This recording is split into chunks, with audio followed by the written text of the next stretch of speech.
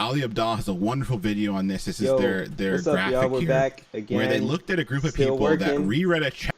I was just locked in for a while there for a couple hours, but then I was like, you know what? I think for some reason it's easier for me to focus now while I'm live. So I figure I'm back live again. Sound looks like it's good. I'm gonna put JavaScript backend because we haven't done the backend yet. So I'm gonna put this on and I'm gonna keep knocking out my tasks because that's what we do at the Digital Builders. I'm sure some of y'all are gonna pull up. Let's get started. 4 times. So this is the group of folks rereading a chapter 4 times. And this is the group that read the chapter once and then recalled to themselves the thing that they just learned. What? This broke my brain. And I know if you've been around here, you've seen this a bazillion times, but this literally broke me, right? Because I was the type of person that would reread shit multiple times, that would thug it out like I was going to put in the work and hopefully get there. But these people are doing a quarter of the work and doing better than people that reread it 4 times. Think about that. A quarter of the work and getting better results. So make sure you're incorporating active recall. For a lot of folks, they'll active recall at the end of each chapter. I like the active recall after every couple of paragraphs. My brain teleports when I read, right? My brain teleports when I read. And so I like to actively recall after each chapter. After each couple paragraphs. What did I just read? What did I just do? Right? And so, super important practice. If you're not doing it, even if you've been with us the whole time, you're not doing it. Start doing it now. Literally put in a 4th of the work and get better.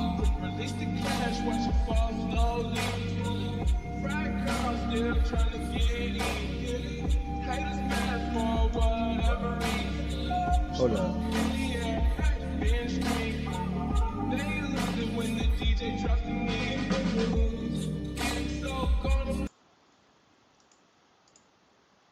Results.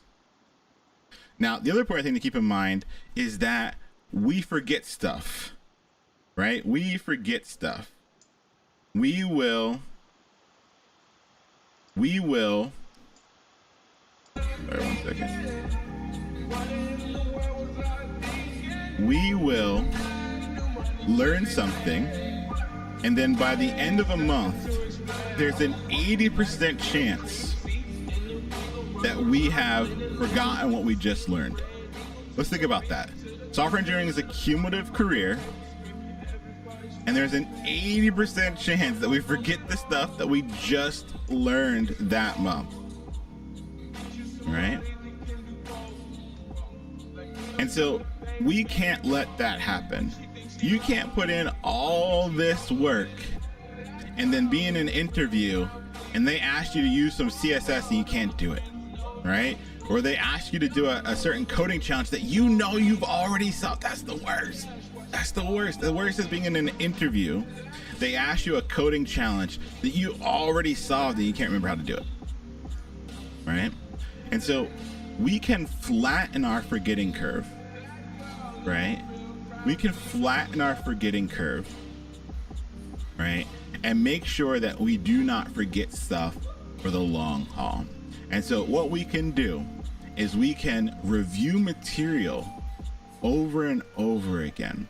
And each time we review the material, the length of time that it takes us to forget increases. So the first time you learn something, by the end of 3 days, there's like a 40% chance that you've forgotten it, right? And then the second time you review it, it takes like 7 days for there to be a 40% chance. And you keep reviewing and it keeps flattening and flattening and flattening, right? Right? Right? It's flattening and flattening and flattening. So the more you do your resetting of your forgetting curve, the more likely you are to remember. And this is called spaced repetition. The tool that we mostly use around these parts, or the tool that we do use around these parts, is called Anki, or Anki if you're Hermione, right? And this tool is flashcards with an algorithm behind them. And when you use this spaced repetition tool, it serves up the material that you need to see so you don't forget what's happening. And so here is something that's really interesting. Here's someone that spends a Saturday, right? That spends a Saturday studying something over and over, right? So you reread something a couple of times. You have your flashcards, and you spend a couple hours on Saturday going through your flashcards, right? So let's say you have 5 hours a week, right? Some folks will take their 5 hours and say, you know what, I'll take 5 hours on Saturday to do all my studying. Does not work. You have to space out your repetition. Here's people that study just on Saturday, and here are people that find time to get a little bit of studying in each day. Right? So you're better off having an hour of studying each day as opposed to 5 on a weekend, right? And if you can start incorporating this spaced repetition into your daily practice, just 30 minutes a day, you're going to see massive results when it comes to retaining information, especially with these like complex topics that we cover in software engineering. Is there 100 devs Anki deck? There are tons of them floating around. Don't use them. Don't use them. Why don't we use other people's Anki decks? It's a really interesting question.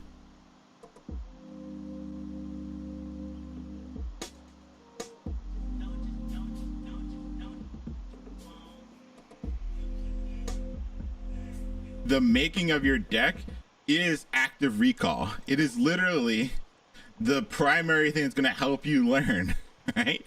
So when you use other people's decks, you're depriving yourself of active recall. You're depriving yourself of a point of spaced repetition. And we all remember things in different ways, right? And often tying the things you're learning to the process of learning them helps form the neural connections in our brain. So a lot of folks like to write out I write out my questions. There's some research that shows like writing out stuff helps like with your memory retention. And so I like to write out my questions and then transfer them to my Anki. And that process gives me active recall, gives me spaced repetition, gives me the benefits of having these questions and answers in my own words, right? And it ties it to the generation process that my brain does something weird where I actually remember it. And so you could definitely find decks out there, there's tons of them, right? But you're better off doing it yourself.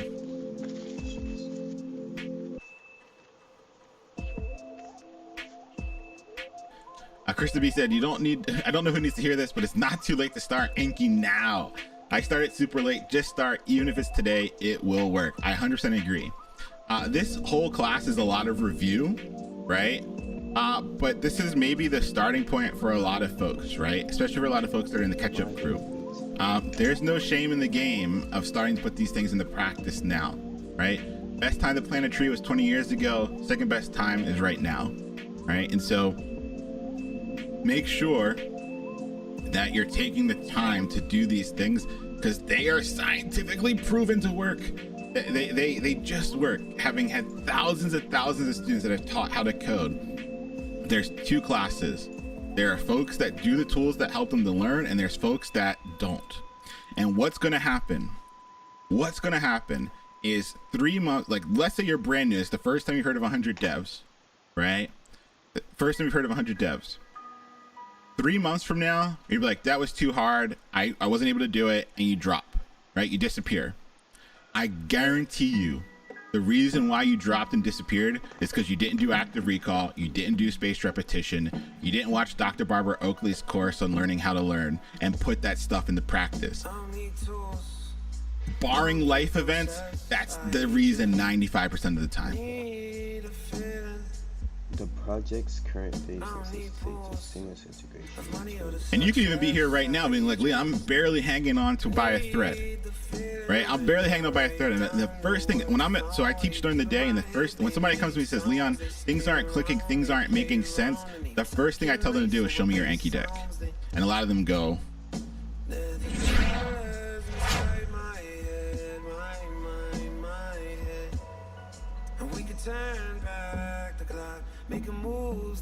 oops, right? You got it. And so you like there's things that work and there's things that don't. And so what I don't want folks to have in the back, like, learning the code is very, very hard. I honestly believe everyone can do it if they put good study habits into practice. And I would say, barring, like I said, life events, right? Some learning challenges that some folks don't have the privilege of having. Managing user. For most folks, it comes down to good study habits, right? And so if you put these things into place, I guarantee you're gonna have a better time. Right. So the other thing that you have to do is, because this is a lot of work, right? This is a lot of work, and you gotta have a solid why. Right? If you're gonna make it to the end, if you're gonna make it through the hunt, right? If you've been following along, you're here for a back-end review, and you're gearing up for the hunt to get the job. The hunt is a very difficult process. It tries you mentally, it tries you spiritually. It can shake you to the core because it's rejection after rejection. When I tell you it's 1 out of 60, I really do mean it, 1 out of 60. We had War Roach that said on their 55th networked application, they got the job. And so to put ourselves through that, you need to have a really clear why, right? Law says you have to have a prize to keep your eyes on. I 100% agree, right? There's a lot of wonderful things about this career. It's high paid. It's consistently ranked one of the happiest careers. There's lots of flexibility to be had, remote, wonderful office spaces, sometimes with slides and arcades. Like, it's wild. I'm not a person that likes to hype Fang. Like, you'll never hear me say, like, go get a Fang job. I think that's ridiculous. Don't do that because some YouTuber told you to do it. But there's so many wonderful jobs out there for software engineers that are high paid, that are happy, that have really great work environments, that could be the blend of work and work from home, that you could spend time more with your kids and your family, right? Like, there's so many wonderful things about this career. It's fun. Like, building shit is fun, right? You could be working on building projects that you love. And so there's something here for everyone. And you really have to focus on your why. Why are you putting yourself through this? Learning to code is hard. Why are you putting yourself through the wiggles of false hope that is the hunt? What is your why? Like, you need to think about that right now. Like, when we take our first break, while you're getting your water, you're hydrating, you're getting up if you're able to and walking around, I want you to think about what your why is, right? Like, keep that in the back of your mind. Why are you giving me 6 hours on a Sunday, right? Why? And if you can focus that why, I guarantee learning to code gets easier. Because when you're lost in the sauce, it's not you're lost in the sauce, it's I'm gonna get there. Because why? Because I have to, because I want this thing for my life, right? I want this for my family. I want this for my future. I want this for, I don't care. I want the Porsche. I don't care what it is. Like, whatever that motivator is for you, you gotta have it. I have a lot of folks that just put like a sticky note on their monitor, right? Right? What is your why? Why are you doing this, right? It could be that you just love to build cool shit. Like, whatever that why is, it has to be front and center, or else this process will tear you apart. And so a lot of folks, when it starts to get a little stressful, because they're not centering on the why, right? Like, who cares if it takes me an extra week to learn something, right? Who cares if I don't understand something the first time I cover it? I can go to MindWolf, right? Who cares if my first 3 rejections come through during the hunt? I'm sticking to my why, right? I'm sticking to my why, and you gotta have it. Don't continue with this program without a why. And it could be it doesn't have to be that deep. It doesn't have to be that deep. I loved programming because when I looked at my bank account, money was there. That's why I loved programming. That's it. That's where I started. I started with that why. I want food. I want food. That's literally why I started coding, because I wanted food. Right? Like, figure out what your why is. And there's a chance to grow into it, to turning into something that you love. Right? I love learning about code. I love writing code. I love building cool shit every single day. But it didn't start that way. Right? It didn't start that way. Don't ever let somebody tell you that you have to be in love with writing code but to be a good software engineer. Nah. The best software engineers I know clock in at 9, leave at 5. They don't touch code on the weekends, and they're beasts. Right? Right? So figure out what your why is. Center that. You're gonna need it for the rest of the program. Now, one of my experts in residence at Resilient Coders that I work with every day had this wonderful analogy that I think is super important. And they related learning to code like babies learning to walk. Babies learning to walk is half like hard work, like them getting up, falling down, constantly not being able to do it, and half believing that you can actually learn to walk. So babies look around and see all these people walking, and they don't start crying and sitting in a corner going, I'll never be able to walk. I'm never gonna be able to walk. Like, they don't see other people walking and feel bad about themselves, right? Like, they keep putting in the work, they keep getting up, they keep falling down, they keep getting up, they keep falling down, they keep getting up, they keep falling down, they keep getting up, they keep falling down, and they learn to walk. Don't ever look at somebody else getting a job before you, looking at somebody else picking up the code we did last week before you. Don't ever look at somebody else that's having a better grasp of Node. Don't ever look at those people and go, damn, I'm never gonna be able to do that.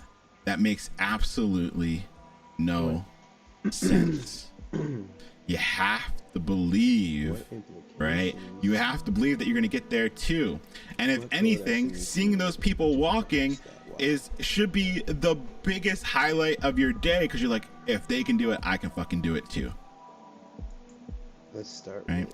I think so many people see folks walking, see folks getting jobs, they see folks picking up concepts, and for some reason in their brain, in their body, their soul, they go, I can't do that.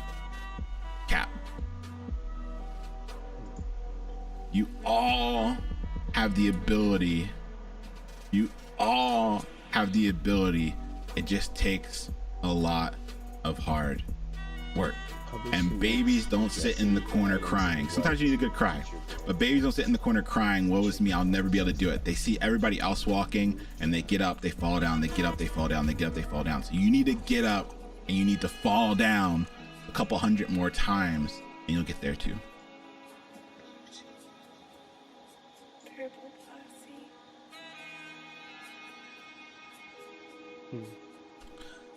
This is also the point of the program where imposter syndrome becomes probably your chief concern. I think this is the point of the program where imposter syndrome comes into full effect. And this is honestly what will hold the most people back from achieving their why, right? And getting this shit done. Like I said, you see other folks starting to get jobs, and for some people that triggers something in their brain that makes them feel like they can't do it too. And you need to squash that. You just need to get rid of that right now. It's just absolutely not true. Other people's success takes nothing away from you. Nothing from you. And you have no idea how long they waited to get on that front of the car. You have no idea what experiences they have. You have no idea how their life is set up right now to do all this. You can't look around at other people walking and think that you won't get there too. Babies don't do that. You don't do that. Now, the other part of imposter syndrome is we're getting close to the hunt, right?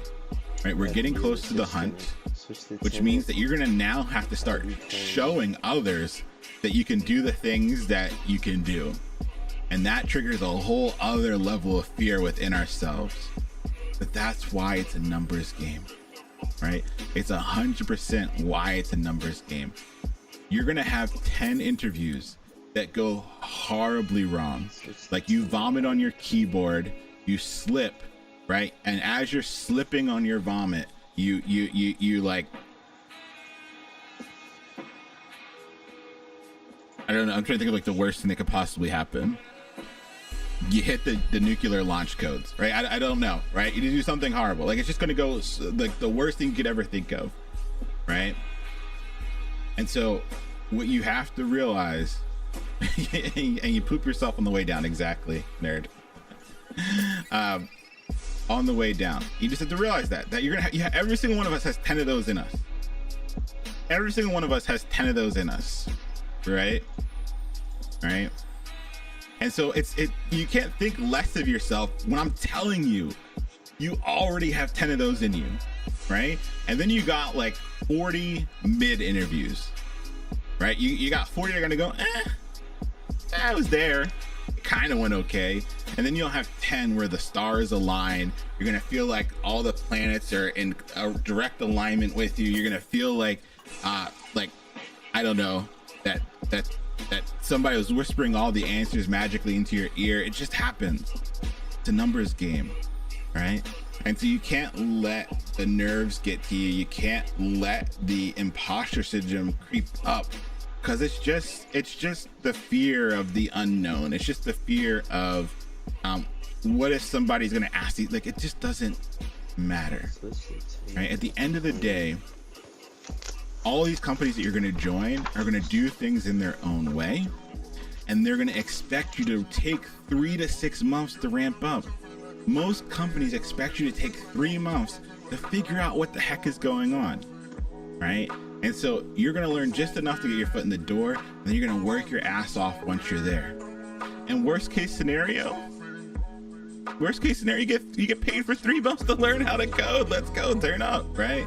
And so the imposter syndrome, this is when it hits. It's not warranted. You've been putting in the work. You've been here, been showing up. You've been building your projects. You've been doing the things that you need to be doing to get these jobs. You're a great software engineer. Full stop. Now it's time to find the right fit for you. It's time to find the right interview process for you. Every company does it differently. There's gonna be something that clicks for you and the things that you know, and you'll be an asset to that team.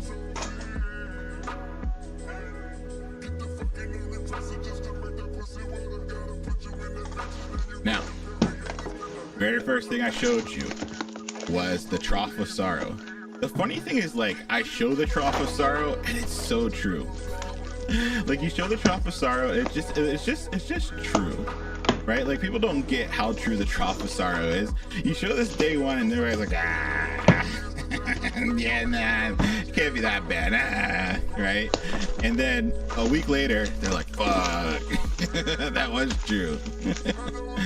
And so I think the trough of sorrow is very real, right? I mean, most folks aren't willing to sign themselves up to go through 6 months of sorrow, right? They're just not willing to do that, right? Because like it's just 6+ months of sorrow. Like, most people in the world aren't willing to do that. And I think our community showed that, right? Like, we started off with first class, which is always a scrub because people are trying to figure out what it's going to be. But our first class was 5,400, right? Like, after the intro, like, this is what you're signing up for, 5,400. And now we're at like 1 to 2,000, right? Like, we've kept a strong number of folks, but this trough of sorrow is real, right? Is real, right? You get stuck, right? You get stuck in this trough of sorrow, right?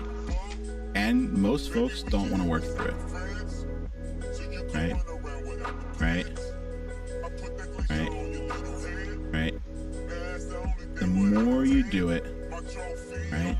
The more you do it, right? The more trudge through it, the worse it gets, right? The worse it gets, right? This drop of sorrow, you're still like in the fun part. You just went down the roller coaster. You're like, fuck, and then you get to the bottom, right? This is the real trough of sorrow. That 3 months in, things still aren't clicking, right? Things still aren't clicking. You're feeling you're feeling all the insecurities. You're feeling all the things that are coming up. Like, that's the real trough. And then you've pushed it to here, and now we're building full stack web applications, and you're seeing folks get jobs, and then you tank. Everyone does it. This is the process. You tank. There's something about being close to the end that messes with us. It's the worst part of the process. When you're so close, you can see it. You're seeing other folks around you. All the imposter syndrome comes through, right? All the imposter syndrome comes through. All of the struggles of realizing, shit, I got real deadlines. Holy crap, like this stuff I really need to start putting into action. I'm gonna have to start talking to people in these interviews. Like, all that stuff comes together. And that's why this little dip right here exists. The worst part is where most folks take themselves out the game. And then you start to build your 100 hours project. You start to realize that, wait, when I build out that checklist, I'm starting to get recruiters reaching out, right? I'm starting to like maybe understand some things. I have my first interview, right? I have my first interview, and then after your first interview, what happens? Boom, you drop down again, right? And then you have like your next interview, and it kind of goes well, and then boom, down again, interview down, interview down, interview down, up and down, up and down, up and down, sideways, left, right, boom, boom, boom, boom, boom. And then eventually the stars align, that one interview goes really well, and you make it to the promised land. And then you're out of the trough of sorrow, you still fight, and you fight over the next rest of your career to keep learning and keep growing, right?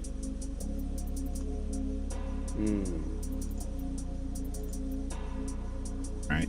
So don't realize that most of us are right here, and realize this is the most difficult part, where all of our knowledge is coming together to build full stack applications. All of our doubts are coming to the surface because now it's time to start applying stuff. All the judgment and worry that comes with the interview, and this is the hardest part. No longer exists as their own resource. But Instead, we'll get there as a community. Updated to the reference. Right? We'll get there as a community. As you need help, come to Discord. leonnoel.com/Discord. Right? If you're watching this on YouTube, Discord. If you're brand new here, Discord. You can do this. You can absolutely make it through the crash of ineptitude and into the wiggles of false hope and into the promised land. Should I say researching?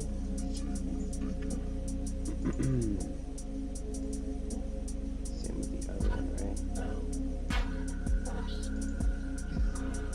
Cool.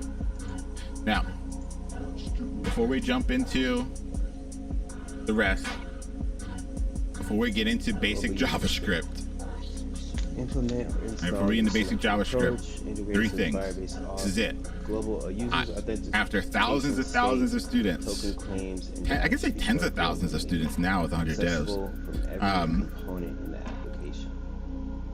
This is achieved by using Managing your API frustration, libraries, right? being consistent, and taking care of yourself are the only 3 things that get you to the end. The only 3 things that literally help you get the job in the end. I've talked about the studies in the past about the managing frustration. Basically, you look at adult learners. The reason why adult learners don't actually learn how to code is because they are in control of their life. They can decide to put Netflix on instead of studying.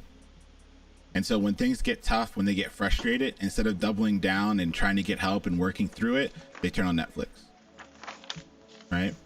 And so the more you can manage your frustration, the easier it is to learn. And managing your frustration just starts with realizing that you're frustrated and coming up with systems to not be. That's it.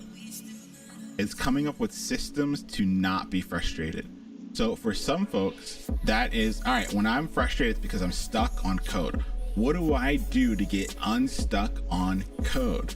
Do you post on Discord? Do you jump in a voice channel? Do you ping folks on Discord? Do you go to the stream team members' streams and ask there? Like, what do you do to get unstuck so your frustration subsides? And most folks don't have a game plan for when that happens. But if you put a game plan in place for that, it becomes a little easier. The next thing is being consistent. Consistency works because we saw that spaced repetition works. Literally, scientific fact about how adults learn. Spaced repetition is the key to not forgetting stuff. It's the key to learning stuff. It's active recall is the key to getting that material in with a quarter of the effort. And consistency means you can't just chunk one day of the week and hope that you remember something a week later. It doesn't work. It's daily practice. It's squeaking out 30 minutes a day so you can get that spaced repetition in, right? So that you can reap the benefits of the things we know actually help you to learn as an adult. And then the last and most important thing is you're signing up for months and months of mental anguish, making your fingers on the keyboard do things you haven't done in a long time, sitting for long hours, staring at screens for long hours, constantly getting rejected when you go into the hunt. It's a lot. You have to find ways to take care of yourself. You have to introduce breaks. You should be doing Pomodoro, right? I know a lot of folks like to just go for 3-4 hour stretches. I'm telling you, if you do that for months, most of my students are not successful doing that.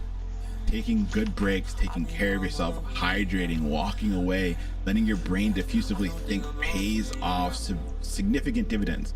We're not in flow states yet, right? We're in learning mode. When you're on the job, maybe you'll achieve flow and you can code out 4 hours straight. That's fine. Right now you're learning, and we know the research behind memory consolidation, and it doesn't happen when you do it for that long. You need to take breaks. Cool. So last but not least, don't let your dreams be dreams. Do it! Just do it! Just do it! Make your dreams come true! Just do it! All right. Center your why. Manage your frustration. Be consistent. Take care of yourself. You do that, you make it to the promised land. You owe you. You owe you. I can't make you do anything, but you deserve a high-paid career. You deserve a happy career. You deserve a flexible career. You deserve the things that come your way when you put in this amount of hard work, when you put in this amount of supporting those around you that are part of this community. You owe you. What is the internet? Bring it all the way back. What's the internet, chat? What's the internet? It's a wire connecting two different kinds of devices. We have our clients, so think of our desktops, our laptops, our mobile phones, and they make requests to servers. Their servers are just computers out there on these internet wires that can hear those requests and respond.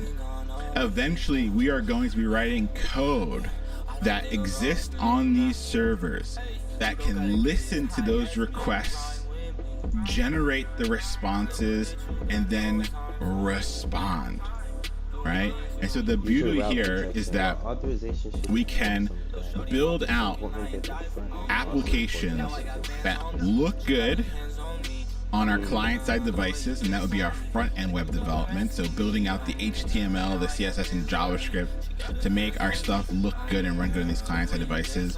And as back-end developers, we can write the code on our servers that listens for requests and knows what to do when it hears those requests. Do we store stuff into the database? Do we process credit cards? Do we log folks in? All this stuff that happens on the server, and then figures out how to respond. Are we sending code? Are we sending JSON? Yo, what's up, bro? Yeah, man, good old Leon. Yeah, I was a member. Well, I guess I'll always be a member of 100 Devs. Yep. This dude helped me so much when I was truck driving. I would just listen to his videos, kind of like I still do now. And then I'd get home and I would just he would just motivate me to keep working, you know. Yo, what up? What up? Thanks for chilling, y'all. I'm working right now. I got a meeting tomorrow at 8 o'clock. So I'm not cramming, but I kind of am. You know, just trying to get as much as I can to exceed expectations, you know. Yo, the open discussion was dope, bro. So like 29 people signed up, but I think 12 showed up. And it was chill, you know. I was a little nervous because I'm like, dang, that's a lot of people, and not really sure how it was gonna go. But we went through free code camps lessons live, and there was a dude there who knows a lot about computer science. So it was kind of like me and him bouncing back and forth, and other people were asking questions and stuff like that. It was cool. It was chill. I'm excited about this. Actually, dang, I need to schedule the next one. Yep. Do I? Yeah, I'm writing code. Well, right now I'm like just getting organized, getting ready to write code. But maybe I will. I can't show the project I'm working on right now though. This playlist is called High in Love, Ryan Celsius. Shoot, I'll put it in the chat, matter of fact. Shout out to him for never copyright striking. That's why I usually play his, because his mixes, for whatever reason, they work. Knock on wood.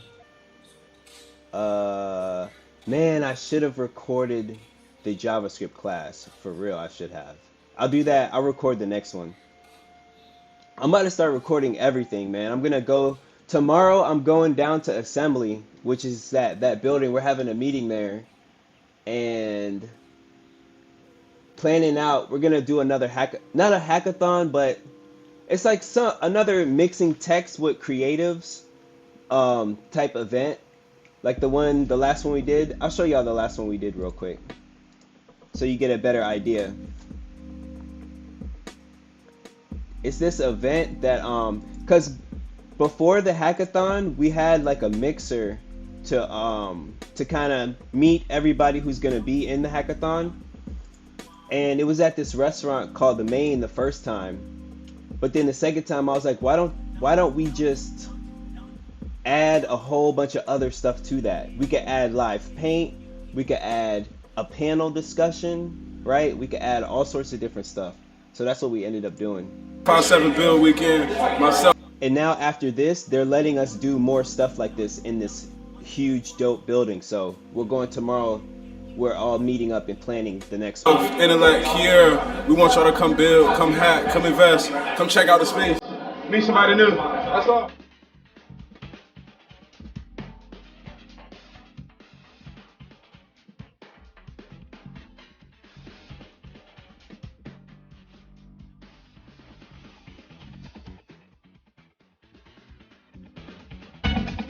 That's a funky jazz beat. But yeah, it was cool. It was, and now we get to do, well, we're planning the next one now.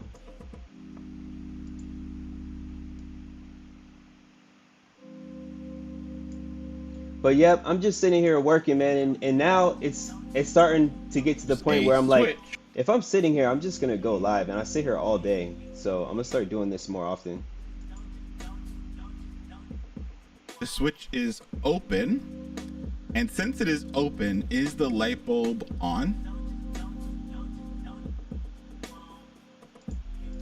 Advice I would say is just whatever it is that you want to do on your team. I mean, it's hard to kind of decide, but it's gonna be good for you to be skilled at one thing. Like, whether it's React, front end components, or if it's like back end database management, managing state, just JavaScript, or if it's just CSS. Maybe you'll be the guy who just takes the pages, the wireframe that someone else makes, and you just make sure it looks good, like a designer.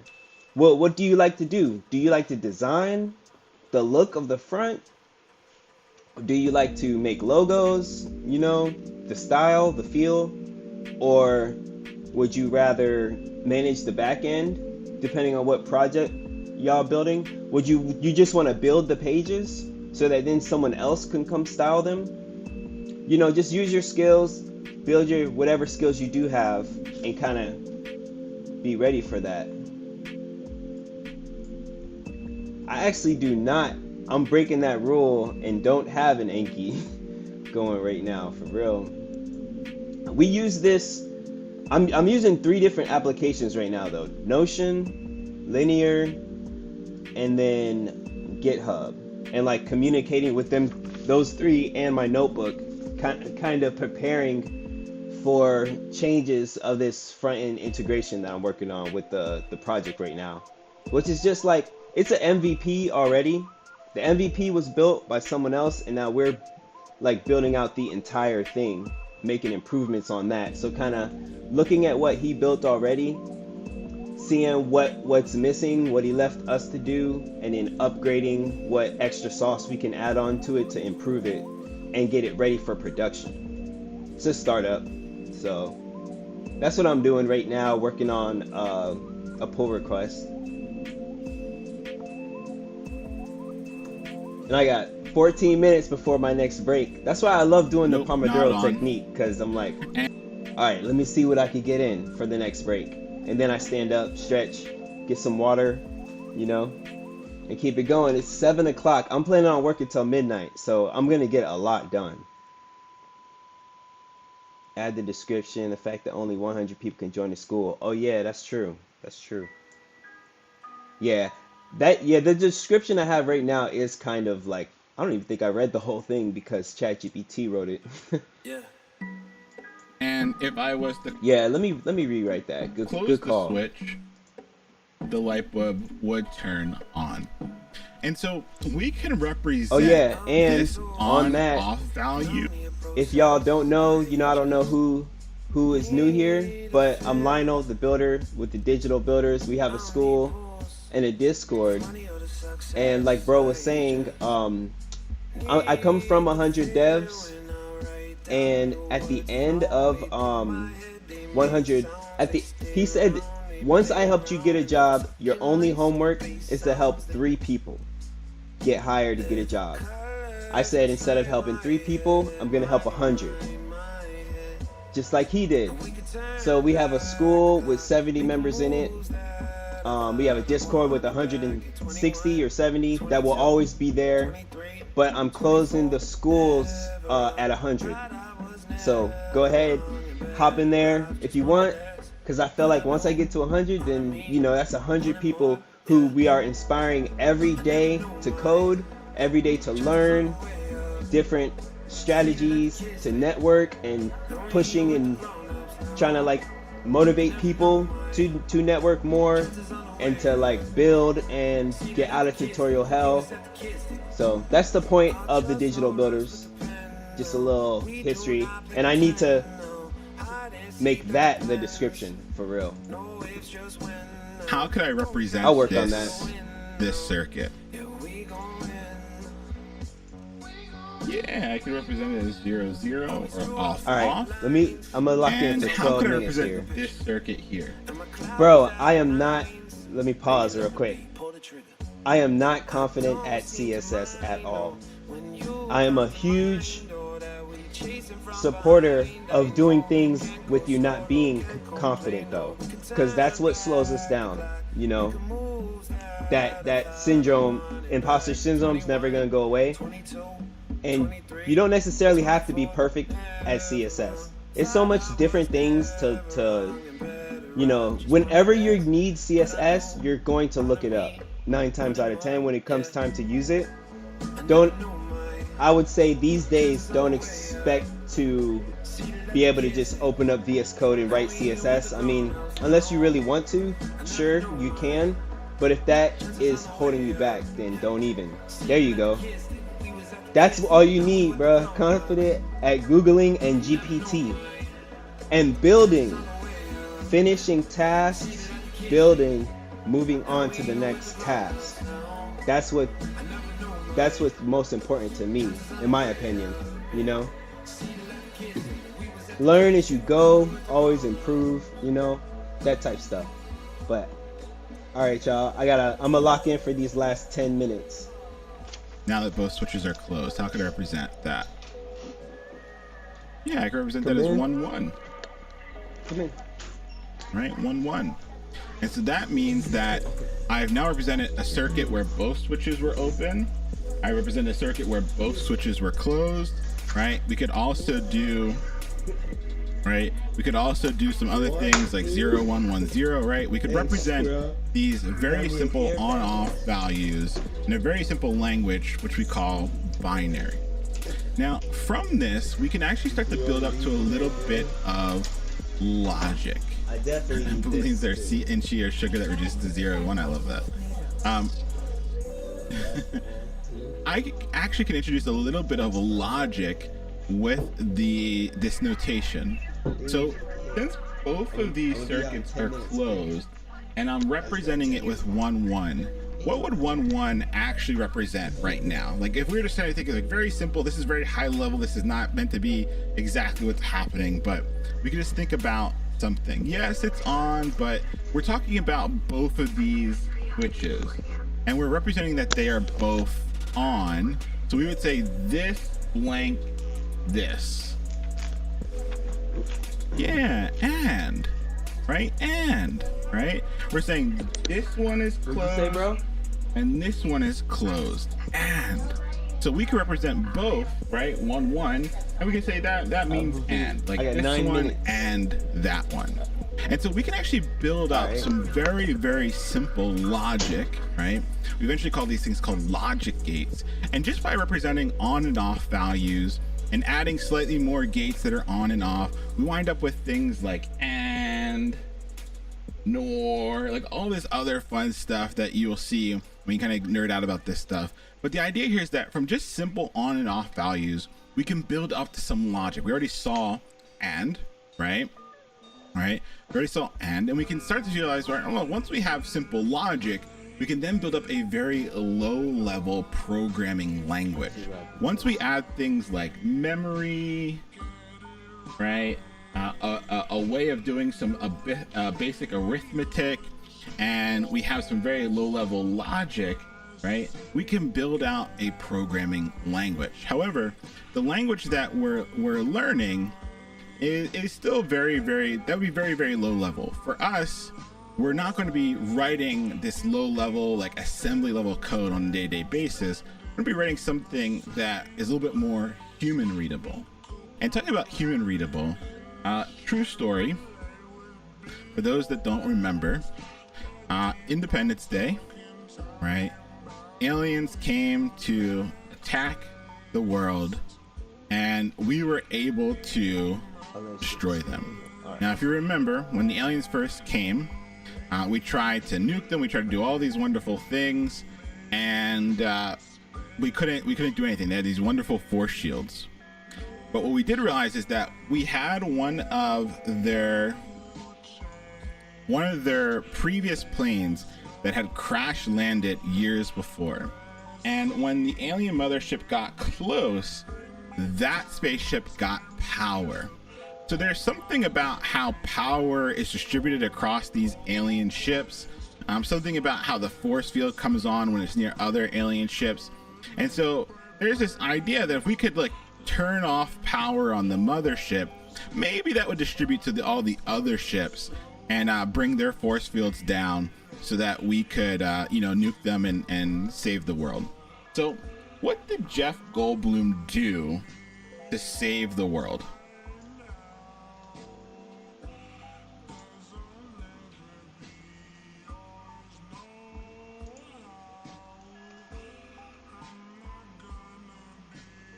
Yeah, he wrote a computer virus that they then uploaded to the alien mothership that took down the power, or distributed the power to these other ships. Force field turned off, and we were able to blow them out of the sky. How in the world did Jeff Goldblum write a computer virus for an alien civilization that probably wasn't just writing plain English? Like, how could we ever write code that would work on their systems? Yeah, Jeff Goldblum broke it all the way down. They reverse engineered it all the way, right? All the way down to the zeros and ones, the on and off values. We would assume that on and off is a universal constant. So this idea of building up to more and more complex logic would be the same no matter if you're here on Earth or you're aliens far, far, far away. So Jeff Goldblum reverse engineered their language all the way down to zeros and ones, and then built it all the way back up into a language that they could inject into the alien mothership.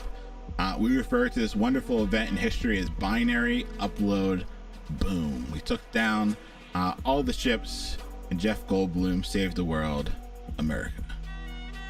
All right, national hero. And so this is a true story, right? And this idea is that we could theoretically do this because at a very, very low level, all the languages that we are writing can be broken down into on and off values, zeros and ones, built up to more complex logic, But us as programmers on the day-to-day don't want to have to worry about writing binary, writing assembly level code. We want to be using something that makes our lives easier, and that's JavaScript. JavaScript is the language that we're using so that we can work well together as engineers. We can communicate our complex ideas, and then underneath the hood, right? Underneath the hood, this JavaScript is getting broken down into that simpler logic that our computers can understand. But it's not something we have to ever worry about because JavaScript is doing the heavy lifting for us. Cool. Now, some basics just to get them out the way, especially for folks that are kind of really new, just so that we're all on the same page as we get deeper into the review. And don't worry, we're going to go through this kind of quickly, and we'll jump into the more meaty stuff pretty soon. And also just a quick caveat again, for those that are new or kind of jumping ahead a little bit with the catch-up crew today, there's gonna be a lot of stuff that we go through. Don't feel like this is the class or the moment where you have to learn it or fully understand it. This is meant to be a review for folks that have been kind of watching along. And so know that there is a class for each and every single bit of information that we're covering today. Feel free to jump on Discord to ask questions. Feel free to ask questions here in chat. I ask everyone that you answer questions that you see in chat. And then know that you can always go back and watch individual classes to shore up a lot of this material. All right. Variables. So variables enable us to store information. So we have this idea of when we talk about kind of computing, we have a space and memory, and our variables enable us to create that space and memory with a step called declaration. So I would create a space and memory called age, and then I can assign that space and memory a value. So then I would put 25 in that space and memory. So I can do this declaration, creating the space and memory, and assignment on the same step. So here you can see let age equal 25.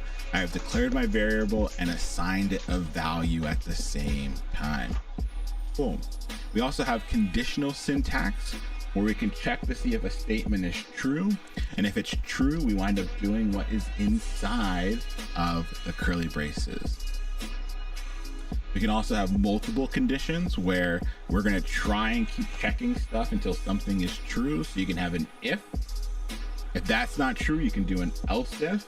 And you can have as many else ifs as you would please. And if none of your ifs are true, none of your else ifs are true, the else will automatically run. Right? The else will automatically run. RFN972 said, where can I find the previous videos? You can do !YouTube here in chat to find our YouTube. But don't just watch on YouTube.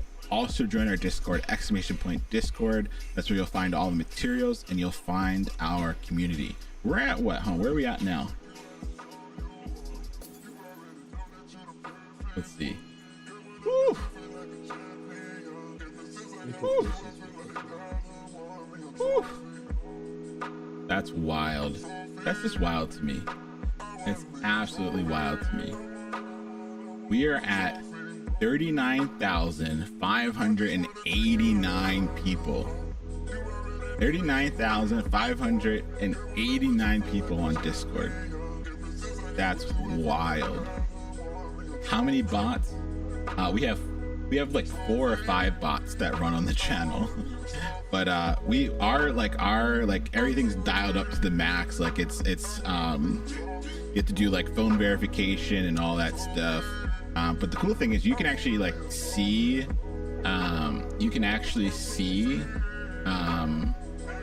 the number of active folks. All right, y'all. I'm gonna take the little 10-minute break since the timer's down. I'll be back in 10 minutes. I'm just gonna leave this playing. But if you've been sitting here that long, make sure you stretch, get some water. You know, we gotta reset, get the blood flowing, maybe do some jumping jacks. But thank y'all for chilling. Working right now. Hopefully you're either listening to Leon or writing some code or something. But thank you for chilling with me. We're the Digital Builders. Join the school, join the Discord, and I'll be back in 9 minutes and 40 seconds. Peace.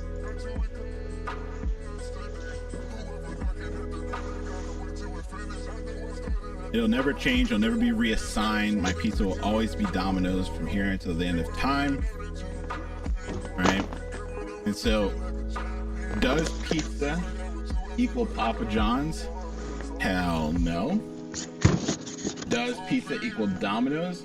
Yes. And so, what gets printed to the console log? What gets printed to the console here? Thanks for the supply box, Bean Boy. Bean Boy. Yeah. All aboard the train. Angel, watch Flavor out. Town. Oh, Exactly. sorry. All aboard the train to Flavor Town because Beans. pizza. You made your own dinner, Domino's. beans. A A box of beans. The else if was true, and then the else, right? The else never runs because the else if was true. Now, let's say for some reason pizza was Bob. I don't know, just to make something up, right? Pizza's Bob, right? So does pizza equal Papa John's in this case? No. Does pizza equal Domino's in this case? No. Since our if and our else if, right? Since our if and our else if, none of them are true, our else automatically runs. Hey, thank you for the raid. Thank you for bringing the crew along. We're doing a back-end super review. What the heck? You in the whole box. You were in the whole box. Our local yeah, Papa you gotta John's put your business food up, enclosed. though. Good. For Angel was about to go for your food. Absolutely good. For your That's the beans. best You almost news all had day. bean dinner. All right. What's the danger of assignment versus comparison? Well, man, that's so funny. You can have your Pizza own Hut little number box. 1. Hold on. No, absolutely not. I refuse. Time out. Mhm. Yeah, you're timed out for 10 minutes. Yeah. Got him. Remember we used to have our tent with the Got. Spider-Man tent? Yeah. But dude's trying to mess it up. And then it's got reassigned. Want to practice your dribbles a little bit? Assignment versus comparison. Remember, if you do one That's here, equal bro. sign inside of your conditional, right? If you do one equal sign inside of your conditional, right? That's the same thing as doing assignment.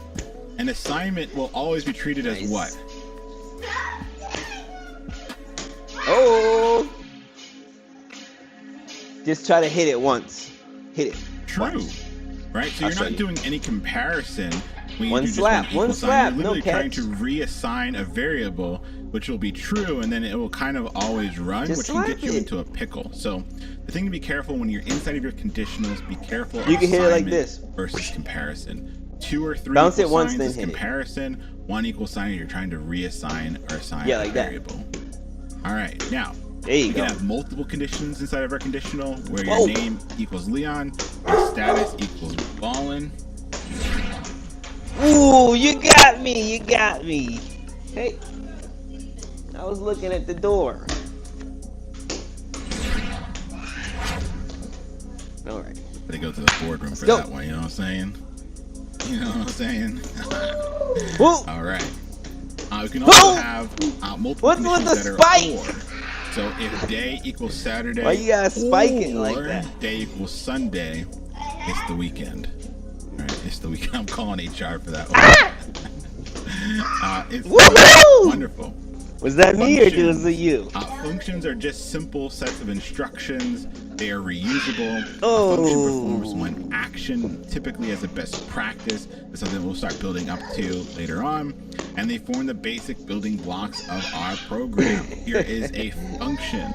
We have our function declaration, and we have our function call. If we want the instructions that are inside of our function body to run, we must call that function.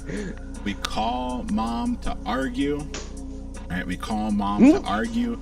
So when we call our functions, we're telling these functions to run, and we can pass in arguments, individual values that will be passed into our functions that our function can use as it executes. So here's an example.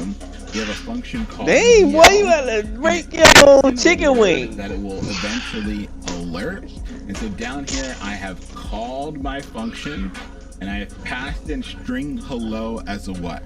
String hello is a what here? What is string hello? Doink. As an argument, exactly, as an argument. So I pass in string hello as an argument. It gets passed into my parameter of word. Woo! Wherever I see word, it's actually the string hello. So we would see hello, right? We would see hello. You can right? kick it too. We would if see you want. hello alerted to our users. Cool. Wah, wah, Here is a wah. function with 2 arguments, both hello and goodbye, right? And we say bye-bye. And so we pass in hello. Wherever Watch we see the TV! word, it'll be hello. We You pass see I had in to catch it? goodbye. Wherever we see other word, it'll Why be you so close, goodbye. man? Back So we up. will see alerted, Jeez. Give me hello, some room. and then we will see alerted, goodbye. Right? Very simple functions here. Loops. What the? Loops enable us to repeat actions some number of times. There are 3 main kinds of loops in JavaScript: for, while, and do while. And each type just has a different way of determining when you start and stop your actual loop. There are plenty more, especially as we get into the methods for various kind of arrays, objects, and strings. There are other types of loops, but the 3 main ones are for, while, do while. Uh-oh, Angel An starting to example of get a for loop drip, drip. where we set our starting value What? or our initial value. We have a case that we check to see if the loop should continue, and we have our Look who isn't increment, how sick much anymore. our value goes up by each time this loop runs. So the very first time that this runs, Alright, buddy, I gotta go I back is to work. 1, and since 1 Break's is less over. than 5, this I came runs down here, and he had a returns bucket log of number beans. 1 to our console. Then we add 1 to I, and we check again. 2 is less than 5. We print 2 to the console. Then we increment again. 3 is Whole less bucket than of 5. So we beans. print 3 to the console. Then we increment again. 4 is less than 5. So we print 4 to the console. We increment again, but now You got your water, you got your 5 thing. is not less Hey, I than got like 5. people chilling with so me we again. I just went live because it's actually kind of easier to focus. Right. Weird way. No, Right. not the whole time And we stop. anymore. They're starting to talk to each other though. Cool. All right. Arrays, data structure that we can use as an ordered collection. The little odd thing about arrays is we start counting with 0 and not 1. And we can create them with a constructor or literal notation. And I like to think of my arrays as toasters, right? Our arrays are just one entity that can hold a bunch of other stuff. So we think about a toaster. Our toasters can hold bread, it can hold toaster strudels, it can hold Pop-Tarts, right? It's still one toaster, but there are slots for each and every Dang, I'm back item. right now, on if we have time. Bill Gates' toaster, whenever we fill up our slots, a new slot magically appears, and we can put anything we want inside of Bill Gates' toaster. Cool. So here is That's that what's up, bro. literal notation where we are Yeah, literally declaring GitHub. an array. We have a variable name, GitHub is super important. literally created an array. And when we create an array, we can have any type of value that we've learned about so far inside of that array. We can have strings such as zebra, we can have booleans such as true, we can have numbers such as 21. We could even have arrays inside of our arrays. Cool. Now, when we start accessing the elements that are inside of the array, right?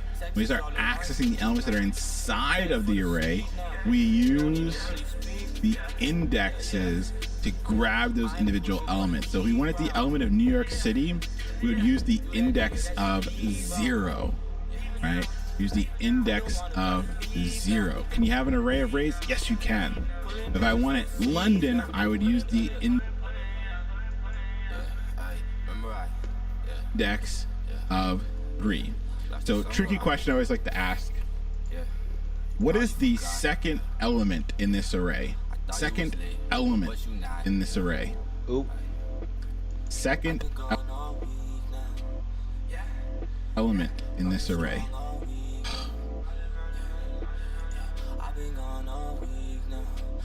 Element in this array.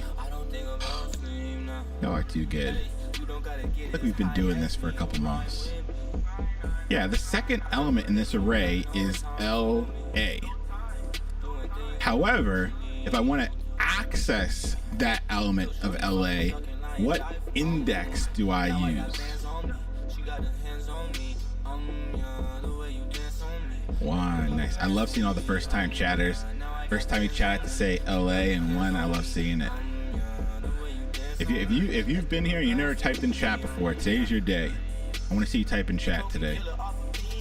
Cool, yeah. So we would access the second element of LA by grabbing the index of 1. Beautiful. Now, we can use these indexes to grab elements out of our array. So in this case, I'm going to use my array of new array with the 0 index, and that would grab zebra. When I do new array 1, I get undefined because there's no element in that spot.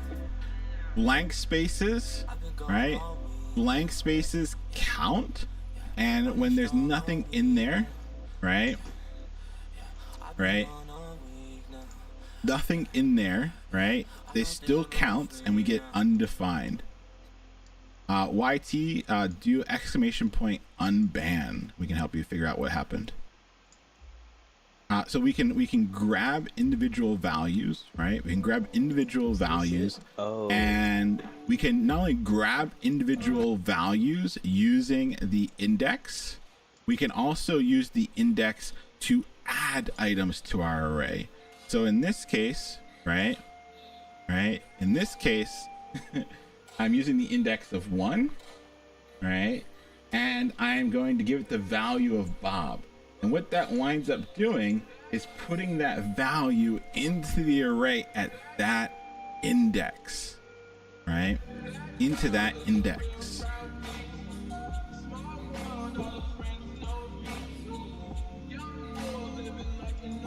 Objects. Objects are simply a collection of variables and functions. Objects help us represent the attributes and behavior of something that we're going to use in our program. We call these variables and functions very specific names. The variables tied to our objects we're going to call properties, and the functions tied to our object we're going to call methods, right? So empty spots still take a spot. They absolutely do in arrays. Whenever I think about objects, I like to think of a physical object. What are the attributes and behaviors of that physical object? And so I like to start off by thinking of a stopwatch, right? Of a stopwatch, right? Of a stopwatch. And so when I think of the physical properties of a stopwatch, what are some physical properties or attributes that a stopwatch could have?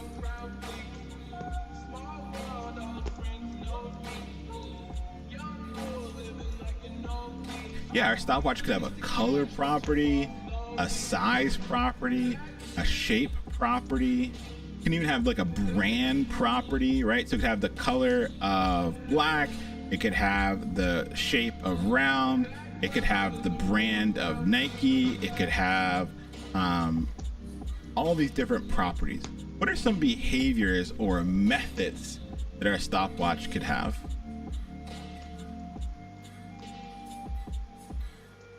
Start, stop, lap, reset, pause, beep, beep, beep, motherfucker. All right.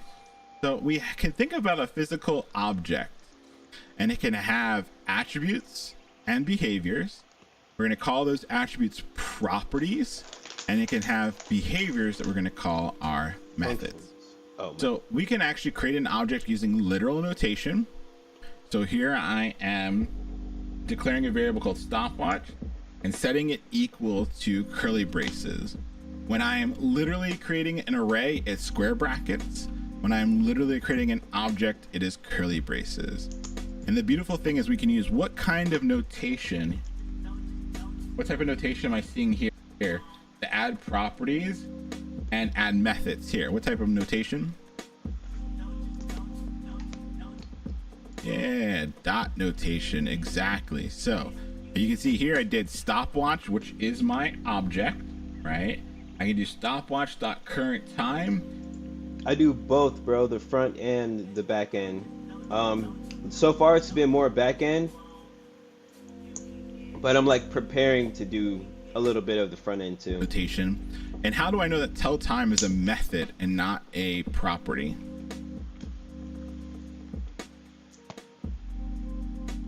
How can I tell that tell time is a method and not a property? Yeah, it's a function. Yeah, it's a function, exactly. So whenever we see something tied to an object that is a function, we're going to call that a method. And then down here we can actually use this. So here I am using the tell time method. I definitely like doing more of the back end type of work, like, because to me, once it's done, it's done. You know, as long as it works. Like if you're writing a function or something like that on the server side. But because of the front end, you have to worry about how it looks. And that may just be me a little traumatized from when I used to freelance and having certain clients ask you to resize a button over and over again, or, you know, the color and look and shape of things. That's more front end work. And, you know, I can do design work, but you know, it's not really like my favorite thing to do, you know. I much rather just finish something, have it work, and then be able to move on, you know, without having to get approval. So, and I'm like a problem solver. Like I play chess too, so I think that that's why I like the back end more. Cool. So let's stop in here for a few seconds and answer some questions. Can you explain the this keyword? So when we are creating stuff out of this class, right? When we are creating stuff out of this class, we want the objects coming out of this class to have the properties. So that this keyword is what binds these properties to the object coming out of this class. So if we were to copy this class here, and we can just go ahead and open up our inspector, and we can go to our console, and we can paste this in and hit enter. If we ask for Honda Civic back, you can see that the object, right? You can see the object that came out of this class now has a color property, a doors property, a make property, and a model property.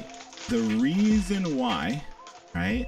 The reason why they have a color, a doors, a make, and a model property is because the this keyword bound those properties to the object that was coming out of this class.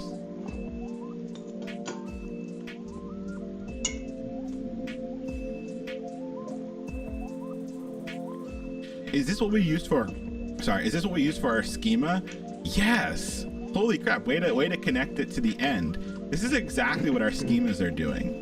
Our schemas are spitting out, right? Spitting out objects, right?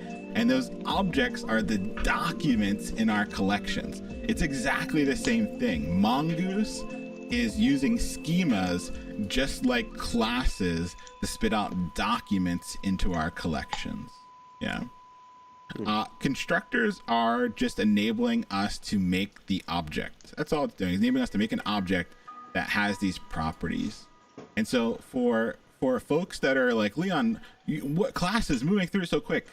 Well, you have to realize that this is a review class, right? We had what, 3 whole classes on just this, like really just this. And so if you're new and you're like, Leon, I don't, it's a little too much for me. That's all right. Hang on for the review, but know that you can go. Yeah, bro, I'm full stack. No, backend isn't hard, but you just have to be used to learning if you're not used to it, you know?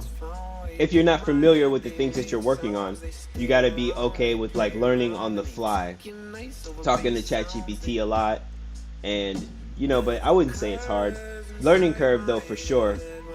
Weird thing to... For me, now that you're using Git and you're but you're working on your own projects, you're probably pushing all your changes to the main branch. It was a learning curve for me when I went to join a team, because it doesn't work like that on the team. You have to like pull the changes from the main tree. Will be like, I mean, the main, you know, file will be everywhere else, and you're making your own. Every time you want to make a change to the main code base, you have to make your own branch, like name it that one little thing that you're working on, and then you have to submit it to the ones who are going to review the code before bringing it into the project. So I had made so many projects by myself where I just push everything to the main, that like I accidentally did that at first, you know, pushed to the main instead of created a feature branch. So, but that's a normal thing for new people to do. So you just got to be used to like learning and growing and stuff like that. Cool. Now, I just want to take a moment. Before we take our top of the hour break. I just want to take a moment to think through everything we just talked about, right? For folks that have been here since the beginning, the fact that you understand variables, conditionals, assignment versus comparison, multiple conditions like and or, the fact that you understand functions with their arguments and parameters, the fact that you understand loops and the ability to loop through content, the ability to understand arrays as ordered collections, that you know that indexes matter and you can pull stuff out of the arrays, you know that you can create objects and arrays with both literal notation or constructors inside of a class. That's wild. That is wild. You should be absolutely 100% proud of the fact, right? Proud of the fact that that stuff makes sense. Now, we might not always be able to do it from scratch from the day to the day, but the hell that you understand all that crap that I just said is absolutely mind-blowing. And you should be immensely proud of all the hard work that you put in to get to that point. where this stuff makes sense.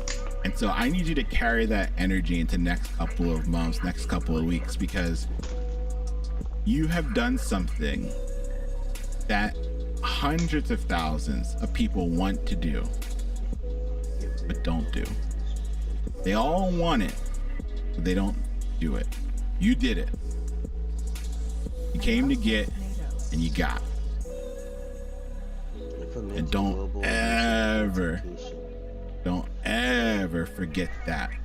All the hard work that you put in, all those long days, those long nights, the struggle, the asking questions on Discord, the popping into the stream team to get more help, you did that.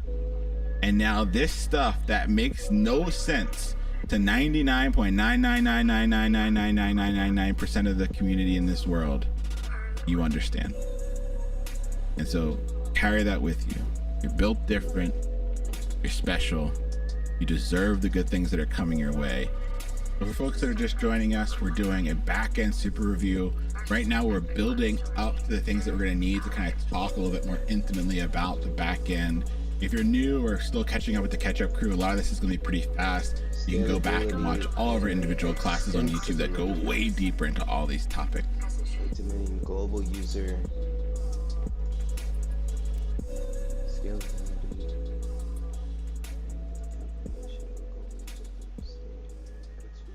Alrighty. APIs, a simple interface for some complex action.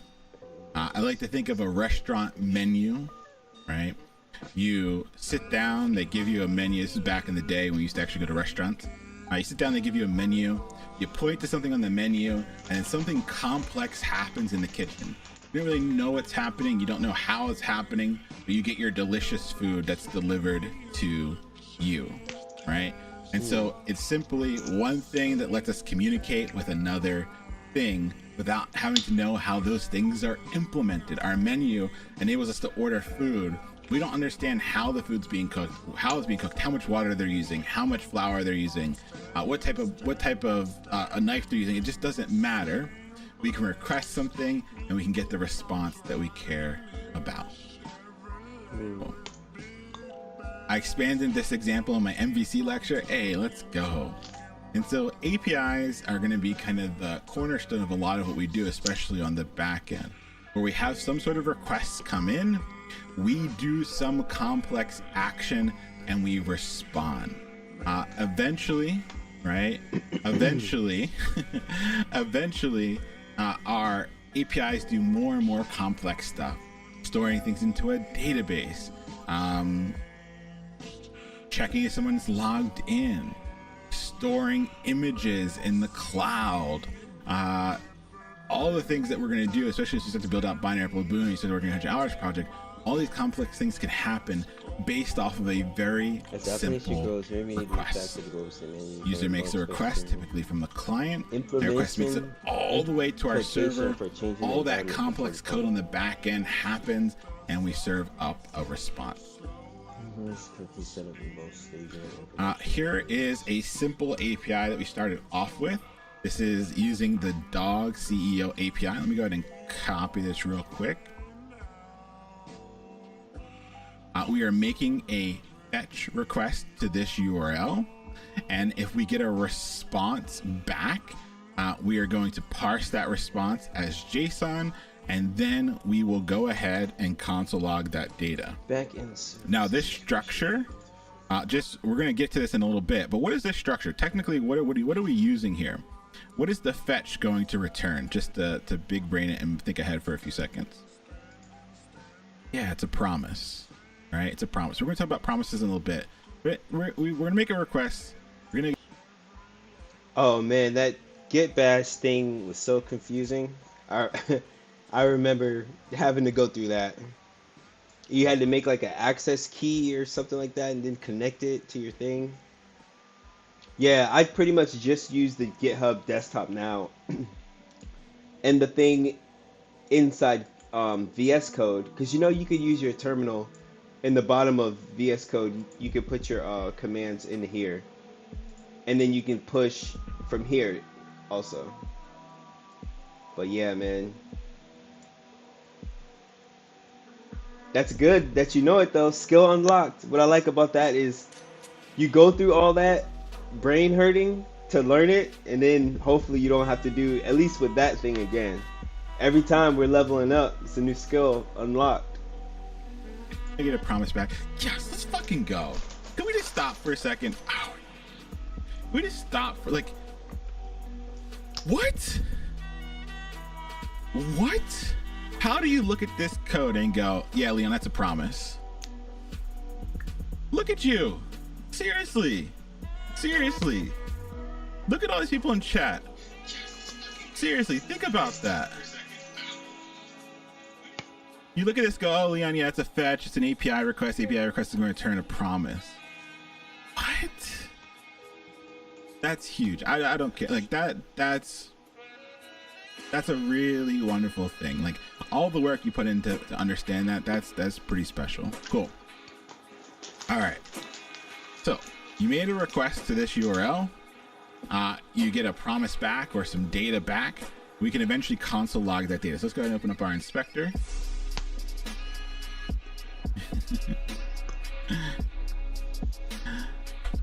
And you can actually see that the promise was pending, and then we got a response back, and that response back had a message property that had the value of this link, which was a Mexican hairless. I'm really excited to see what this is.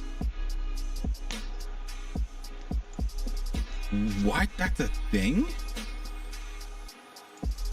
That's a cool dog. What? Yeah, it looks like Anubis, right? It does. Zolo, is that the name? I don't know what that is. That's wild. I never seen it. It has like the face of like a chihuahua almost. Mexican hairless. Looks fast. Yeah, it does. Sleek, no drag.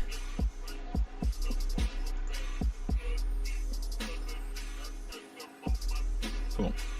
So I was able to make a request. Right, I was able to make a request using the fetch API. I was able to make a request, and fetch is an API. We're gonna talk about that in a second. All right.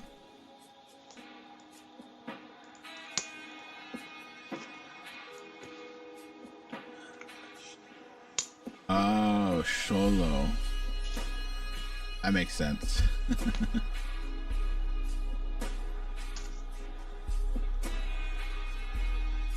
That's really cool. All right, so fetch is an API. We're gonna talk about that in a second. That enables us to make a request, right? Enables us to make a request, and we get some data back. And the data that we got back, we console logged. So we console logged it, and we can see the data we got back was an object, right? Was an object, right? That had a message property that was the link to the image of the dog, and also a status property to let us know that it went okay. And we can make this fetch over and over again. Like if we do another fetch, we're gonna get another random image back. And this time we have Basset Hound. Oh, those floppy ears. Right? And so now we're able to make these requests. These requests are going to the dog CEO server. The dog CEO server hears the request, right? Hears the request. And when it hears the request, is responding with this object, right? It's going from this object, right? It's coming from this object, right? From this object. Sorry, it's going from that request to the server. The server hears that request. We get that information back. We're able to console log it. We're gonna go over how we could insert the data from the fetch into the DOM. We could just change up what happens inside of the den. Instead of just console logging it, I meant to edit that actually. Instead of just console logging it, we can do whatever we want. We can do our document.query selector. We could select, I don't know, let's just say our let's say we had an image tag on the page, right? We could check our image tag. We could change the source and set it equal to data.message, right? So that will go ahead when we get the data back from the Dog CEO API. We'll console log what we got. We'll find the image on the page. We'll change its source to whatever that URL was. So let's go ahead and hit it. There we go. It comes back. And if we had an image on the page, it would have changed that image to this miniature poodle. That's it.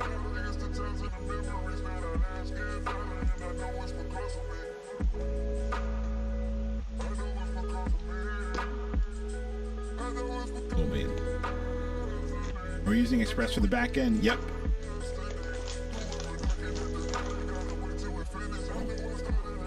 So we want to get into the back end. But before we get into the back end, we gotta talk a little bit about JavaScript. We gotta learn a few things, right? We gotta learn a few things, right? We gotta learn a few things about how JavaScript actually works underneath the hood before we can do the back end. Yep. Someone's correct. The string into an object, that's what the response.json is doing for us. Exactly. Cool. All right. JavaScript is single threaded, meaning that it'll process one operation at a time. I like to think about this in this is very rough. It's not exactly, no code weenies today, please, right? This is rough. We're trying to teach a theoretical concept here. Give me some liberty, right? We're thinking about JavaScript as single threaded, okay? And what we can do is, I like to think of a paper delivery person, right? Each morning they get on their bicycle and they start riding through the neighborhood. They throw a newspaper at the first, right? Throw it at the first door, right? Throw it at the first door, and then they wait for the person to get up, to go down the steps, to make their coffee, put on their robe, go to the door, get the paper, and then once they see the person get the paper, they move on to the next house, right? They get the bicycle off to the next house, right? Off to the next house. They take the paper, they throw it against the door, and they wait.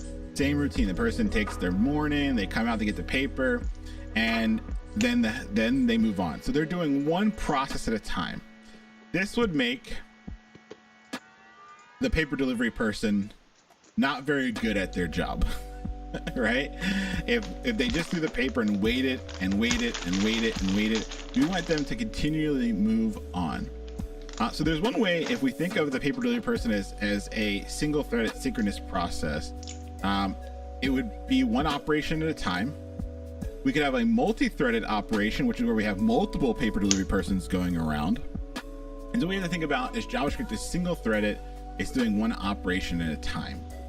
And so if JavaScript is synchronous, meaning doing one operation at a time, how do we do stuff like make an API request and keep scrolling, right?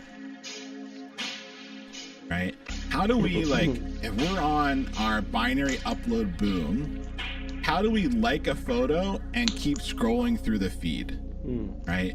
How do we do all this stuff that we normally do when writing Java or using JavaScript? Like, how do we make all these requests? If JavaScript is single threaded, if it is blocking, if it should wait, like it should be the paper delivery person. It should wait until that process is done before moving on to the next thing. But that's not our experience when using the web. We're able to do all this stuff and keep moving, scrolling, clicking, doing all this stuff, and we don't get blocked. And the answer, the reason why we're able to do all this stuff is the environment. And when I say the environment, I don't mean this. 10-second warning. 5 seconds. I mean this.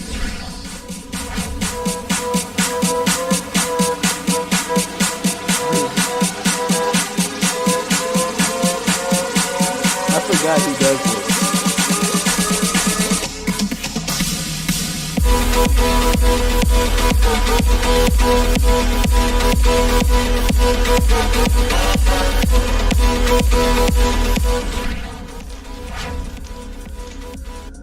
Boom. All right. We're talking about this. When we say the environment, we don't mean this, we mean this. The environment is our browser.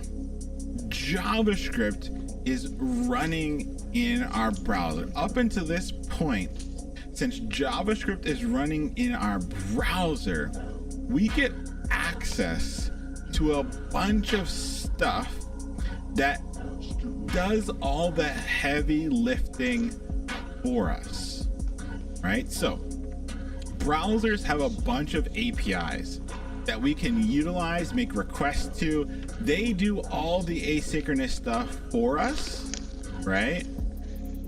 Because JavaScript should block. So when we were doing a lot of stuff early on in JavaScript, when we were using the DOM, right? When we were making fetches, none of that stuff is built into JavaScript. The DOM does not come with JavaScript. That document.query selector, not part of JavaScript, right? Fetch, not part of JavaScript. This is all stuff that browsers come with. Since we are running our JavaScript in the browser, JavaScript can use all of these web APIs to do all this heavy lifting, asynchronous stuff for us. And if you look, there's a whole list of these common browser APIs or these web APIs. And I remember learning this stuff for the first time and looking at this list. Right, same here, bro. But then the show would have been over unless he just go start something else. But yeah, that's crazy. Dang, you're already on episode 6. And seeing Yeah, this show's that awesome. the DOM. See why I didn't want to be big head? I was like, man, I have to learn everything. Because I was definitely big head at that point when I started watching that show. The DOM was one of the APIs that we get access to when we run our JavaScript in the browser. And I lost it. Right? I lost it.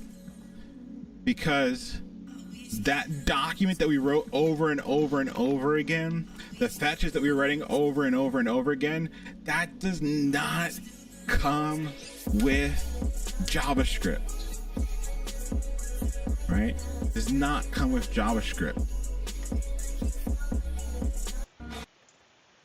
All right? That document.query selector is a web API. It is not JavaScript, and it always has been. Right? So a lot of these things that are doing the heavy lifting for us, right? They're doing the heavy lifting. Man, that for timer us, goes by so that fast. are doing the stuff It's that already is happening asynchronously is because JavaScript is making requests to these web APIs, and then the web APIs handle all that stuff for us, do what it needs to do. Yeah, it's already and 17 minutes left. All right, I returns gotta. a response. And so a lot of the stuff that we use in our day-to-day of writing JavaScript, It makes you work just faster not though. stuff that it comes with. This is like mind-blowing to me. I can't tell you how many people, right? Yeah, right? I can't tell you how many people I can tell you how many people probably write JavaScript and don't understand the stuff that they're using day to day, right? Day to day is not built into JavaScript. It's part of the web APIs. It's part of the running your code in a specific environment, right? You're running your code in a browser, right? JavaScript is not running somewhere else. The JavaScript is running in your browser. And the browser, we have to remember, the browser is a program that is installed on your computer. Let's think about that for a second. Since the browser, right, is a program installed on your computer, right? Firefox, Safari, Chrome, they are programs that are installed on your computer. And since they are installed on your computer, they have access to what?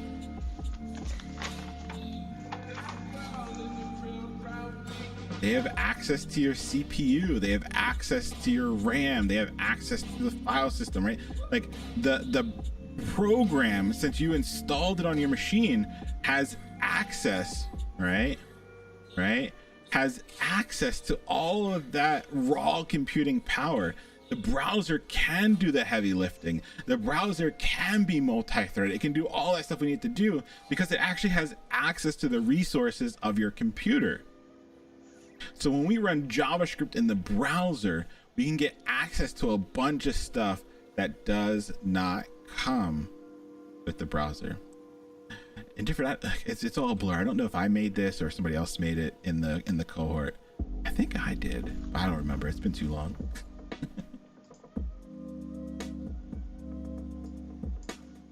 So yeah, JavaScript can do a lot of the blocking stuff in the browser because it is handing that stuff off to our asynchronous web APIs.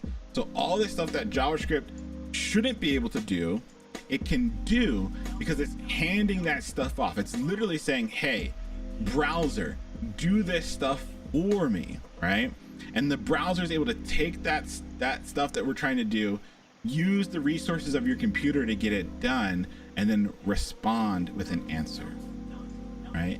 And so this is a version of an API, right? Our JavaScript's making a request.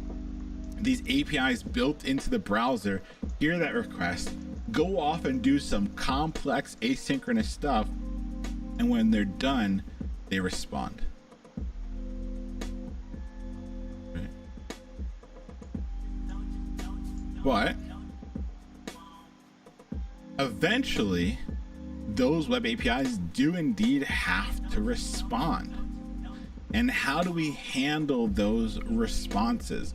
We saw with the fetch that we were using the then chain to handle the responses to a fetch. But we need a way of handling the responses that come back from these web APIs. If JavaScript's running in our browser, we're making requests to these web APIs. Web APIs are going to do their complex stuff, and at the end, they're going to need to respond. And we're going to need to know how to handle those responses. And JavaScript handles those responses with callbacks, then promises, and eventually async await. Like we've had an evolution of how we handle these responses.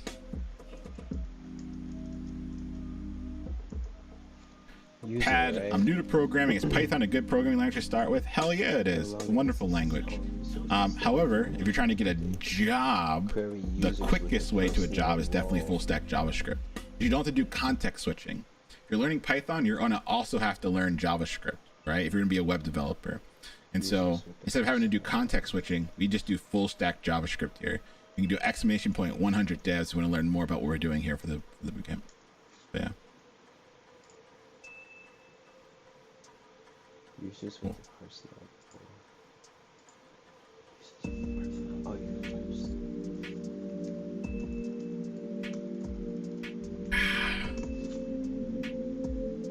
Alrighty.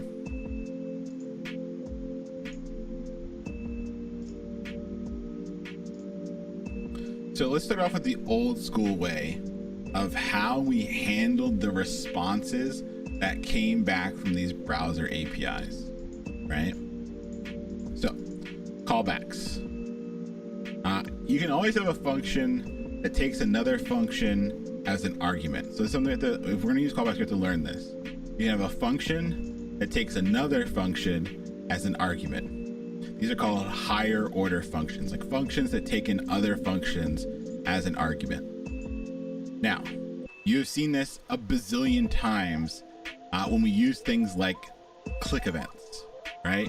Click events, add event listener is a function, and when it hears the click, it runs this function, right? Right? It runs this function. right? It runs this function. So this is a function, right? It is a function that takes another function as an argument.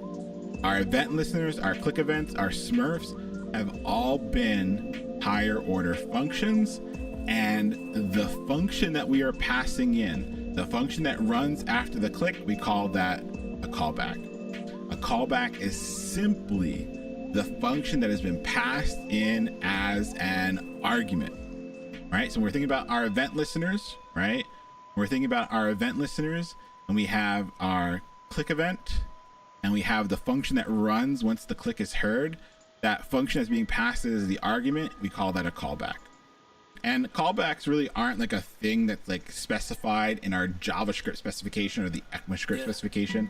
It's just a convention. It's like a term for this convention.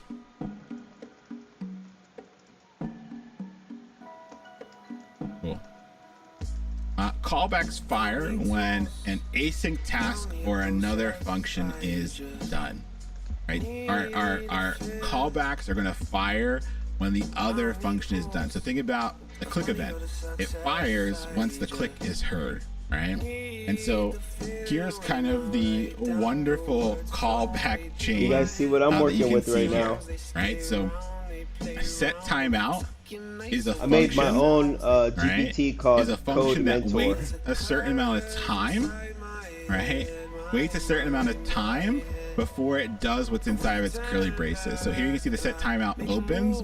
It has this console log of paper delivered to house 1. And it's Super going to wait helpful. 5 seconds. And once it's done that 5 seconds, it's going to run this next timeout, right? That'll say console log paper delivered to house 2. And once that's done, it'll call set timeout. So this is kind of a 9 minutes left till we take another break. and people passionately refer to this as the pyramid of doom, are often referred to as callback hell. Back in the day, this is how we handled stuff, right? We wanted this to happen first, and once it was done, we wanted this to happen. So we nested all of our callbacks because we knew that this set timeout could only run after this one because it's a function inside of our function, right? It's a higher order function. It's a function that can only run after this outer function has completed. And so this is how we did it. It's how we handled these really complex requests happening, where we didn't want other code to execute until other code had executed, and it led us to callback hell, where our code got real messy, it got real indented, it became a hot mess. And this is What he's talking about right now, this is an easy example. Start thinking about when you really need real stuff to happen, real mechanics, not just console logging. It becomes a hot mess to or you mean like using ChatGPT? keep track of. How long ago are we talking about? Promises were added to the specification in, was it 2015? Yeah, sure. I'll give you an example. Like how you were saying earlier, you were watching tutorials to learn how to use Git, was it? Oh, yeah. So basically, you go into here. I'll start another one. But for this, you have to have the GPT-4. I think it's like $20 a month. And then you go to explore GPTs and you create your own. You configure it here. So with mine, basically I told it everything about me, about the project that I'm working on, about the digital builders, about my freelancing, my whole story. And I call it Coding Mentor because I knew whenever I'm working on coding, I'm gonna open this one up and talk to it, and I didn't want to keep reintroducing myself every time. So it knows my favorite languages, it knows the projects I'm working on and stuff. To make it, all you do is you just talk to this about it here, or you can go configure it yourself on the back end. You can even see like it'll change stuff for you.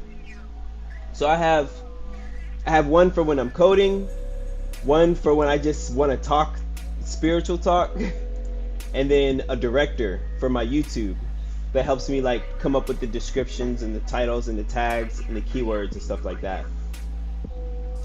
Yeah, so depending on what I'm trying to talk about, and then sometimes I just use the regular one too.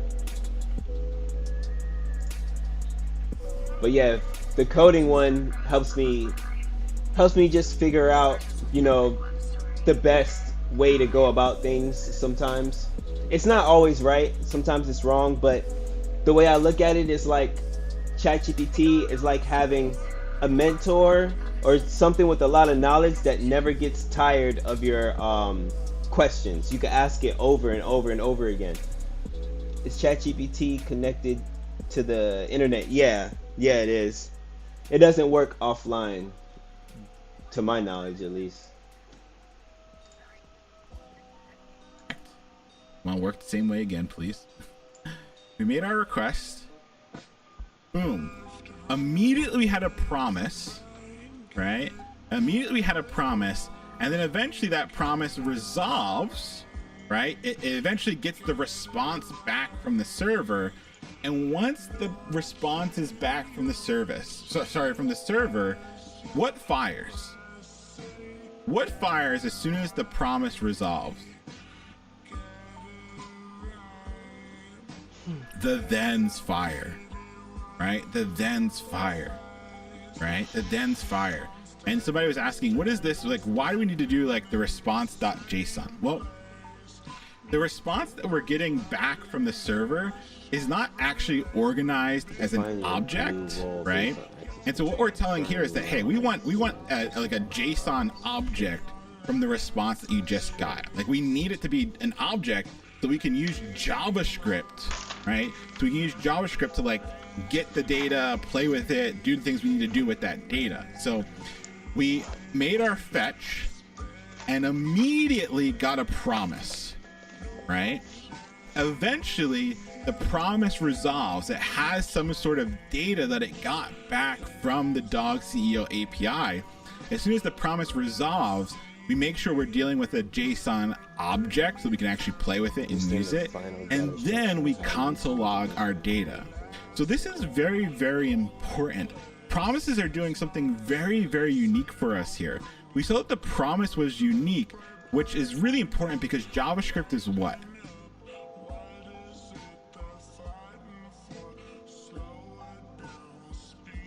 What is this helping us with? Yeah, JavaScript is synchronous. It's single threaded, meaning that it can't wait. Did JavaScript have to wait here? It made a request and it immediately got a what?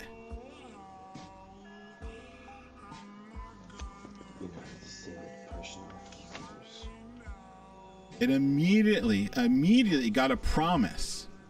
Did that promise have its full value yet?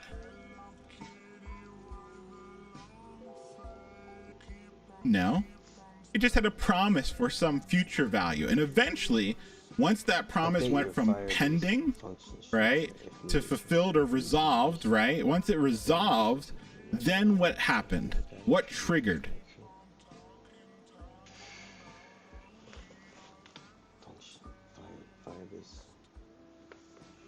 The then's triggered, and then we could do it. And once we had that data, right? Once our promise had that data, right? Once we had that data, then and only then did the thens fire. Then and only then did the thens fire. Then, oh wow, that's really good.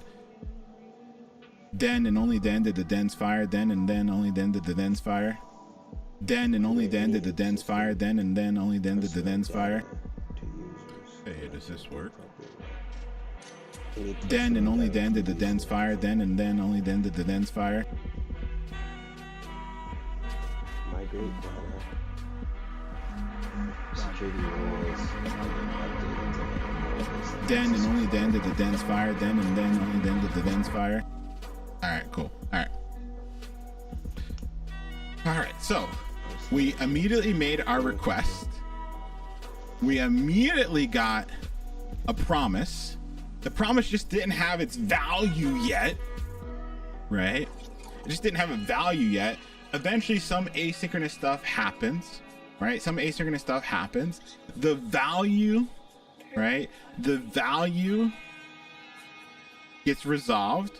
We make sure we're dealing with an object, right? We make sure we're dealing with an object, and then we can do whatever we want with that object. In this case, we just console logged it.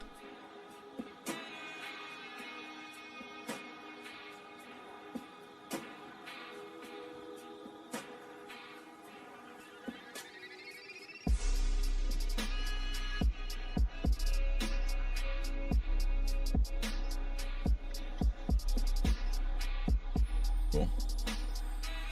Can we take off slow mode? I'd be curious to take it off.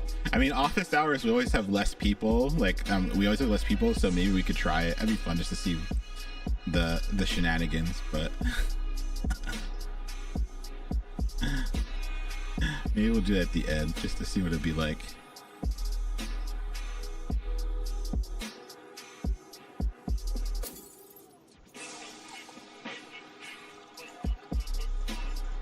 All right.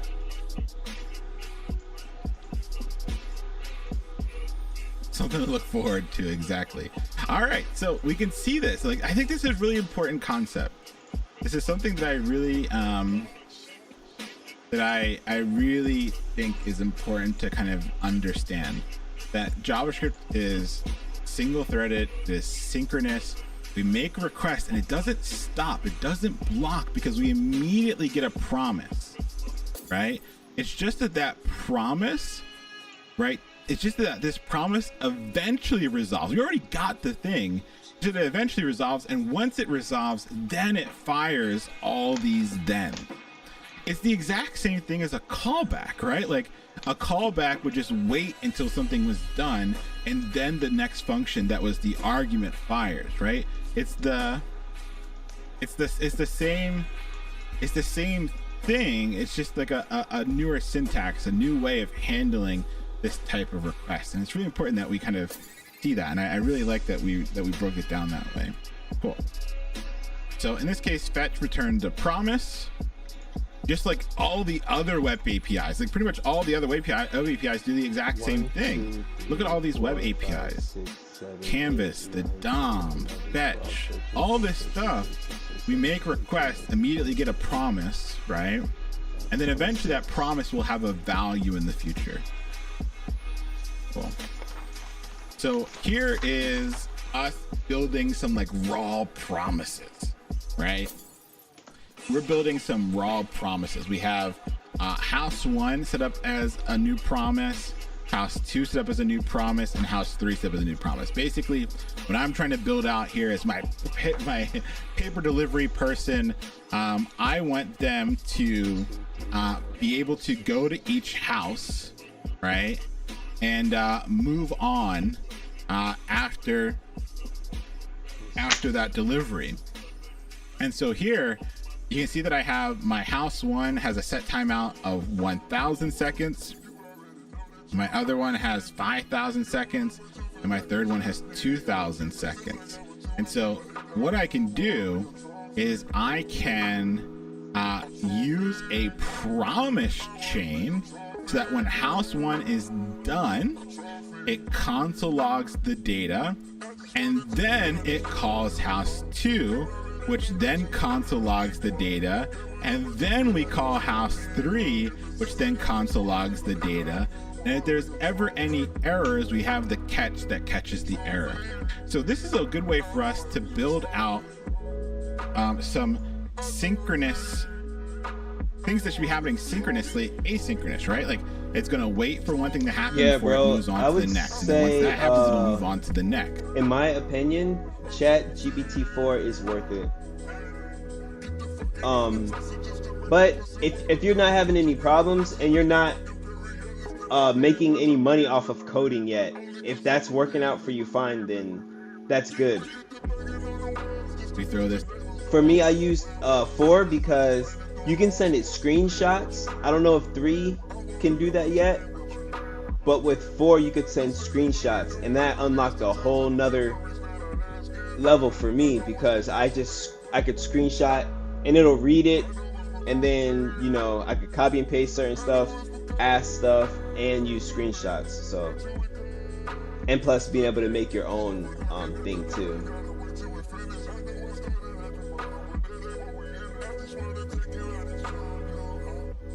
So we see paper delivered to house 1. It's chilling, it's chilling, it's chilling, it's chilling. House 2, it's chilling, it's chilling, it's chilling. House 3. So it worked, right? Even though these promises all had different values, 1 second, 5,000 seconds, milliseconds, sorry, and 2,000 milliseconds, or 1 second, 5 seconds, 2 seconds, we would expect if JavaScript was synchronous, right, that it wouldn't wait. It would just do boom, house 1, house 2, house 3, right? It wouldn't wait. But here, since we're using the promise chains, once one thing resolves, it calls the next. Once that resolves, it calls the next. Once that resolves, it calls the next. We get this lovely 1, 2, 3. Now, the problem is this works, right? This works. Right now, I just figured out that I have to change 26 different files before moving on to the next task that I'm working on. It's kind of like, man, that's a lot of files. But it don't read good. Like having to do like this chaining with promises doesn't actually look too good. Doesn't look like real JavaScript. So I want my asynchronous code, right? Like my stuff that's like waiting for responses to come back. I want my asynchronous code to look synchronous, right? I want it to look synchronous. And so that's where async await came in. Async await is simply a way to handle asynchronous responses. And really it's just some syntactical sugar, right? It's some tactical sugar on top of promises. Underneath the hood, it's still promises. It's just the async await looks more like our 4 minutes till the break. JavaScript. The way that an async await works is that await waits for an asynchronous process to complete as long as it is inside an async function. So what does that look like? Here we have our normal asynchronous stuff that's returning promises. And down here we have our asynchronous function. Oh, take a look at that. Beautiful, right? Look at this. We have async in front of our function, and then we can just say house 1, and it'll await house 1. It'll wait that 1 second. Then we say house 2 wait, and that'll wait the 5 seconds. Then we say house 3 wait, and that'll wait the 2 seconds that was supposed to take. And it looks synchronous, even though all this asynchronous waiting 2 seconds, 5 seconds, 1 second is happening. It looks like our synchronous code. We can console log it. Ooh. Ooh. Yep, it does, bro. Right inside of the search bar too. It'll go ahead, if you ask it to make you an image of anything, it'll go ahead and start making it. Only thing is they can't spell words. Right. Is chaining still seen a lot typically? You'll see it every once in a while, but async await has really replaced this. It's just, like I said, syntactical sugar, right? It's syntactical sugar that makes this look better. Right? It still promises underneath the hood. It just looks like the normal JavaScript that we would write. All right, so then you're like, I need something real. Like, this is great. Like, you're talking about theoretical newspapers being passed around. What the heck are we talking about here? Well, let's look back at our fetch code. Before we had those promises and stuff like that. Well, now we can do it with the async await syntax as well. So we have our async in front of our function. We have our awaiting of the fetch. Remember, fetch is a what? What is fetch? We actually didn't say this yet. Fetch is a what? Fetch is a web API, helpful. Right? So the web API is going to immediately return a promise. And the cool thing is that res is now holding that promise. And then we can also make sure that we are using a JSON object. And then we can console log the data. So we don't need those then and only then did the thens fire, then and then only then did the thens fire. 1 minute. We don't need that anymore. we can use this lovely async await syntax. It looks like the more synchronous JavaScript, but underneath the hood, it's still the promises. Right, still the promises underneath the hood. It just looks like our more synchronous code. I'm not catching any errors here. I would definitely still need a try and a catch block, right? There are try and catch blocks that you use with the async functions. There's not one here just for simplicity to see what it could look like. These are components that are used by other high-level components. Cool. These components handle creating and updating functional. Alright, I'll take this. Dex said, I believe the secret to understanding the concepts more is to watch mine and Rufio after hours.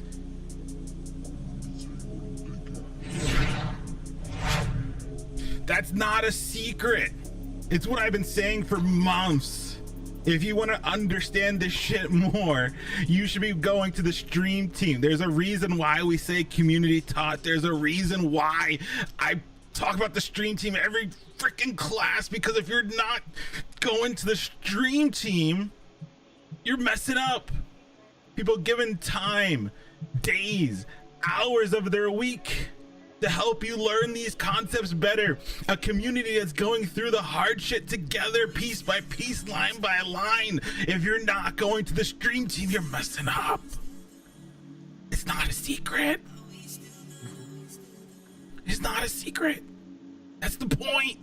Community taught. Community taught.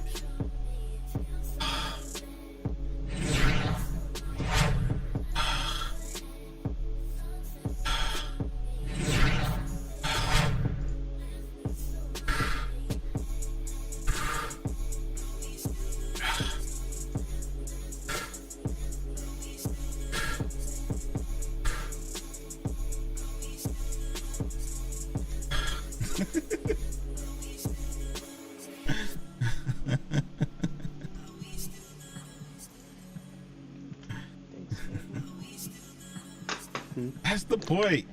That's the point. Oh, thank you. I gotta manage my frustrations. Yes. Yeah, I gotta manage my frustrations. All right, let's use a web API, and then we're gonna take our top of the hour break. And this one will be a little bit longer. It'll be a little bit longer because we've been going for 3 hours already. Alrighty. So let's use a web API. We're going to go ahead and use set timeout. Set timeout is a web API. This broke me. Just so you understand, this broke me.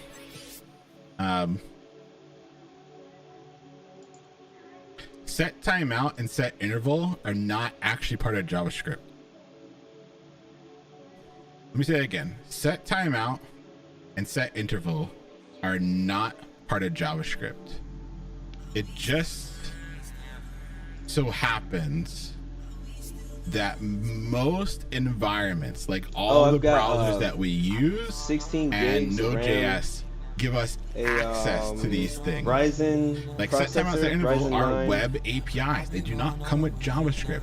They can't come with JavaScript because JavaScript is Nothing crazy. synchronous. It's blocking, right? So something that waits literally cannot happen with JavaScript. Something that does something on an interval literally cannot happen with JavaScript. These are not part of JavaScript. These are web APIs. Oh, Right? I didn't even notice he did the break. Something that Let me, we've seen before is, let's say we have this house Start this 1, paper over. delivered to house 1, function house 2 with a set timeout of 3 seconds, and then Yo, house what up, Brian? 3. So since JavaScript, right? grinding every day, Right. bro. Since JavaScript is synchronous, I'm actually about to go take a Since little JavaScript break. is I've been sitting here for synchronous, another 50 right, minutes, is so synchronous, we still streaming till we like expect house 1 probably to like run, 11 o'clock. house 2 to run, and house 3 to run. And will JavaScript wait? The description links are in the description if y'all are new here. Thanks for chilling with us, man. I'm just Well, working JavaScript on wait. some stuff. Figured I might as well go live. Thank y'all for chilling with me. No, it can't. It I'll literally be can't. back. Let's I'm run just gonna this. let Leon keep cooking, and I'll be back in like Look at the 10 inspector. minutes or so. Go to our But we console, going all night. We grinding. paste this code, and this is Oh what we're man, gonna that's get. what's up. We're That's a gonna see good skill to house have, 1, bro. house 3, and then house 2. Right? Every day. There's nothing right now that's set Alright, up so I'll be to right back. wait because JavaScript doesn't wait. JS goes brr, exactly, right? And so we can see that when house 1 ran, right, it immediately console logged. Then set timeout, which is waiting 3 seconds. Well, that's gonna have to happen later. It immediately moves on to house 3. We see house 3, and then house 2 finally winds up being console locked. There was a delay of 3 I seconds. didn't think he'd slip, The man. JavaScript doesn't wait. It just kept going. He gave me down so the much shit to page. do.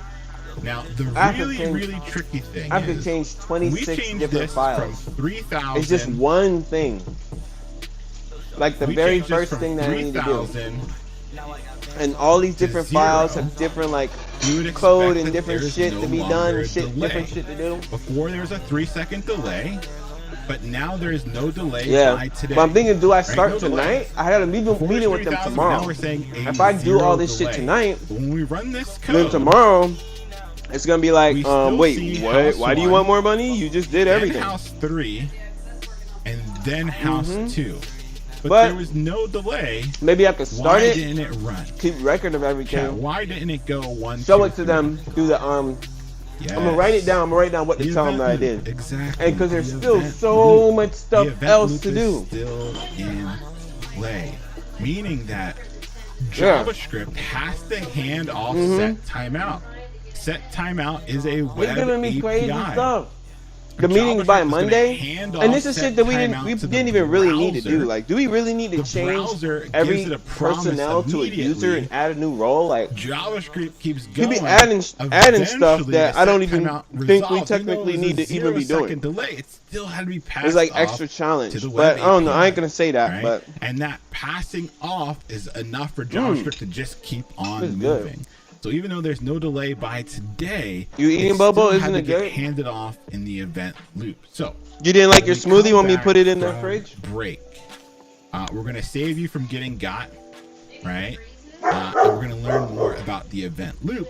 And the event loop is really important because once Be we understand liquid. the event loop, we can understand how JavaScript is able Okay. to do all these wonderful things, and then we'll be able to apply these things to our node environment as well. Everybody Right chilling now, we're with me talking still. about browsers as an environment. I'm like, but we'll see when that I had node it is an off, environment for us to run our JavaScript was as a well, little. and a lot I of think I these feel the pressure to principles work still when it's on, apply. so it kind of gets me keep So, working. We were talking through this But really I weird was like, thing man, I'm that about to play happened where league. It was like, even man, though let me there was stand out. no Let me delay, go play the drum. right?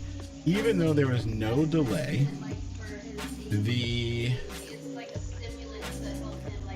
it was still going 1, Oh, 3, that's what had me 2, sleep.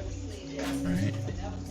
1, 3, 2, It's not no focus right? kind of shit. And so, even though there was no delay, something odd was happening, and the odd thing that was happening is this True. set timeout was being They gotta handed make sure that they off chill out with to the the sugar browser. on It's a him. web API.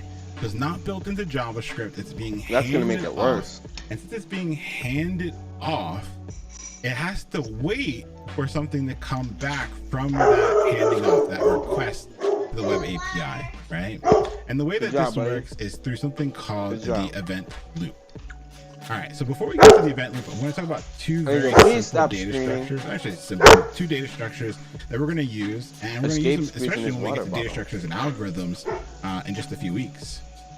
We're like what, two weeks away from data structures and algorithms. I hit my little 50 Wow, minutes, so, so- stood up, take a break. Some of the first data structures and algorithms I'm we're about going to to start learn about every single. are queues. I asked ChatGPT, Just what's like the a real first file we queue, should like start you're on? waiting in It told me. line, So we got to go through all right? You're 26 waiting in files line. and change all of them. The first element was added to this. That way I can queue tell or 'em, this like, look. list is the first element out. So you get in line, and the first person that was in Kind line of. gets out of the line. Right? This is called a first. Kind of in, saying like you're first you're out already getting paid. structure.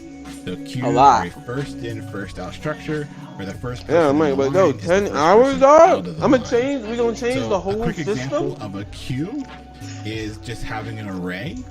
Yeah, Push 2 and 5 into the array, yeah. right? I'm cool with that. Push 2 and 5 into the array. I'll So talk now to we him. have 2. They take it down to and maybe, 5 but sitting then in it's like, our damn, array, how am I ever and gonna then get a raise shift again? Off the Who goes first down? value, which would grab 2.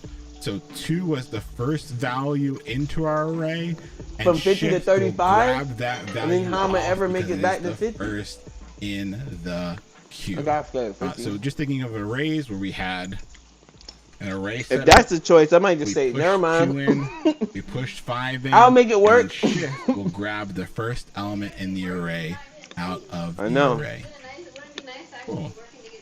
I can tell this black are detective thing's gonna like- bring me money. I I can like tell. to think of pancakes. The It was last like in 9 is people in the first meeting. out. So unless you're All a of them monster, old black you put your ladies. pancakes on the bottom. Not all of them.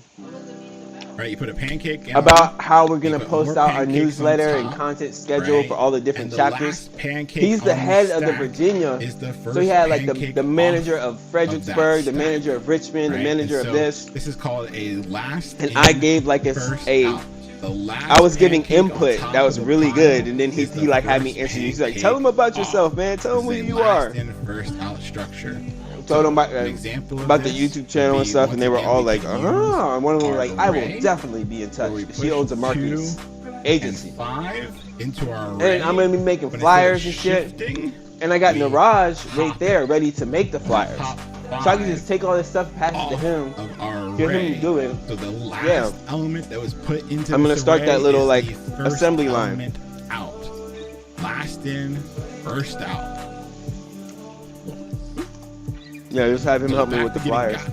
All right. So if we understand, especially when they hire me. if we understand that our And he said JavaScript we could also put our is business running on these in flyers the that we're browser, making. So I'll start putting the digital builders on browser everything. is giving us access to a lot of things that enable us to execute our code. So when we are running our JavaScript in the browser, if we're using Chrome, we're using something called the V8 It looks like a engine curled up that mystery takes our bug. JavaScript and enables us to do a lot of stuff. It is the compiler It's good, bro. that I enables like us the to write seafood. JavaScript and then have that JavaScript understood by our actual It looks good, but machine, you just gotta right? take a bite. Remember, JavaScript is good for us to talk and communicate, but it's not so great for the computer to understand. It has things like garbage collection and memory management and all this stuff that JavaScript itself might not necessarily be good at or have with Gotta it. chew it a lot. And it gives us access to a bunch of these web APIs that we've been talking is very about, true. right? Set timeout, set interval, fetch, the You took a big DOM, bite. You right? should have took like a And the way half that a this bite. all works, the way that You we're put the able whole to thing run in our your mouth. JavaScript in the browser is that a lot of these events that should be blocking are passed memorable. off to something called the event loop using libevent, right?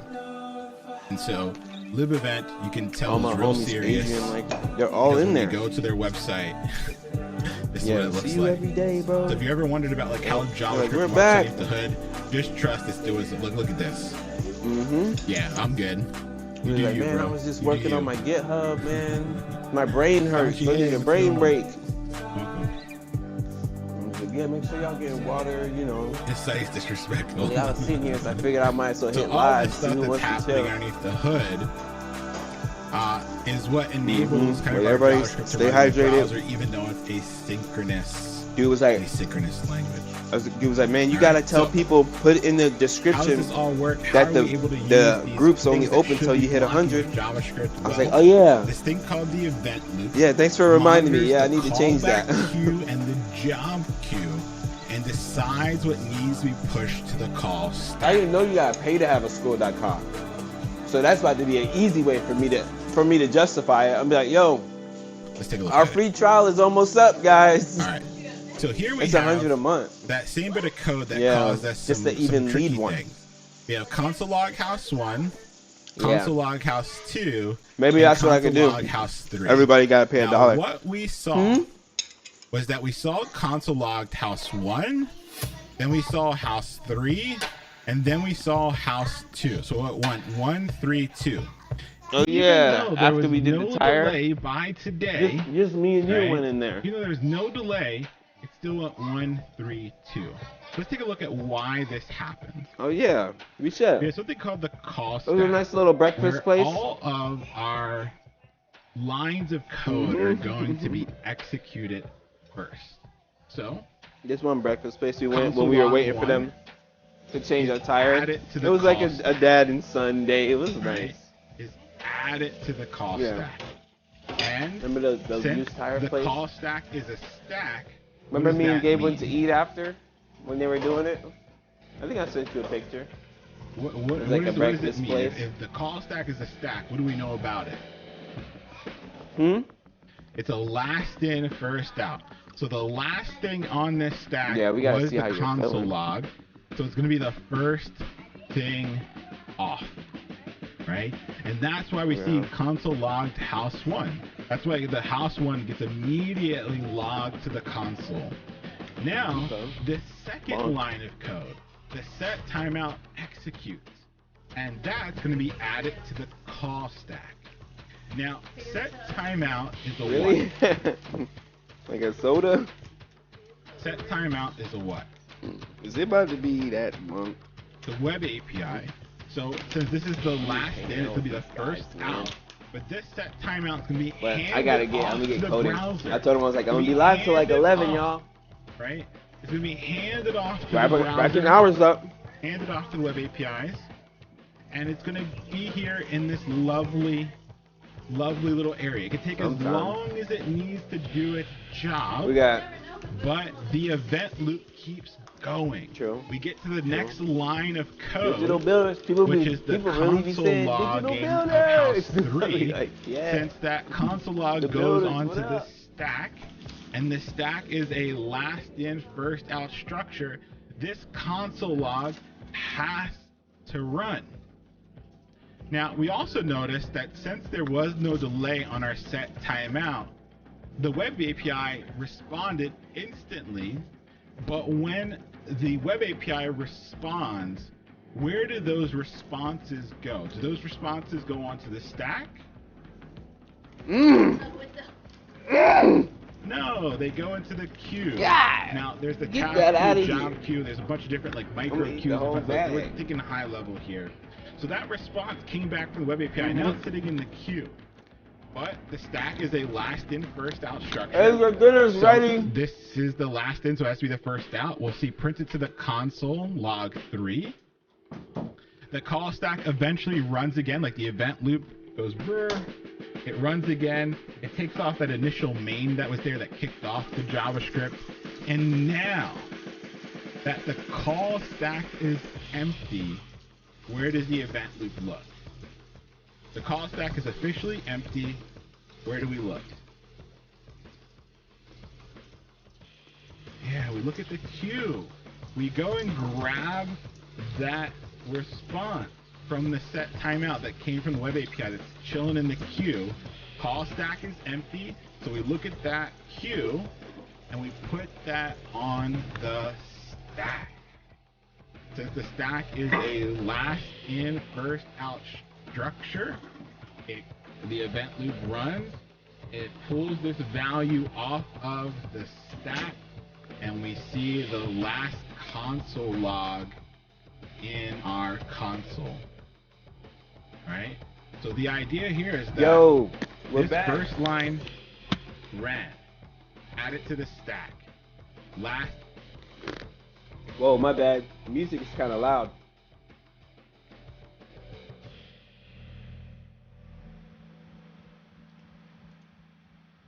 My bad, y'all. Let's run it back. This is more chill. Dang, I probably got copyright off of that one. Whoops. That's why I keep playing this one, because it's like lower vibes and it's not copyrighted.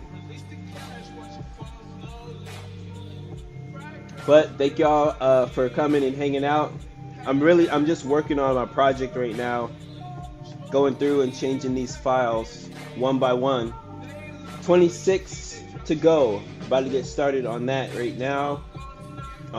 Leon Noel is talking about JavaScript backend tutorial. Something good to listen to. He always drops jewels. And I'm using the Pomodoro technique, where I work for 50 minutes and then I take a 10-minute break, stretch, get some water, do some push-ups, some jumping jacks, get the blood going. It's almost 9 o'clock here. I'm working till like 11, maybe midnight, depending on how much I get done. Got a meeting early in the morning, so I'm really trying to, you know, do good before the meeting. All right, we got 49 minutes on the timer. I'm gonna let him keep talking, and I'm about to lock in. Immediately Let's get it. console log. This set timeout ran, but had to be. By the way, links are in the description. If you want to join our Discord, join the school, join the community. We code every single day, motivating each other to push forward in our software career journey. We teach how to code, and we go live, and we check in throughout the week with each other. We share our goals and the projects, things we're working on. You know, people have been showing their portfolios. We're at it every single day. That's the main thing. I'm either live or I'm dropping a video every single day. Even though there was no delay by today, it still had to be handed off the web API. The response still had to be put in the queue, and we only get stuff from the queue when the call stack is empty.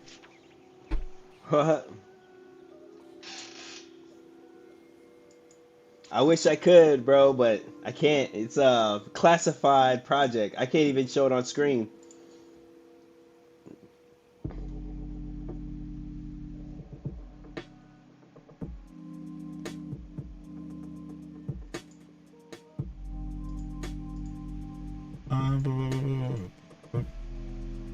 So folks are asking kind of like why task queue, why Java queue. This is just a way of handling JavaScript, knowing that it's synchronous. This execution context, the environment in which we are running JavaScript, gives us access to this event loop so that we can use this synchronous language with a bunch of asynchronous stuff that needs to happen, right? So we all go to get help on Discord, but sometimes we have to go over to Stack Overflow. What the heck is Stack Overflow? Yet. Keyword.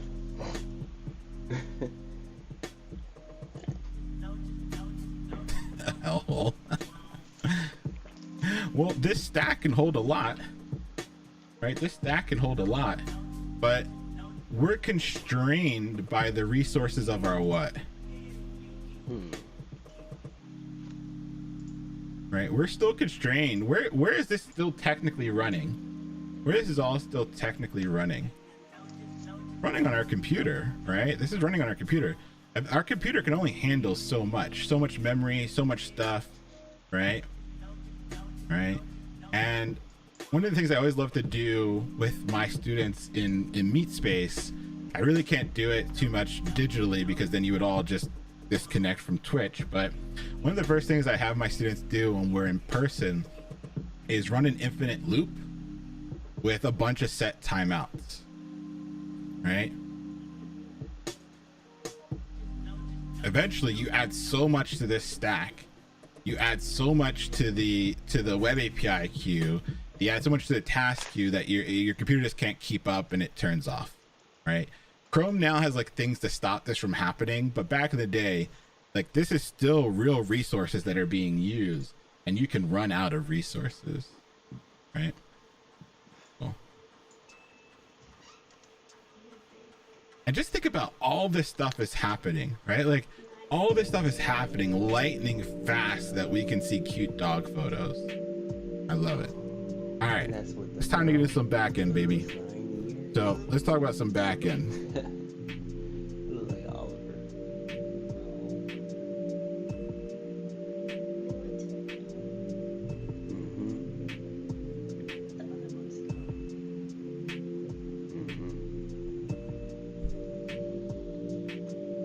All right. Now we just talked about this. All right, we just talked about this. Does JavaScript have access to the DOM natively built in? Like, does JavaScript have document, query selector, all that fun stuff? No. No. Nope. JavaScript does not have the DOM built in. All that stuff is a web API. Now, JavaScript needed web APIs to handle the async stuff and a bunch of the other stuff in the browser, right? A lot of the stuff that would normally be blocking, that would cause JavaScript to stop running, we needed those web APIs. And the only reason we had those web APIs was because... Exactly, bro. I still don't understand a lot, you know, but every day makes a little bit more sense, you know, the more experience you get with this stuff, and you start to fill in the holes of your language. Something really good is trying to teach someone. You try and teach somebody, then you really notice what you know. JavaScript isn't actually JavaScript. It's just what the hosting environment allows us to do. So if we're going to talk about the backend and backend web development, we got to ask a very important question. What do servers need for their role in the kind of how the internet works, building out these full stack web applications? This is my sidekick. A server is going to hear requests and generate responses. If it's going to store stuff into a database, if it's going to serve up files, like at a very, very, very basic level, our servers do some very specific things. And one of the most common things we might use a server for is to serve up some files, right? Like we go to a website, when you type in a URL and hit enter, you have made a request to a site. That site then responds with some information. It responds with some HTML. It responds with some CSS. It responds with some JavaScript. And so if a server is going to actually serve, well, it needs two very important things. It needs access to the disk. Remember, I think a lot of us forget that those files that we're serving up, the HTML, the CSS, the JavaScript that we're serving up, that exists somewhere. That's on a hard drive or a solid state drive somewhere on that server, right? Like it's not magic. Those files have to be stored somewhere. And when the server hears the request, it has to grab those files and respond with them, right? And then if it's going to hear the requests come in and it's going to respond to those requests, well, then it needs access, right? It needs access to a network, right? It needs access to the network. If it's going to hear those requests and generate those responses, well, it needs access to the network to hear those requests and generate. Yeah, I wish I could get my friends into coding too, man. That's why I'm glad I got you guys. I started a group, and now I actually know people who are cool to learn with, you know? What if there was a hosting environment, right? A hosting environment that allowed JavaScript to have disk access and network access. Let me ask you this. Does you learn JavaScript so much more have when you got access people with to the you? disk? Nope. Does JavaScript have access to the network? Like, can a JavaScript file on your computer just like start accessing stuff on your... No. Every website we would go to would be horrible if every website we go to, that JavaScript can just like start reading files on your computer. It doesn't have access to those things. So if we're going to build a server that can pull files off of the drive, that can listen to the network, we're going to need a hosting environment that enables us to do that. 10-second warnings. And so the hosting environment, 5 seconds, that enables us to have disk access, network access.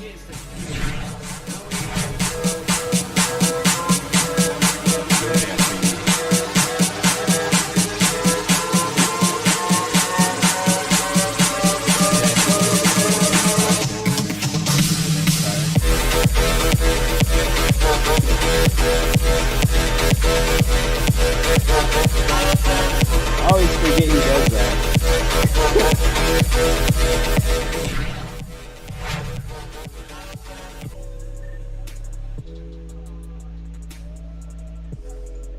All right, Sullivan said, Leon, does it mean that using the async await, the web API goes to the web stack from the call stack and returns immediately to the queue, and then the call stack while the synchronous process is kept on wait?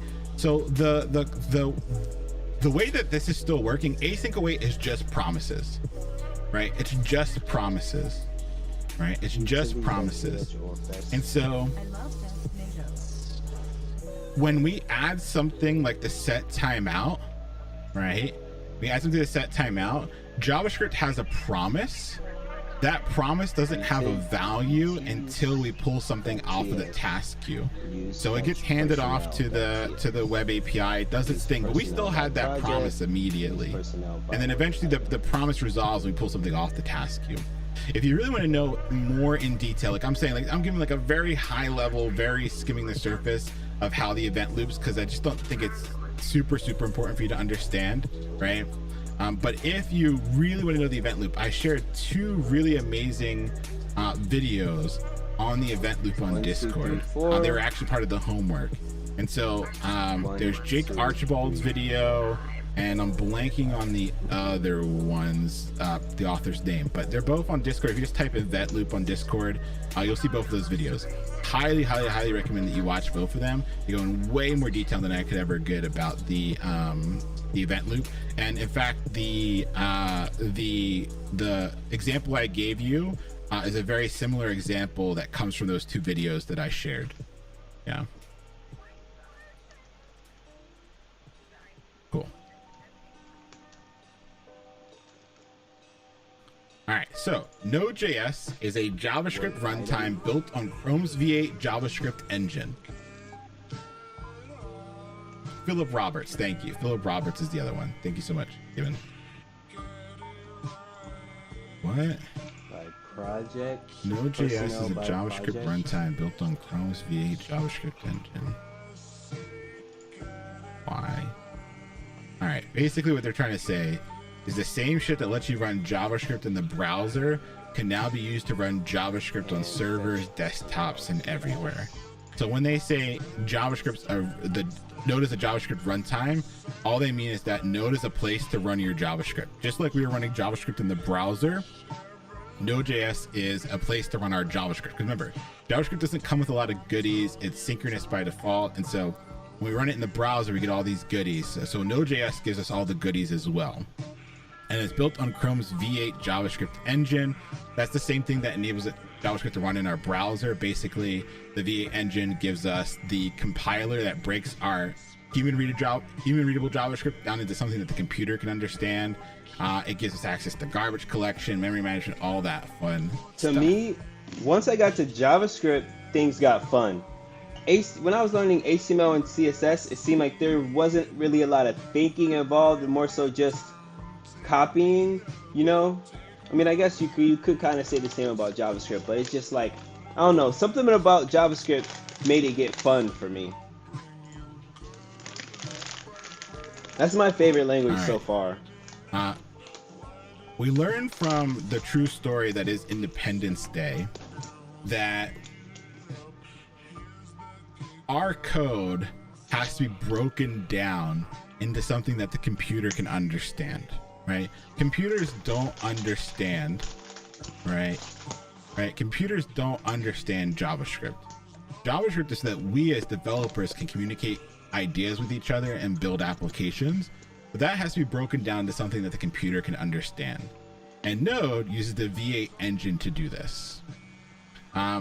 Now we're saying engine and not compiler because V8 comes with more stuff than just the compiler, more than just the stuff that breaks our human readable code down to something that the computer can understand.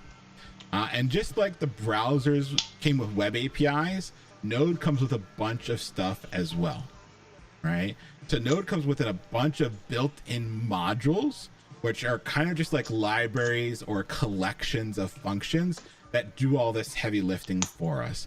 Node comes with a bunch of code already written that enables us to handle incoming requests and generate responses. It comes with the ability to access the file system, and it stores all these functions that enable us to do these things into modules. So right off the bat, we'll use the HTTP module and the FS module to listen to the network and to get file access.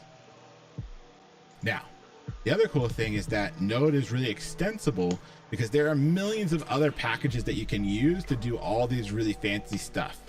And so packages are really just groupings of one or more of these modules that do the heavy lifting. And by installing packages, you get a lot of extensibility to make your Node environment be able to do a lot more than it originally comes with. Whoops, my camera did freeze. Hold up.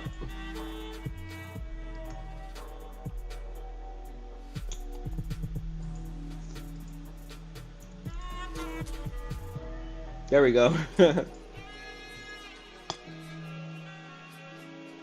Cool. Now, Probably because it's been running for almost 3 hours now. No longer web APIs, right? Before we used to hand off stuff to web APIs, but with Node, it's really just C and C++ APIs, right? And so what that means is all the stuff that's doing the real heavy lifting, that's really doing the like giving us access to the network, that's listening to the file system, that's keeping opening connections, that's doing all this stuff, is actually really built with C and C++, which makes Node somewhat fast, right? It makes it fast. Now, could it be faster? Yes. And there are other environments that enable us to run our JavaScript that are trying to make things even faster. So the big talk right now is something called Bun. Bun is just another environment in which to run your JavaScript that gives you these goodies that Node gives you: access to the file system, access to HTTP. And what they're doing is they're rewriting a lot of these APIs from scratch to be faster than the original stuff that came with Node. Nowhere near ready for prime time, but it's interesting to have an idea of how things might get faster in the future. Cool.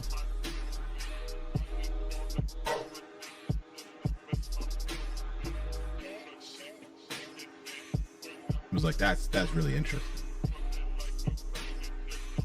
What's your thoughts on Dino and all that stuff? I think they're cool. I think they're... It depends on what type of project we talking about, bro. If it's just a portfolio, I could probably do that in like, I'll say maybe a week or so. What type of project you working on?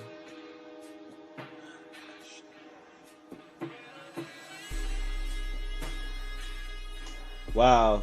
Yeah, man. I'm the type of person who is kind of anti courses in school and stuff like that. We have too much YouTube, because most of the time I feel like with courses and like boot camps and stuff like that, you just end up on YouTube and Googling it yourself anyway. So you might as well just go for that straight up. Or something like Free Code Camp, because it's free. Udemy got courses for the low, you know, unless you have like a scholarship or something like that. They're fun things to like learn about and think through. I spent a lot of time with Fun just trying to see what they're doing, trying to look at some of the code so I can maybe figure out what's actually happening. But for me, I'm notoriously slow with building projects too. Look at the website, Digital Builder 757. It's still not done. So I wouldn't even rush it, bro, unless you're making a project to get hired or something like that. Things are ready in prime time. As an engine, hold on, let me check on these dogs real quick. Right back.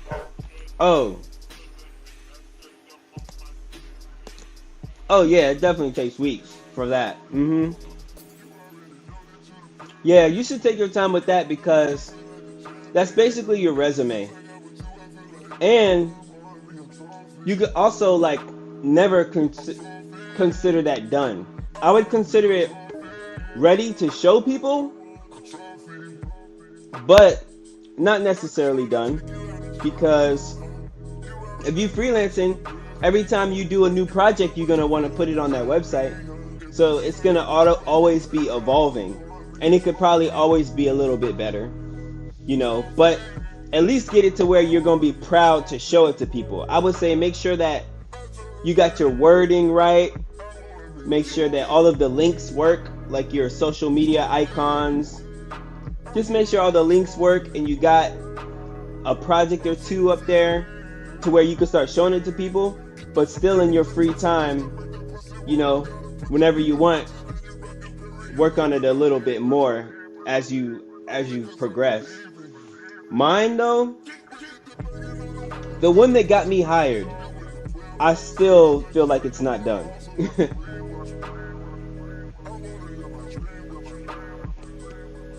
there's there's things about this that I don't like.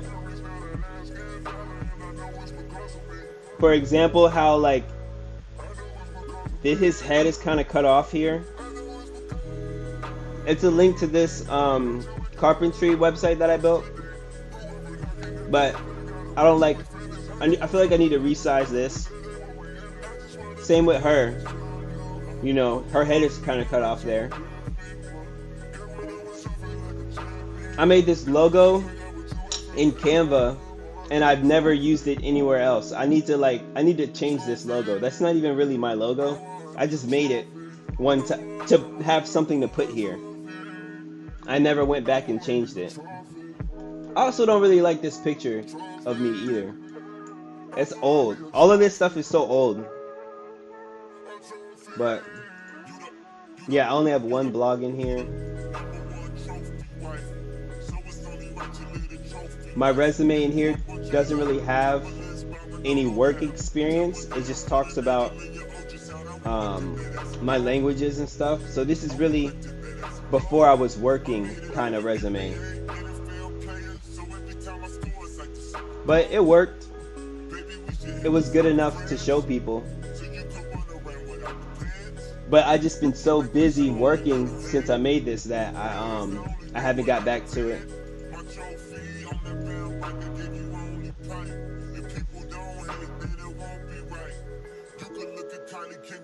Oh, okay. Oh, and that's the thing about tutorials too. It's because they built it so many times before hitting record.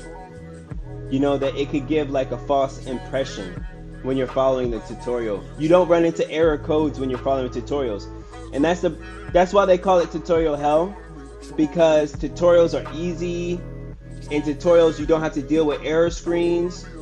As soon as you go to build something yourself, you're gonna deal with error screens. You're gonna deal with stuff not working the way you thought it would work. That doesn't happen in tutorials because they edit all that stuff out. They figure it out before, because they don't really show you the real.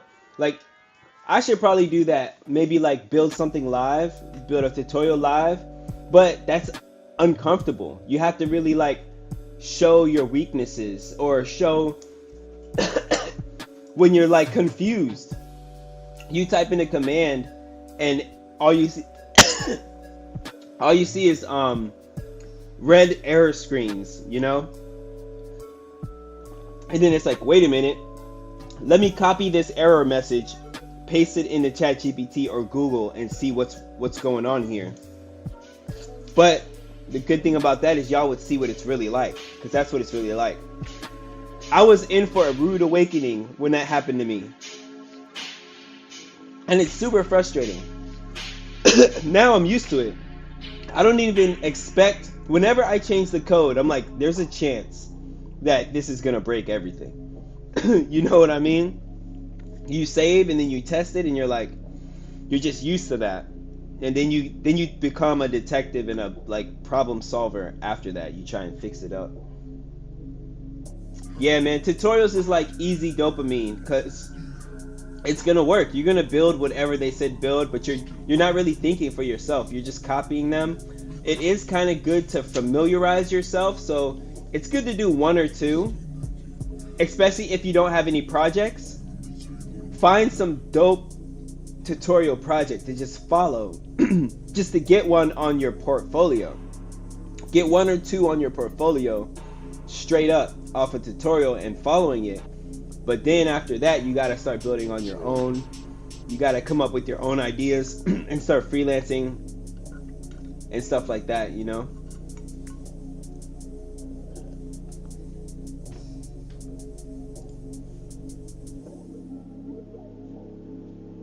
I have the smartest dogs in the whole wide world. So my wife was trying to come back into the house, and I guess they were struggling with the door. So my one dog comes into this room, like opens the door into this room and leaves so that I could come to help with the door. Like, didn't come to me, they just opened the door, other one starts barking, comes to get me, and then wife comes back in. Like, what? And so that's what they were barking for. I love it. All right, so a lot of these things are fun, right? Like learning about Dino and Bun are fun, but for me, I'm not ready to use them in prime time, right? Bun's nowhere near ready for you to use in like production level code. It's not even at its 1.00 yet. And for Dino, even though they're there, I don't want to have to worry about edge cases, right? When things don't work, I want years and years of Stack Overflow, right? I want years and years of Stack Overflow and people that have been building on top of it, if that's what my business relies on, right? So for me, I'm always kind of slow to adopt the latest and greatest unless there's something that's really essential for me to continue to build products. And the thing is that none of these are essential yet. And so, as Indifferent is saying right now, Dino doesn't have enough market grab to matter yet. Since they're not really there yet, it's not something I'm going to use in my projects. Some folks really like to be on the bleeding edge, the cutting edge, using all the latest and greatest tools. Not for me. I want to be able to build stuff that works, that's battle tested, that I don't have to guess and figure out. And I don't like to chase a lot of the latest and greatest until there's a really strong community around it. All of the stuff that I need to change within these files that I'm working on, because I'm basically the front end of our app says personnel, and we're like refactoring everything to where it's still going to say that in the front end, but the back end needs to say user. So I'm going through all of the files that say personnel and coming up with a strategy to swap and like set everything up pretty much. And I'm writing down the ones that I'm already working on.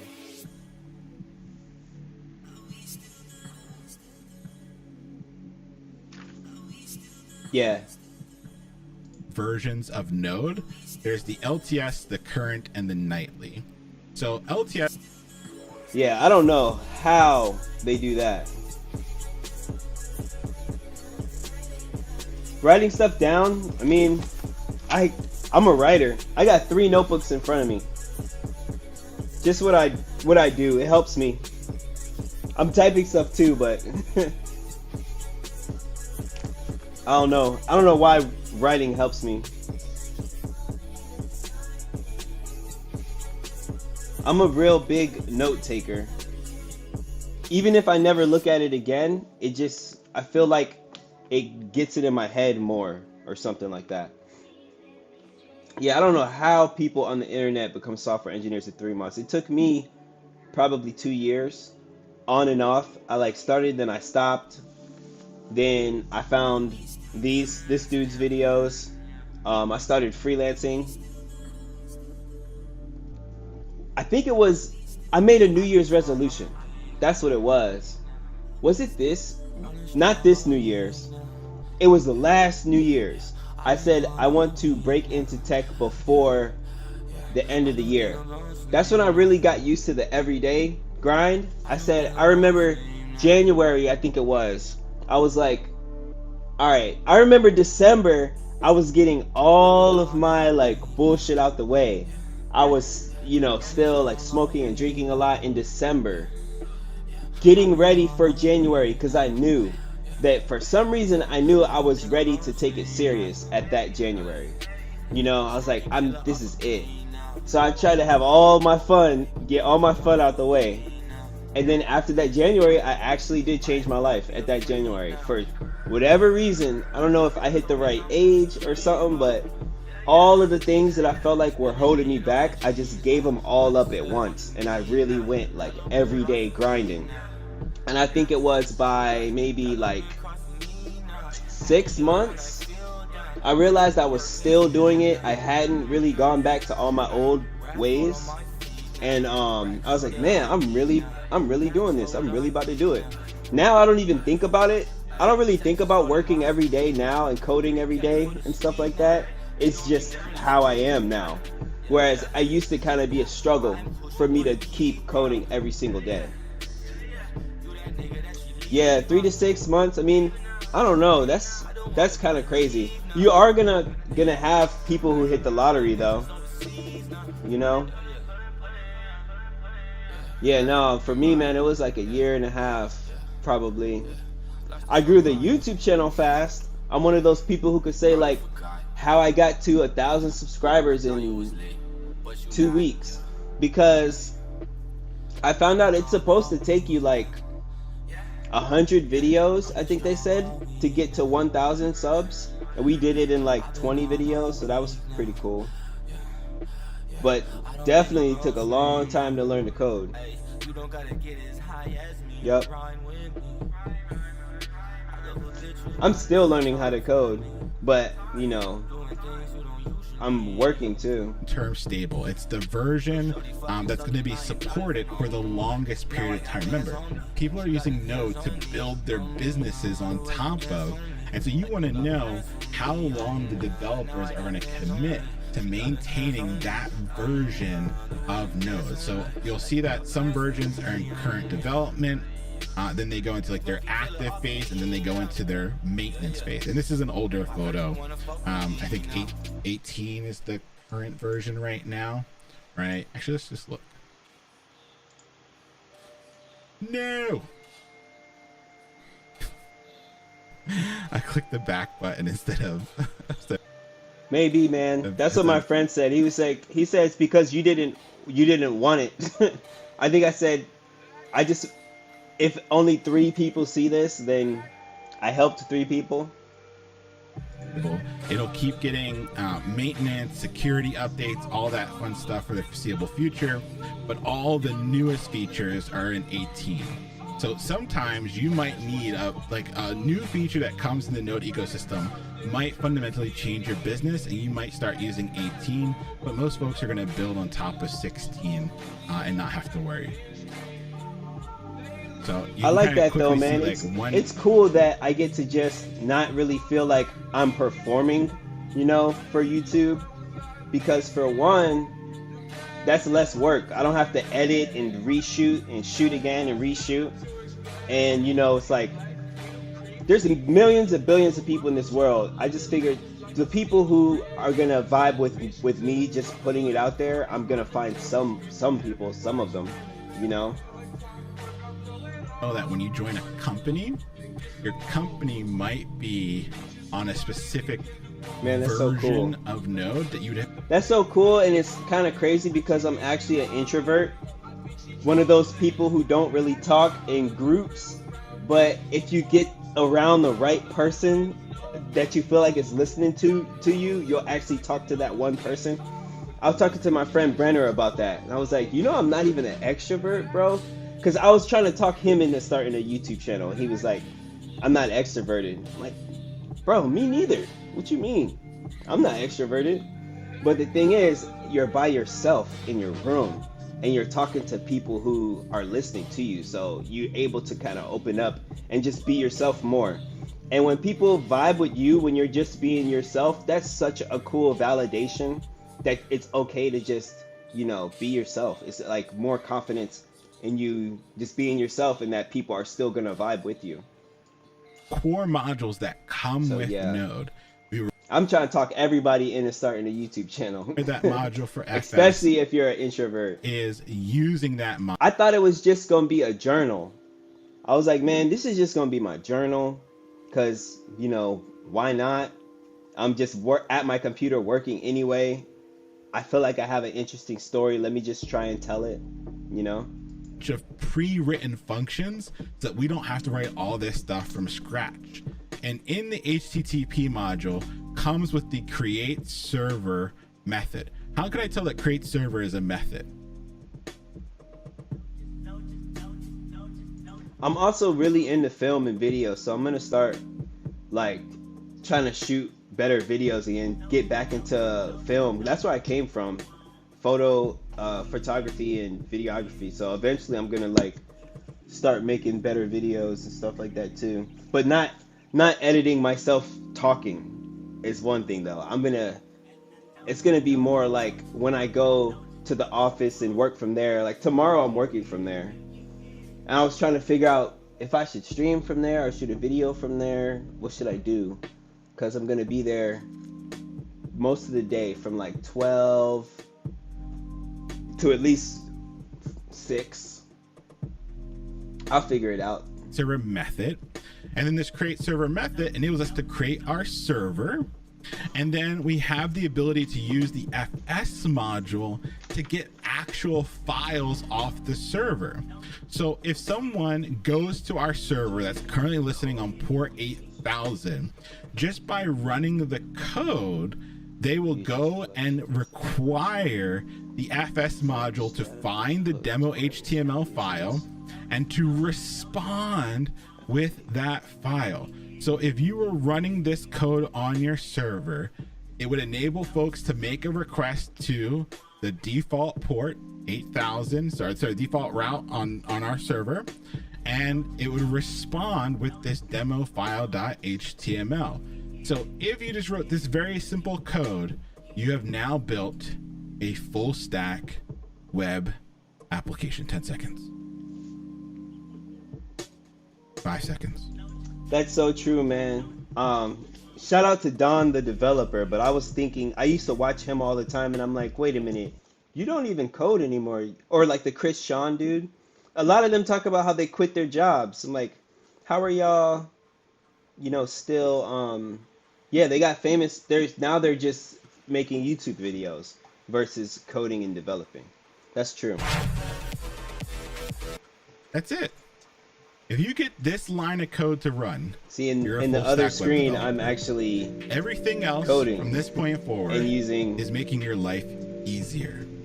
This, it's adding systems so you can get stuff done. It's adding systems so you can work with other developers, but it's all just about improving your quality of life. So if you're new, or you are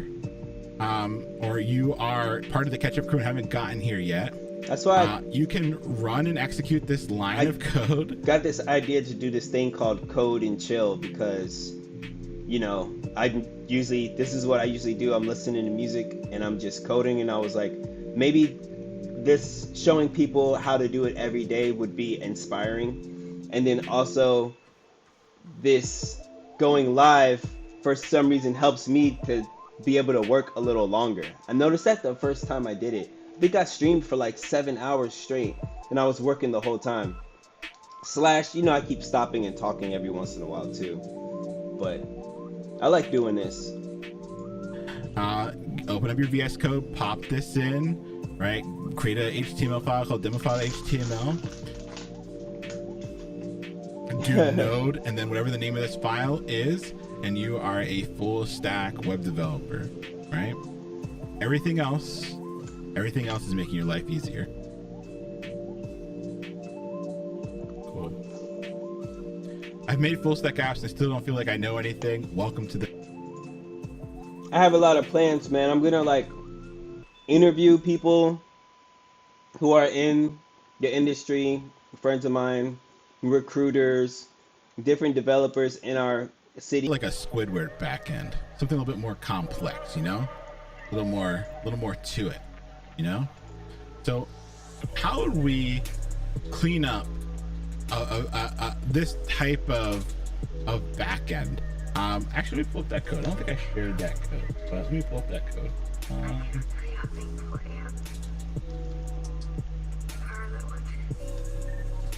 Let me show you a more complex backend here. I personal type with a new type that represents. So here's a little bit more of a complex backend. We're still using the raw HTTP methods, still the raw FS methods. We're also using some of these other raw methods that enable us to look at you. I really just use Stack. I used Stack Overflow one time when I couldn't find the answer on ChatGPT, and I could tell that ChatGPT was running me in circles. It was like it was telling me to do the same thing, which was causing a different error than the other thing. It was telling me to do the other thing that was causing a different error, and I could tell it just was messed up on that specific thing. And then I looked it up. I just copied my error code, pasted it into Google, and then typed a little bit of my question, and Stack Overflow came up, and I read through there, and I found the answer to my problem that way. Bro asked me earlier, what am I writing down?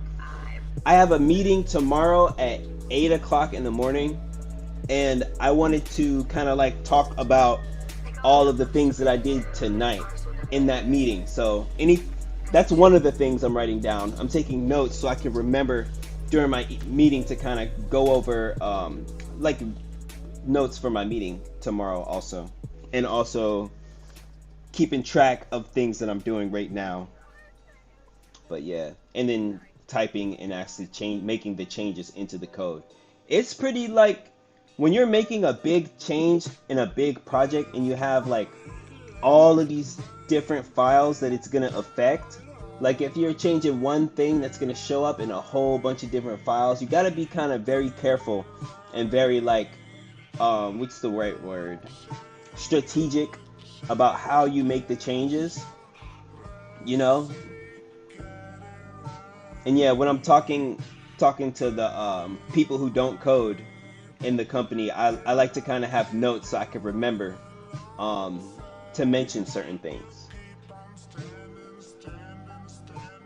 URLs enable us to look at the strings that are part of the URLs, and we've done this in class. We went over this a bazillion times, so I'm not going to kind of do it right now with us. So if you're like, Leon, I don't remember this, full class on just using these core methods to build stuff. So if we look at this, we have this lovely create server method, and what we're doing is we're checking to see the different requests that are coming in. Is it the root route? Is somebody trying to go to... That actually is not true. It can be, but I would say you're gonna have a a-hole, you know, every once in a while, but I would say probably like 9 times out of 10 the person is cool, at least from my experience. But don't forget, I haven't worked at like a Google or an Amazon, like a big company. I work for a startup, which is like, you know, a whole different situation. And the only time I've ever been surrounded by developers is with the hackathons. I've done 2 hackathons, but when you think about it, that's like a fun competition that people sign up for. So who there is going to be hating on the beginner? You know, but if you watch the podcast, the architect and the builder, that guy sitting across the table from me, he's an architect at one of the top streaming services in the world, 30 years in deep. So I was asking him about it. Yo, what up, bro? Yeah, man, we out here. But I was asking that dude about that, cause you know, on YouTube we all see people talking crap about React developers, and he was like, no, that's ignorant, because they don't need to know everything. The new people don't need to know everything. And the analogy that he used, he was like, we all press the gas pedal and the car moves forward. Do we need to know exactly how the car is moving forward from pressing the gas pedal? But then if your car breaks, that's when you call the mechanic. So software engineer is kind of the same thing when you're a new generation, like a person who learned to code within the past maybe 2-3 years.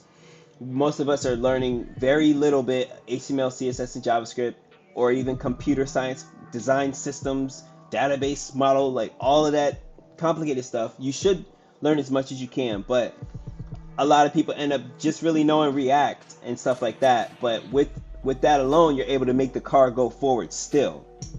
If bad stuff happens, what my company is Washington's Hammer.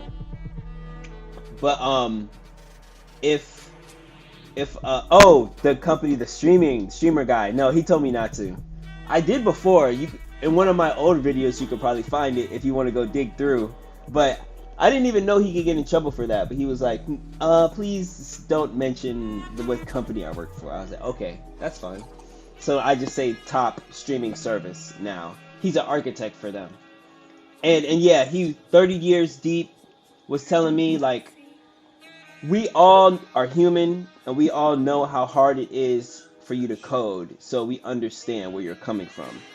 No matter if you're got a bachelor's degree, no matter if you're self-taught on YouTube, no matter if you just did courses or a boot camp, no matter what path you take, we all have to struggle through, you know, and then we all are still struggling even while we're doing it. Like, don't get it twisted. They're off in the office right now, Googling and ChatGPTing their way through a project. You know, most people. That's how we build, you know? So don't even feel inadequate. And you know, just know you just gotta get to build. You gotta start building. Some other page. I'm trying to go to some other page. Are they trying to go to the API? Let's actually run this code. Let me go ahead and open up my terminal here, and let's go ahead and just do node, and then the name of this file. This name is called server.js, right? This is called server.js. Node will try and run this server.js file, and if it works, I should have a server running on port 8000. Let's go ahead and run this. Looks so weird after using Express. Exactly. Also looks weird because I don't have any notification that my server is running, but how can I tell that my server is running?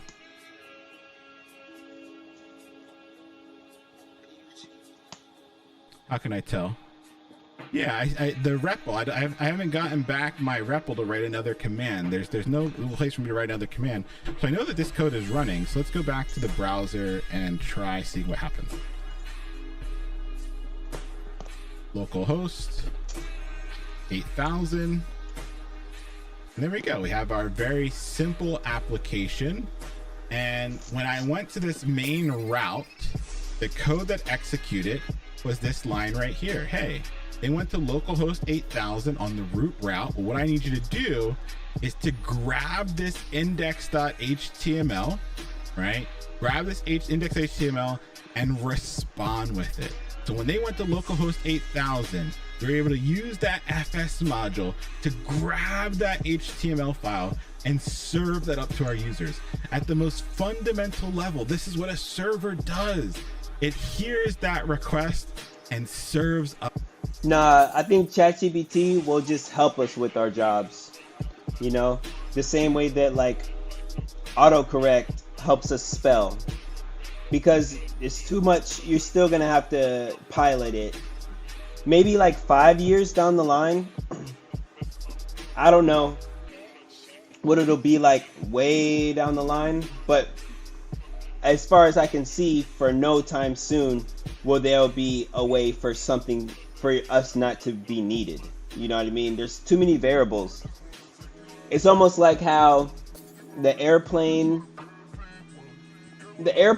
is technically flown by AI, but you still need the pilot to land the plane and to take off, you know, and then they pretty much like just watch for stuff to go wrong, but they're not actually flying the airplanes. I think it'll be like that, because you're still gonna need us to like, you know, pilot AI through whatever changes need to happen and stuff for now. And also, learning to code opens up the whole, you know, this is a technology-based world that we're moving into. We're not gonna go backwards. So even if it's not like, maybe we won't be able to make simple one-page websites for like, you know, freelancing for barbershops and stuff. Maybe that's something that they could just get done with AI. But when you're talking about any like full-scale project, it's going to need a team of engineers who all use ChatGPT, you know, to help assist them with the coding. Yeah, maybe like the lower stuff will start to go in a few years when it gets good enough. Like maybe But at the same time, people still don't want to do that. When you start freelancing, you'll notice, even if you tell somebody how to do something, like anybody could open up a WordPress and without having to code at all, buy a template for 20 bucks and get their whole, like, you know, car washing website up real quick. But how many people want to do that even if they can? They're still going to hire somebody else to do that. Even if they know that person is literally just clicking a few buttons for them, people don't want to do that type of stuff. Yeah, that's what I would say, bro. If you really want to do this, if you enjoy sitting at your computer all day trying to figure stuff out, you know, and you want to be able to work remote and you don't mind error screens and, you know, doing stuff like that, I would say, yeah, keep pushing. You know, people don't want to just use AI and build their own stuff. Like, we're so far away from that. Someone who's a small business owner, like they run a restaurant, they got to worry about all of the food. When's food coming in? What's the food prices? How are the employees working? Who's running their social media? Did they clean up last night? Do I got to file my taxes? They're doing all that stuff. They're not going to want to build a website, even though they could just use AI to build the website. If you walk in there and you're a web developer, you're going to get that client. Most likely still for a long time. Every company's still going to need the guy who identifies as a computer guy, you know? If you're asking for the style.css, grab this CSS file and respond with it, right? So every single request is just here in this massive conditional.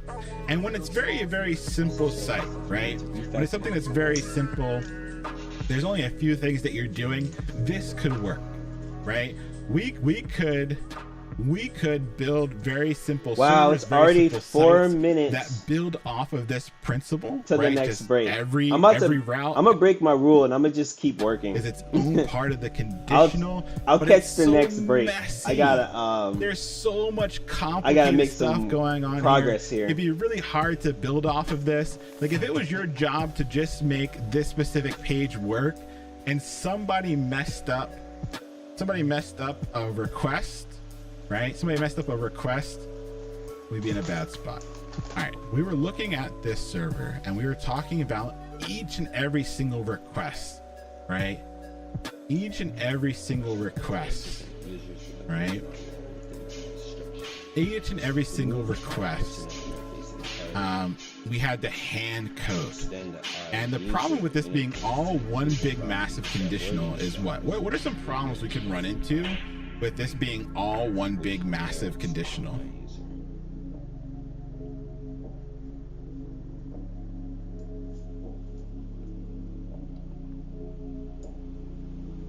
It's ugly.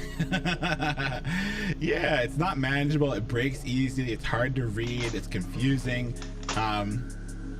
It's not manageable when you're working with others specifically, right? Like if we're working together and like you bork this like piece right here, will any of the other code below it run? No. It's also not modular exactly, or there's a lot of repetition here. There's a lot of unneeded complexity that gets in the way of us writing our application. So does it work? Yes. Could you build a fully featured full stack application with raw node modules? Absolutely could, but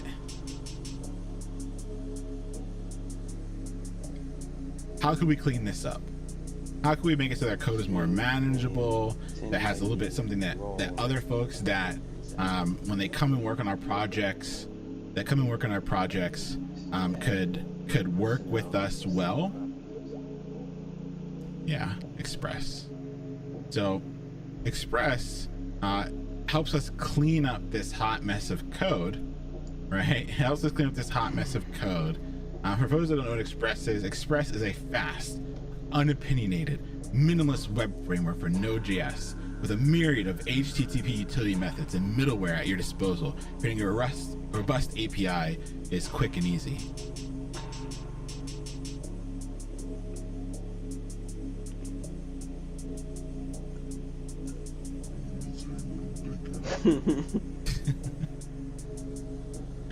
What?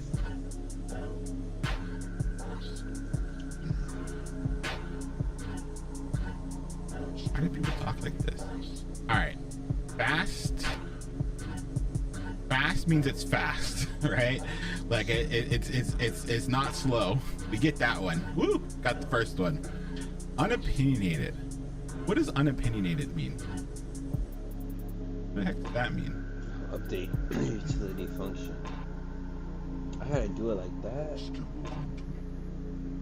Alright. So Do what you want. Exactly. It doesn't really care how you use it. It doesn't care what you bring along with it. Express does one thing and one thing really well, which is help you build out your API. But there's no specific way that you have to use it. They don't care how you use it. They don't care what you bring along with it. It just gets out of your way. It's minimalist. It's just the web framework. It's just for helping you build out your API.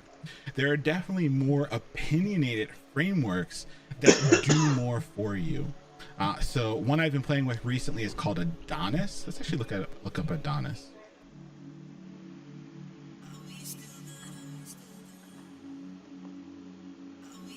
So Adonis is a fully featured web framework for Node.js, right? And so it comes with all this stuff.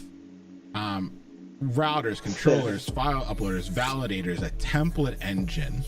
Right, let's think about that. All this stuff that comes out the box with Adonis. yeah, I still don't feel like a We're YouTuber. using the Express router because it's helpful, but we could use any router that we want. Controllers. Oh, Leon Noel. Yo, that's so build our crazy own how with close Express. our we don't, our we're not names locked are. into a certain way of building our controllers. Express, you just kind of use it. File uploads. Did Express like really care about our file uploads, or are we using something That would be else? crazy. I follow him on What are Instagram. we using for our file uploads? Did I freeze again?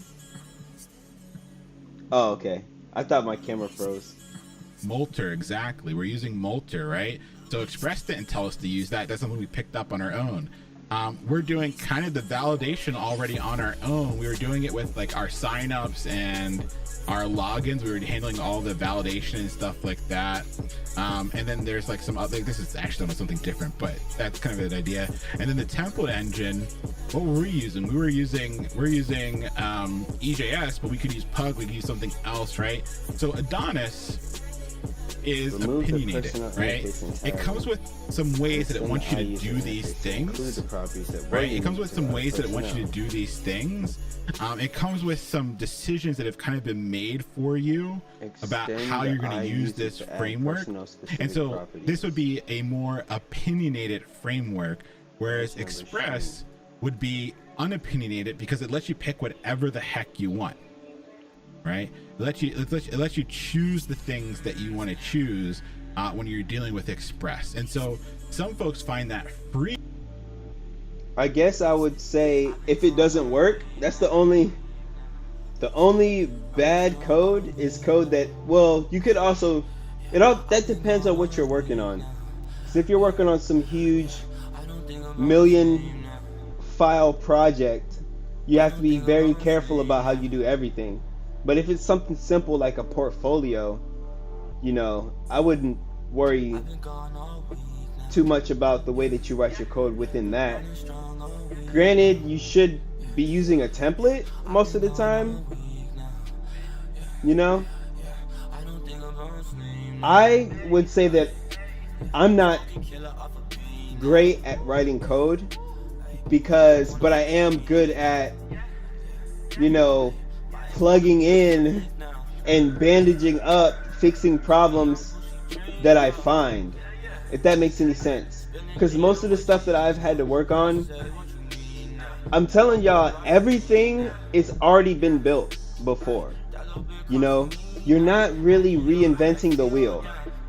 For example, let's just think of any website, right? What's a website we could go to real quick? Let's do Rotten Tomatoes.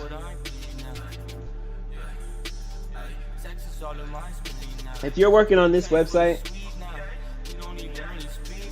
the header, for example, this you're just going to be modifying it you're not going to be building this thing from scratch. 9 times out of 10.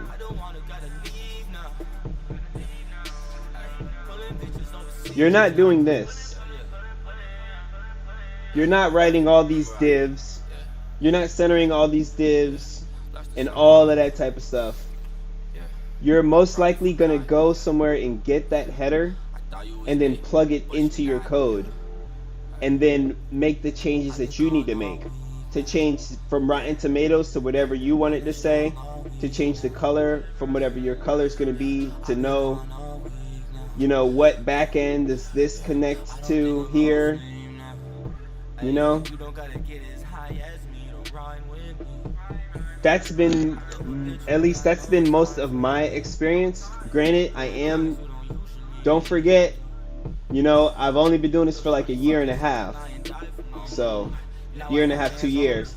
But all the stuff that I see, imagine how long it would take for you to actually do it the way that we think that we're going to need to do it from courses. With like, we're actually going to write the HTML and the CSS and everything like that. It doesn't work that way, bro. You go to websites like Webflow, I think it is, or like Tailwind CSS.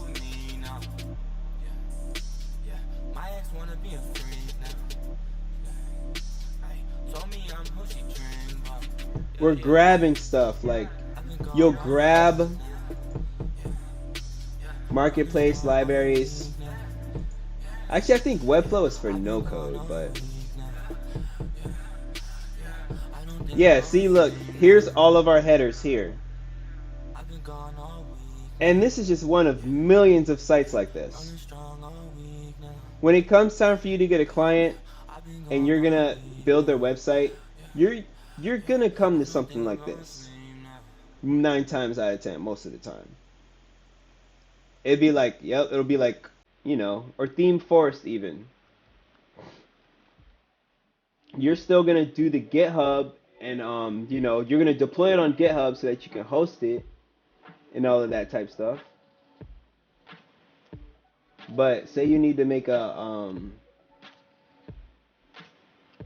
e-commerce site for someone, you might pay $35 for this, charge them whatever you're charging as their web designer, and then you have all of these different ones to choose from.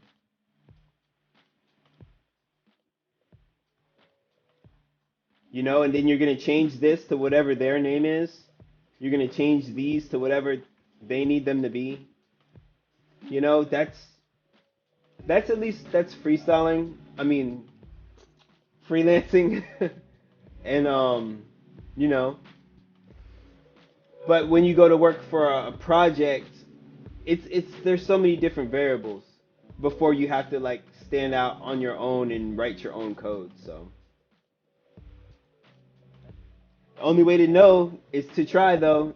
Get a mentor, or your lead developer will let you know during your code review when you're working for a company, the code that when you're trying to submit your code to the main file, it's going to get looked at and reviewed. And some folks find that limiting, right? It depends on the team that you're on. And most likely, if you're new, you're probably going to write bad code. And so, but I wouldn't worry too much about that, because that could be something that slows you down from, you know, I would take bad code over like no code, or waiting until I write what I feel like is perfect code to build and try and move forward with my career. So has a lot of HTTP utility methods and middleware. Middleware is just the stuff that sits between the request and the response, enables us to build our API. Remember, the API, the request comes in, our server hears the request. What do we do to respond? That's Express's job. Right? Express's job is just to handle building that API. It doesn't care how you do anything else. Yeah, probably, because you know all that stuff needs to be maintained. All those changes, those movies change like every week. So yeah, they're probably updating all of this stuff, looking for bugs, fixing them when they pop up, making sure, it's probably their job to come up with like improvements What's the plan to change this next year to make it better? What like new technologies are coming out that they could maybe implement to this? You know, this is just the front end that we're looking at. There's some database somewhere that holds all of this stuff that the new stuff gets filed into as it comes. It's a lot when you're looking at it. It's a lot of different stuff. And then you could even log in and have your own account. So this is going to have to be a whole thing too.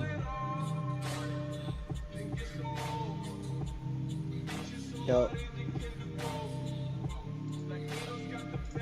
It doesn't care how you do validation. It doesn't care how you use different templating languages. It doesn't care how you do file uploading. It's just the request response architecture to build out your API.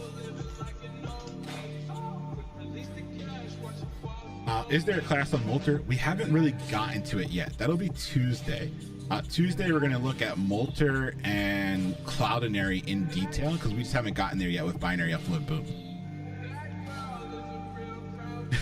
Sounds like Express with extra steps. So if you're talking about Adonis, yes, it is Express with extra steps, but there's a specific way that you're buying into when you're using Adonis. And if your team all buys into that way, you might be able to build stuff a little bit faster. So that's why some people like opinionated frameworks, because there is a way of doing stuff. And some people find that, especially when you're newer, right? When you're newer to development and you don't really know what's out there, having someone out there say, just use this templating engine, or just use this way of talking to your database, or just use this way of storing stuff in the cloud, right? Can be a little bit freeing, right? It's literally telling you what to do.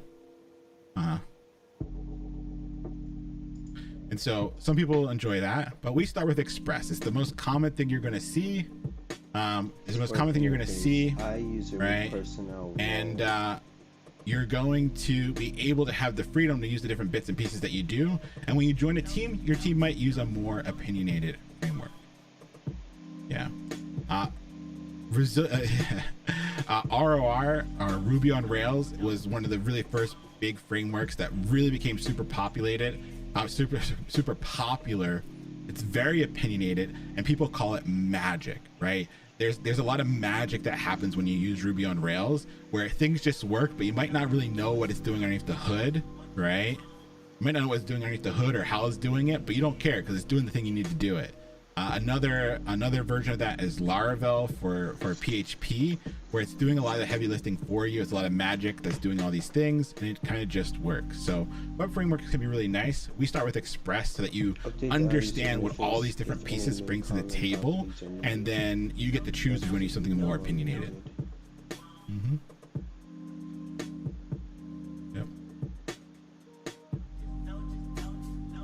Remove iPersonnel as it's now replaced with iUser with move.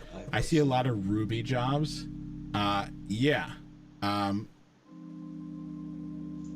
Because it's been around for a really long time. So a lot of companies have been using it for a very, very long time. And so in a lot of specific locations, Ruby on Rails is pretty heavily relied on.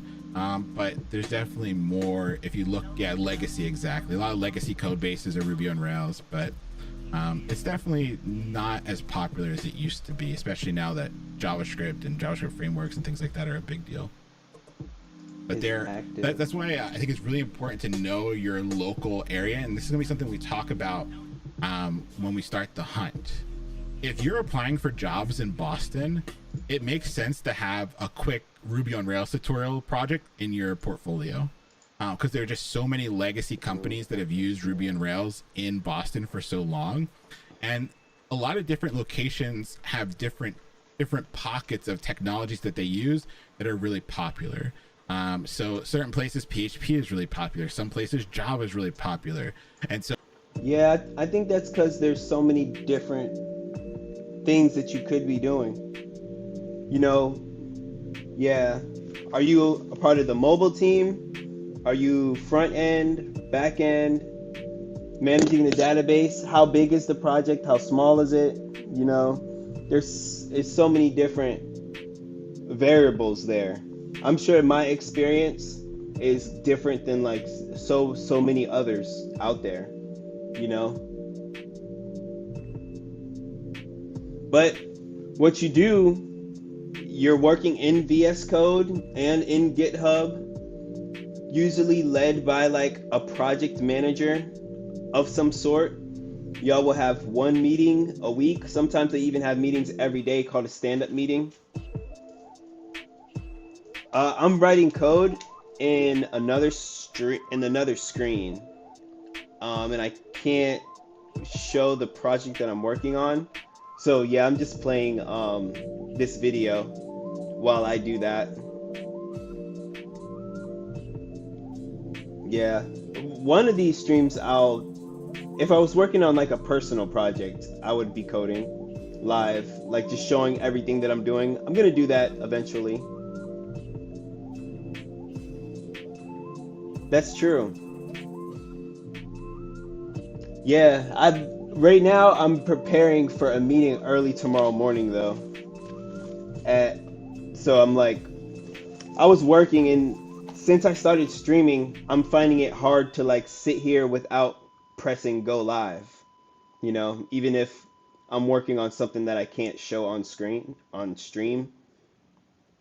still gonna pop up here and just play one of these videos while I work. While we're using JavaScript and full stack JavaScript as our base, once we get to the hunt, you might take a weekend to do a Java tutorial, or you might take a weekend to do a Laravel and PHP tutorial. Okay, once you've built a lecture on MVC, right, those things stick in your brain a little bit better. And so the aspect I love about Community Taught is that you should be taking time on Discord to answer people's questions, not necessarily for them, but for yourself, right? Answering somebody's question, figuring out a way to explain something in simpler language, right, really helps these ideas cement.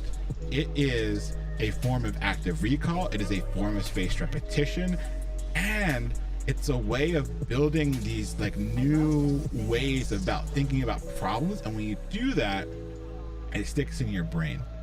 And so I really encourage you to be active on Discord, just not even to get help with your questions, but help answer other Side, but as people's far as the questions, self-taught path right? with YouTube, And don't be afraid if like somebody's already answered something to like maybe explain it in a way that made sense to you, right? Because you explaining stuff in your own words might click for someone.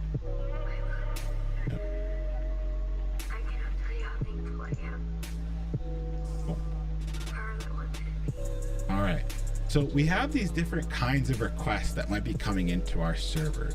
We have create requests, we have read requests, we have update requests, and we have delete requests. So we can create, read, update, and delete. So typically we'll hear these create requests called posts, we'll hear read requests as gets, and we'll hear updates as puts, and we'll hear deletes as deletes. Now, the reason why we have these different methods, this post, the get, the put, delete, is because we're sitting on top of some very serious technologies, right? We're sitting on top of HTTP, we're sitting on top of TCP, we're sitting on IP, all these technologies that make the internet work. The methods that those technologies understand are the posts, the gets, the puts, the deletes, the patches, all these wonderful stuff, okay? Now, we call it creating, reading, updating, and deleting because it's a little bit easier for us to communicate our ideas to others when we're talking through it.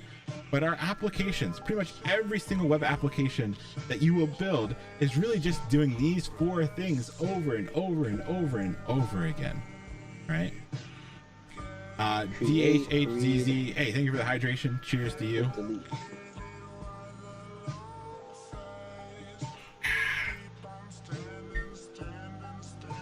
It's wild that credit's just a kind of convention. Exactly. It is kind of wild. All right. Cool.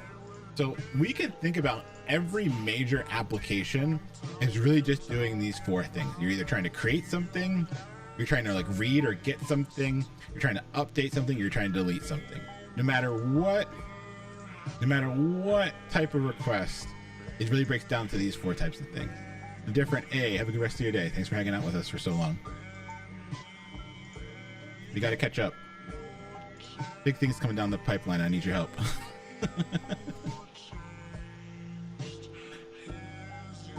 All right. So, we're going to take a look at some apps that do this CRUD, the creating, the reading, the updating, the deleting. And we're going to need some other bits and bobs in our flow if we're going to really understand how these applications work. We know that we can create these different types of requests, creating, reading, updating, deleting, but we're also going to need a place to store stuff. That's why we're using MongoDB. MongoDB is the database that we start off with. We'll have a little bit of Postgres at the very end of program if we have time. So MongoDB is the database we're using right now. MongoDB is wonderful because it's made up of collections, and each collection is made up of documents, and documents are really just what?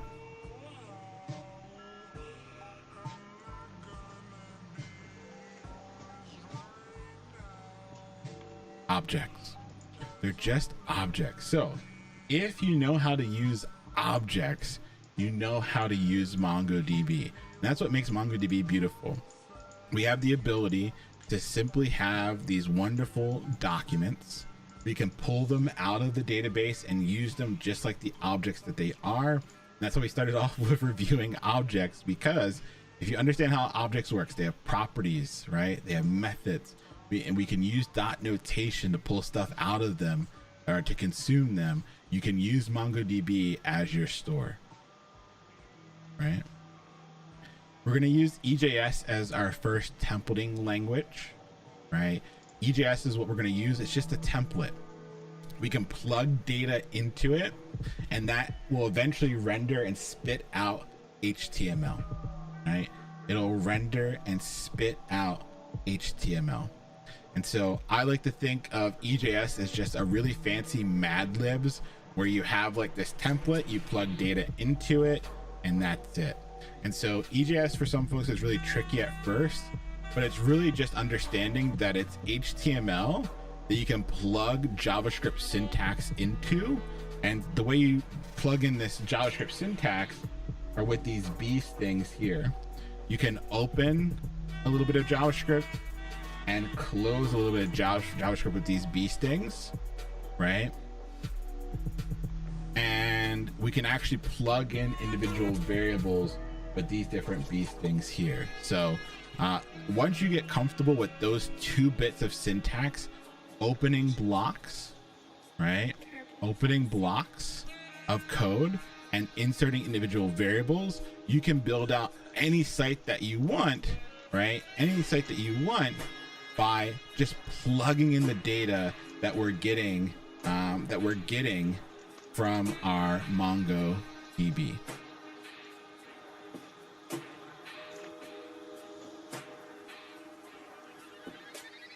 Now, let's talk through a simple application. I had here walking through the original wrap names. I think I'm gonna do that. I want to do a VS Code tutorial because I like the theme that I use too. When I've seen other people's themes, I always thought that mine looks kind of cool. I might skip to It's right here. A to-do list.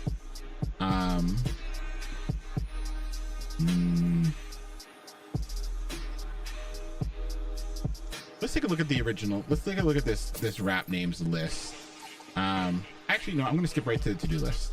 I think this is part of the review. We can save some time here by jumping right to the to-do list. I know that that's a little bit of an extra step, but if we look at our to-do list, we still have these. Create posts, right? Create, read, update, delete, and we still have this normal structure. So I'm going to jump past the wrap names and I'm going to jump right to the to-do list. Yeah. All right. So if we're going to plan out a to-do list, right?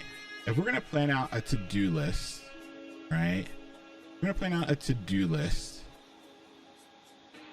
What are some things that we're going to wind up creating? what are some things we're going to wind up creating?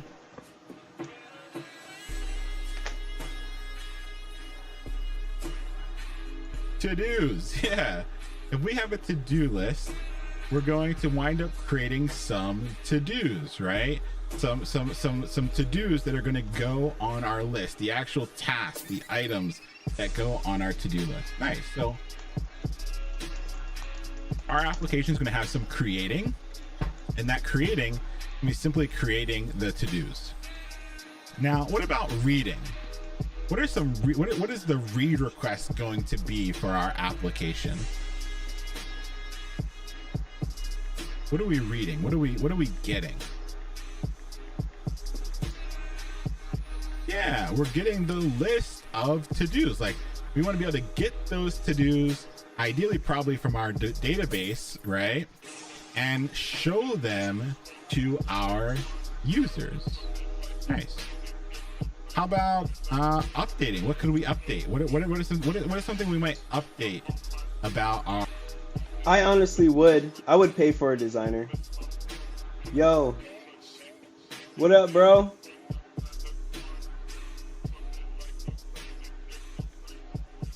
True. Yeah, we should do that, man. Sometime this week. Cause I'll do that. I'll do that with that lady's website. I'll start from scratch. I'm gonna get her template off of probably Gatsby JS Starter, or maybe even Theme Forest, because I really want to do good with this website. And then I'm gonna create a new project, which would be a new folder, download that theme into there, and then probably host it on Netlify, so I can show y'all how to connect, how to host my folder on GitHub and then connect it to Netlify so that it'll go out to the internet. You know, put her template in that folder, connect everything, and then start to design it from there. Yeah, I'm gonna do that. Probably like Monday, I'm So thinking. we're taking all the data from the various purposes, I mean, for our purposes, right? But in this idea, for a very simple to-do list, we're just like deleting that to-do. Is he making a to-do list? All right. I think he's about to. Here is the structure, right? The structure of our application. We are going to have a client that is consuming the application from their client-side device, whether it's their laptop, whether it's from their mobile phone, whether it's from their desktop. We have a client that's going to consume, right? Consume our application. And from this client-side device, they're going to make what to our server? They're going to make what's to our server? Requests, I'm thinking.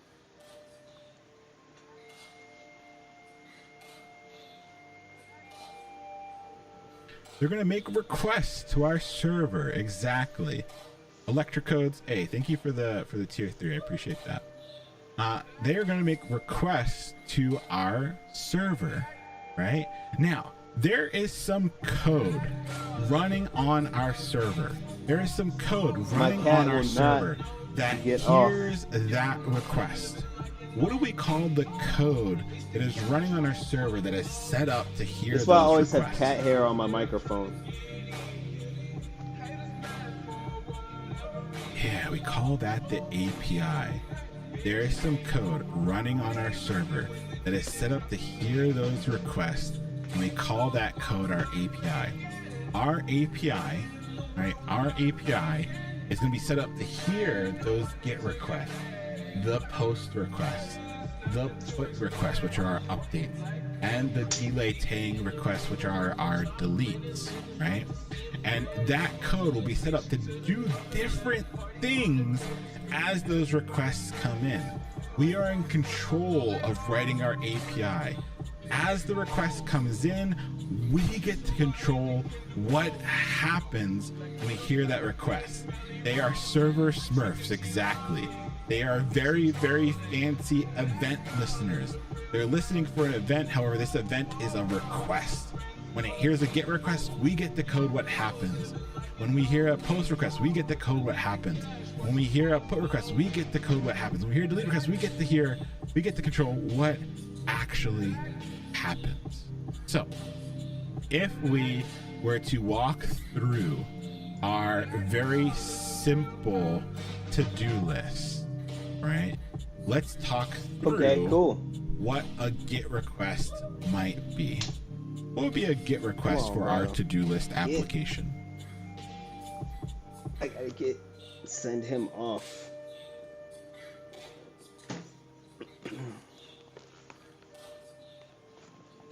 We want to see the list, right? We try and load the page.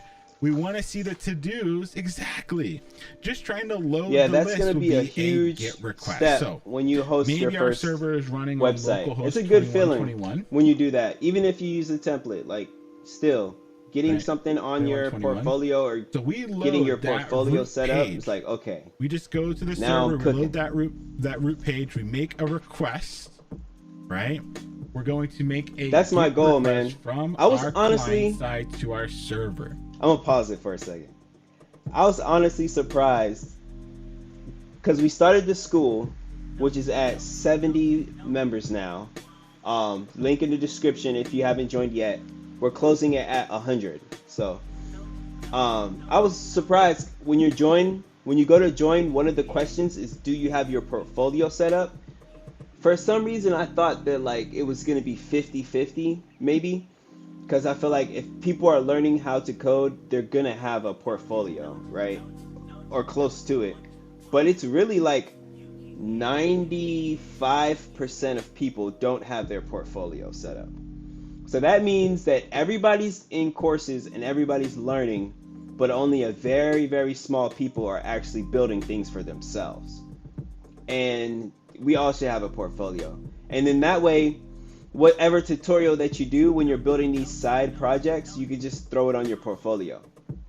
Even if it's a to-do list app, a weather app, don't name it like class project graduation app. Try and make it look like it's an actual functional thing for another business or something, so that just to make yourself look a little more experienced. But then you have a portfolio, and then you start there, and then you use that to keep the ball rolling, keep building cooler things that you think of, or when you see somebody out in the world and you tell them you're a web developer, you show them on your phone your website, and they ask you to make something for them. That type of stuff happens when you're ready to catch it, and you're not. When that time comes, you don't want to have to say like, I'm still learning, I haven't built anything yet, really. So the sooner you can get to that point, once you built it, you built it, and it's out there, and then you're ready to catch the fish in the net, when the opportunity arises. The code that hears that GET request is a part of our what? The code that hears that GET request is a part of our what? Our API, exactly. So that API code, right? That API code is sitting on our server. It hears that GET request. What's the first thing? We get to write all the code. There's gonna be a lot of code, right? A lot of code that's sitting with this GET request. So much code. What's the first thing that code's probably going to do when it hears the GET request? Where does it need to go to get our to-dos? Oh, okay. Yeah, It well, needs to go to the database. so that may be to go back and like redo them, do it a little better, make it a little fancier, relook at the code and stuff, And in the beginning, Or- we were kind of just, or find something on YouTube that you would be proud to show on your portfolio. You could type into YouTube coolest React project 2024, and it'll be something with like a fancy background, turn that into then drop that on your project, customize it, or put it up there, on your portfolio, I mean.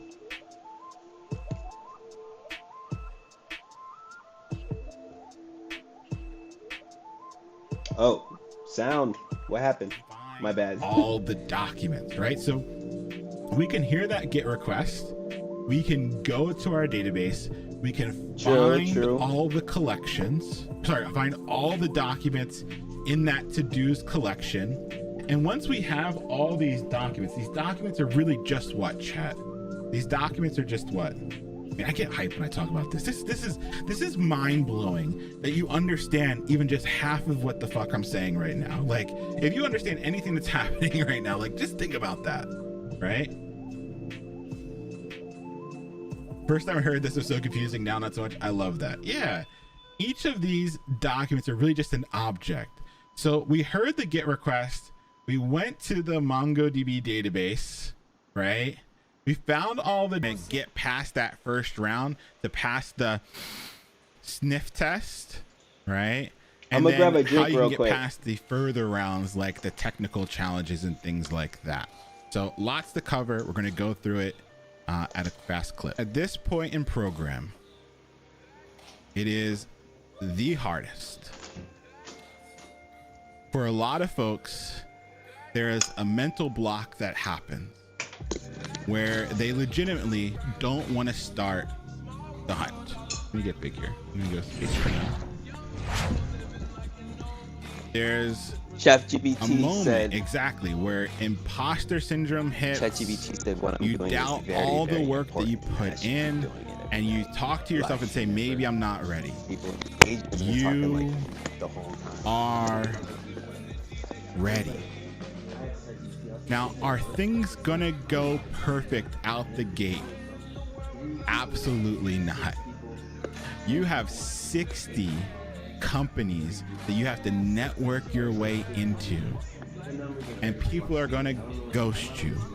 Interviews are gonna go poorly. Things are not gonna go your way. But that is okay. You are ready. You have amazing projects. You have skills that no one can take from you. You have put in the work to start the hunt. So please, please start the hunt.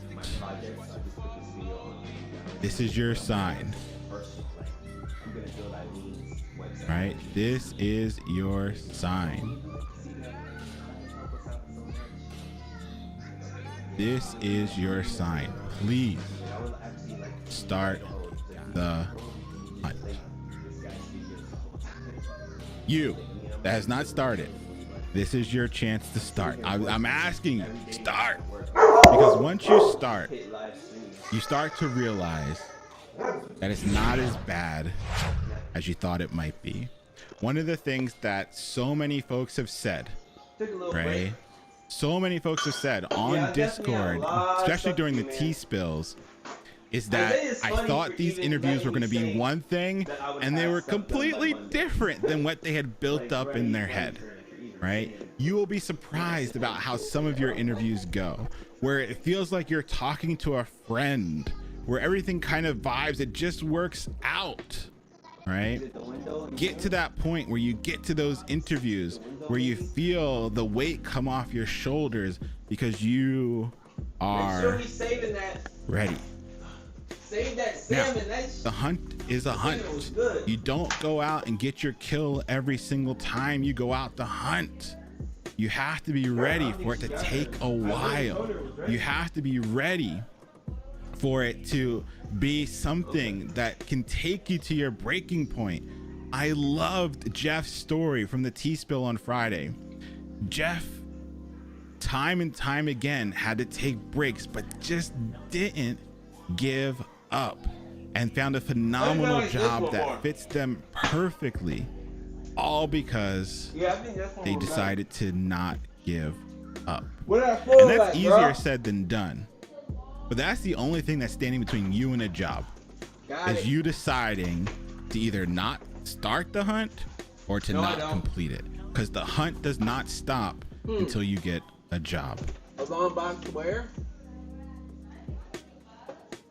Hundreds of folks with the same skill set and experiences as you have gone out and gotten a job. You can do this.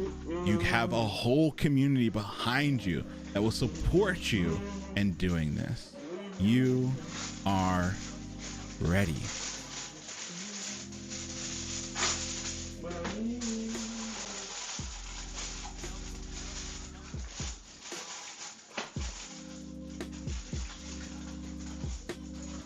Just had a CTO of a major Canadian tech company respond to me on LinkedIn with a meeting date. Don't be afraid to reach out.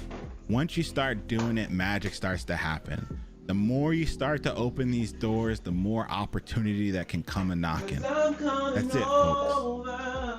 That's it. So tonight, I'm gonna help you button up everything that you need to open all those doors, to start the hunt, to continue the hunt, or to refresh your hunt so you can actually get the job.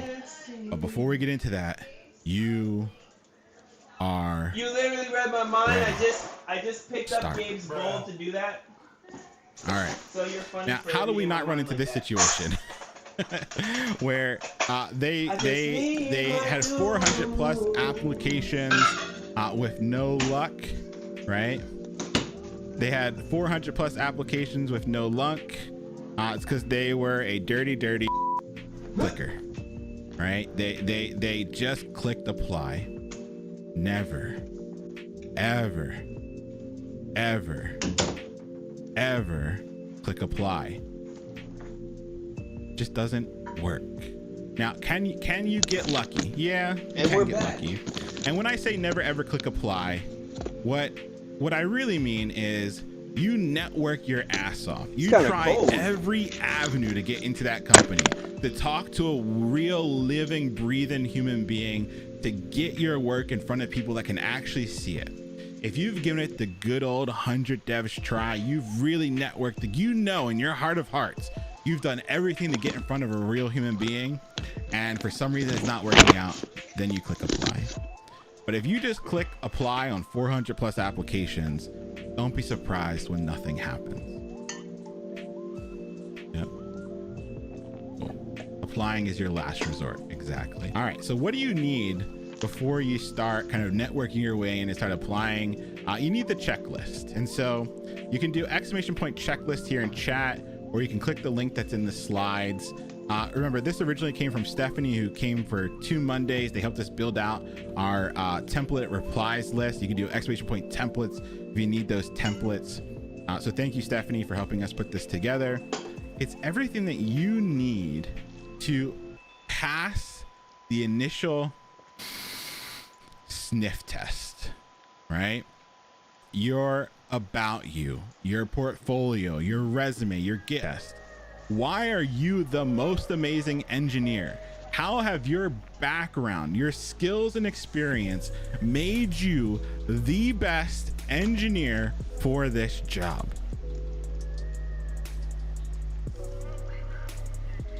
I don't care what you did before.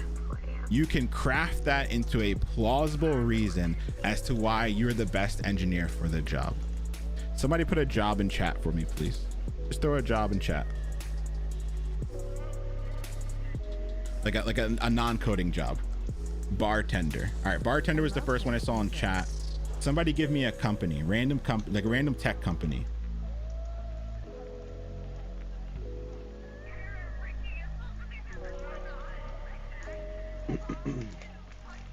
Oh, y'all went too fast the second time. Twitter, I saw Twitter. All right, Twitter was the first one I saw. Bartender and Twitter. So off the dome, how I'd craft my story. Over the years, I've had the privilege of working with great software and horrible software. In my last opportunity, I had to use a point of sale system that continuously did not work. That's what it's all about, bro. Going back. I have so many ideas like that I tried to do and wasn't ready for it, that I'm just now starting to get back to. Digital Builder 757 is one of those too. If you go there, it's like a to-do list app that's broken, and a chat that's like, it's a live chat in there, but you can tell I started it and I just never finished it. So that's awesome. Yeah, see, and that's what it's about. Like, you had that cool idea. You'll get back to it. I would enter in orders, I would enter in drinks, and it would never work for myself. It would irate me, and it would upset my customers. I Yo, decided thanks for then coming and there chilling to with us, learn how man. to write better code. You to just fix these joined point-of-sale systems earlier. so that individuals could have the best experience. Right now, I know that Twitter is on the precipice of designing new. Yeah, for sure, bro. That's the exact type of project that you should put on your portfolio. I think you had the right idea to not put some of your unfinished, like, because everyone has a to-do list app, everyone has a weather app. You can kind of tell the stuff that comes from courses. So, but something like that, a unique idea like that, is going to be sick on your portfolio for sure. My thing was a palette management app that I made for the company I was working for that was not impressive at all. But it was because it solved a real problem that my job at the time had. I don't know if I showed it to you before. But it was, we were a janitorial distribution company, so we would sell, like, basically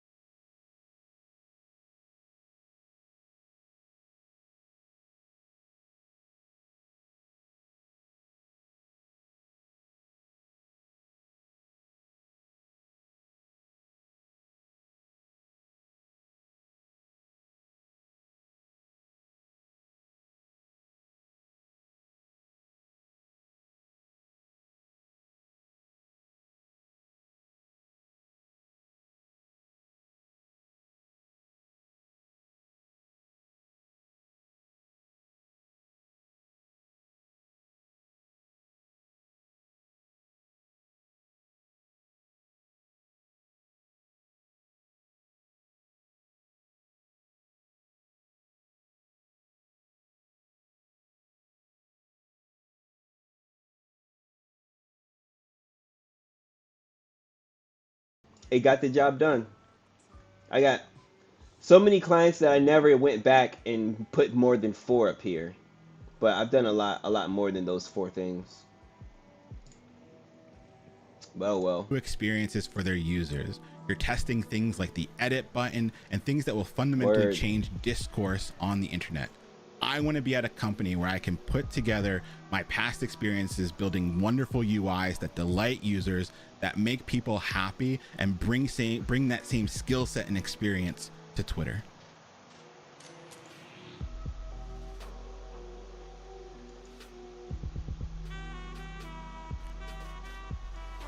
Why are you here?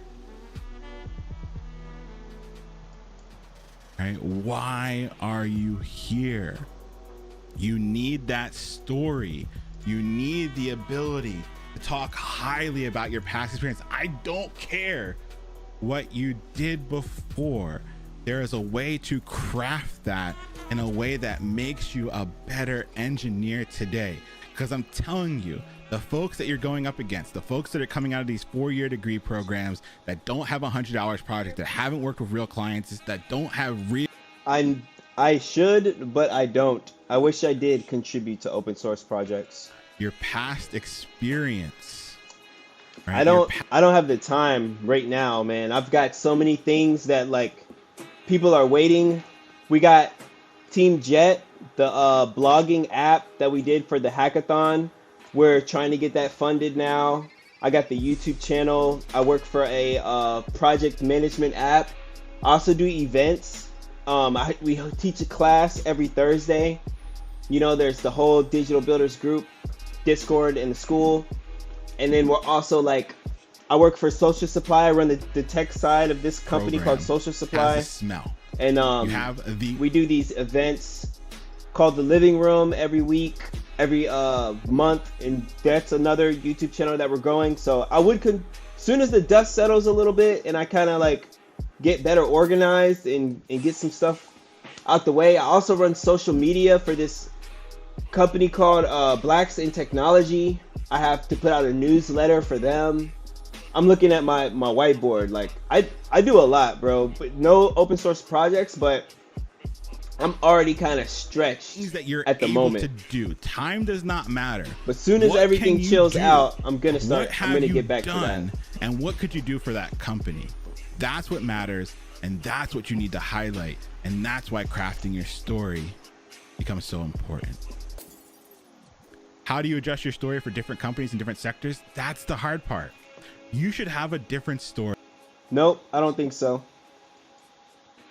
Now you can mold that UI example to be a bunch of different companies, but when you're talking to a recruiter, when you're talking to that first gatekeeper for that company that you're trying to apply to, you want a well-crafted story that explains why you showed up.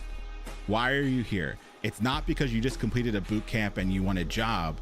It's because your past skill set and experiences align with the opportunity in front of you.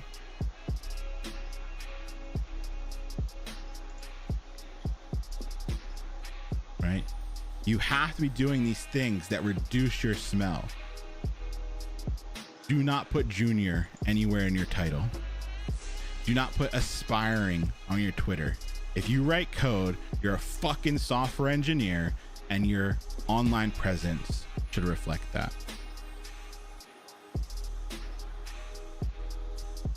Don't snitch on yourself. Don't undersell yourself. You all have amazing projects. You've worked with real clients, committed real code to real open source projects. You've built some amazing stuff. Am I frozen? Do not Oh, no. sell yourself short. The hunt is not the time to be humble. The hunt is the time to put your best foot forward, to do everything you can to reduce the smell and to get a job. Leave humble at home. Exactly, Blah.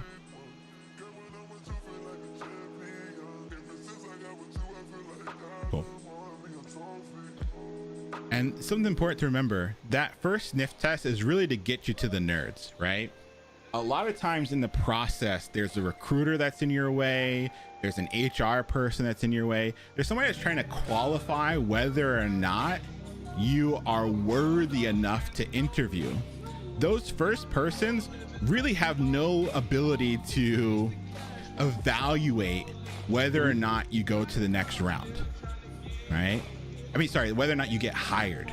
They're kind of just there to make sure that they're not putting too much of a burden on the nerds that actually will do the evaluation as to whether or not you're a good fit. And so there are a lot of things you can do that pass sniff tests, right?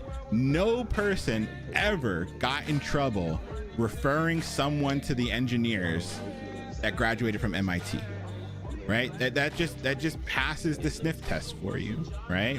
And so what you have to think about are what are the things that are going to help me pass that initial sniff test so that the person that says they were worthy to go talk to the engineers knew how to code, right? That they were a good software engineer. What are those things that you show up as, that you talk about yourself as, that they say, you know what, you should go on to the technical portion of this interview? Things like a well-manicured GitHub with your green squares. Does it work for everyone? No, but does it work for some? Yes, they see that you're pushing code every day. Pass the test. They see that you have amazing projects in your portfolio. Pass the test. Will everyone look at your portfolio? That's No, crazy. but some might. Do you have real clients? Yes, you passed the test. Do you have real people that can talk about your engineering skill? Yes, you passed the test. There are all these things that you could be doing that help reduce that smell, and that's what we're talking about tonight. The goal is to get to the nerds. Once you get to the nerds, it really comes down to two questions. Can this person code? And do I want to work with them for the next 2 years? Can this person code? And do I want to work with them for the next 2 years? That's it. That's what they're trying to surmise once you get past that original person. Once you get to the nerds, once you get to the technical folks, can you code? And I want to work with for the next 2 years. And the beautiful thing is, you can game either one of these. You could be really great at coding and get the job. You could be really great at the person wanting to work with you for the next 2 years and also get the job. The reason why we talk through prep, the reason why we talk through the ways that you go about these interviews that we're going to get to in a little bit is because each person that you're interviewing with typically has a vote. They get to say whether or not you go to the next round, right? Whether or not you get hired, whether or not they would want to be your coworker. And so when you're in these interviews, it comes down to, can you code? You want to work with you for the next 2 years, and you can play both of those games. Mine was that I got my job being good at the second one, not the first, but it worked. Hell yes.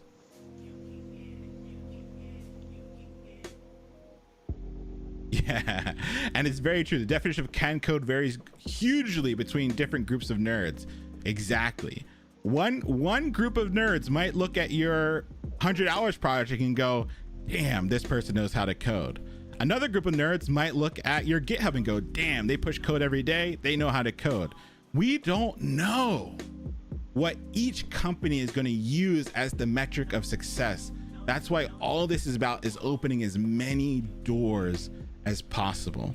Some people will come to me and say, Leon, no one's looked at my portfolio. Great. You haven't run into the people that care about your portfolio. Leon, nobody's looked at my resume. Great. You haven't run into the people that look at your resume. We're talking about 60 companies. Give it some time. We're talking about 180 people at those 60 companies. Give yourself some time and find your group of nerds. Some interviews go horrible. Some interviews go well. We had, well, Blob mentioned it during the tea spill, but we've had engineers that one day they cried in an interview, were made to cry in an interview, and then the next day got a 6-figure offer. That person did not change from Wednesday to Thursday. Why was one interview hell and the other interview heaven? They did not change in less than 24 hours. It's because different companies test different things. Different people work at different companies. You're going to find a fit. The reasons I say you apply to 60 companies and not apply, network your way into 60 companies is because there are 60 different cultures. There are 60 different groups of people. You find your fit. And that's when this stuff goes well. It's a numbers game. You're playing a numbers game. Do not get upset at yourself because the first 10 don't go your way. You just haven't found your people yet.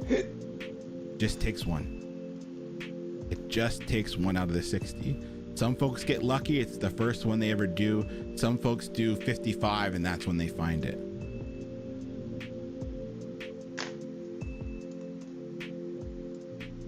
Cool. Now, one of the first things you need to do, one of the first few doors you're going to open that reduce the smell and make it likely for you to make it into the initial rounds of interviewing are your portfolio, your Twitter, and your LinkedIn. Now, the Telescope Thieves, who went on to get an amazing job, they had something to say, and I kind of mentioned it a little bit earlier.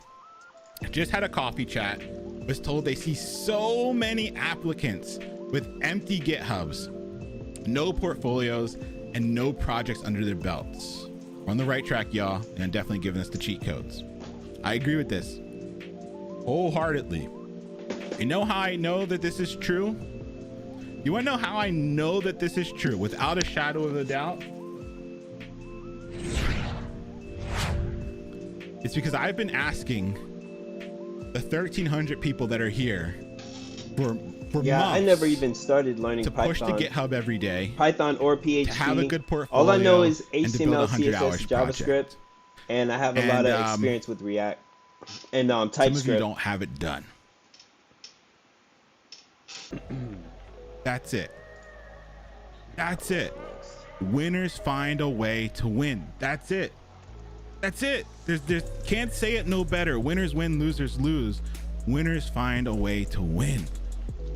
Jeff was our last tea spill. For folks that missed the tea spill, Jeff had some things come up in life. They stopped the first cohort. They joined the catch-up crew. They had a lot of things that got in their way. But winners win and losers lose. Jeff found a way. Did Jeff open all the doors I'm asking you to open? No. They found the ones that made it possible for them to win. Provider, API calls, update any API calls, components, personnel forms. So I'm showing you all the freaking doors that I can. It's up to you to figure out which ones you want to open. Cool. Starts off with your portfolio, your Twitter, your LinkedIn. Blah, sorry. Here's Blah's portfolio. Beautiful portfolio. Full stack software engineer. Beautiful website. Good about me. Why are they here? What are they doing?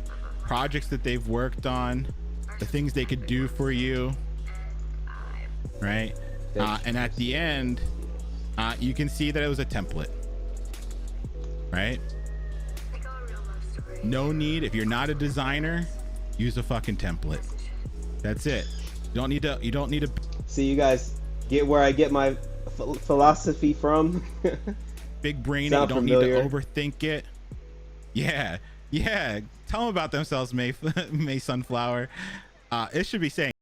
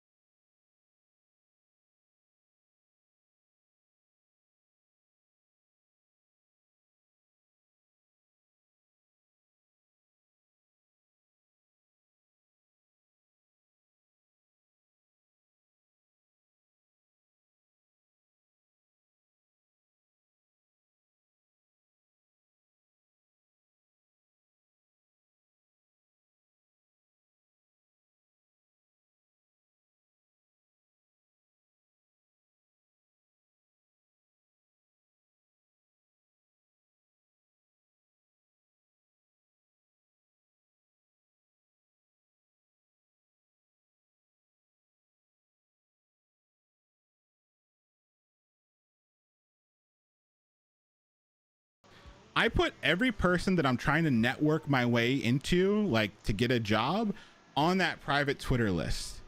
I start liking their posts, retweet them every once in a while, leave a comment. Yeah, man, building stuff on your own is hard, extremely, especially, but with practice that'll come, and it's just gonna be super annoying dealing with the learning curve there when you add something and then I noticed just every time when you try to add something to a project, building it on your own, it's gonna break at first. Pretty much. Whatever idea you have, like watching tutorials, we get so used to them doing stuff and not hitting any error screens or any like all red where you could tell everything is broken. You know, but soon as you go to start making stuff on your own, you'll find out that like it doesn't go like that. And then you just gotta get used to that. Now I expect whenever I make any major change, I just expect to have to spend some time debugging.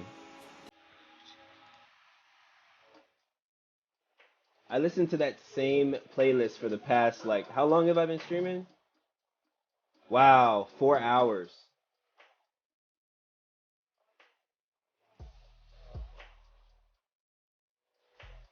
Wow. See, that's good though, man. Versatile. But I've got about 30 minutes left, so I'm gonna lock in for the last 30 minutes, man. I just wanted to thank you guys.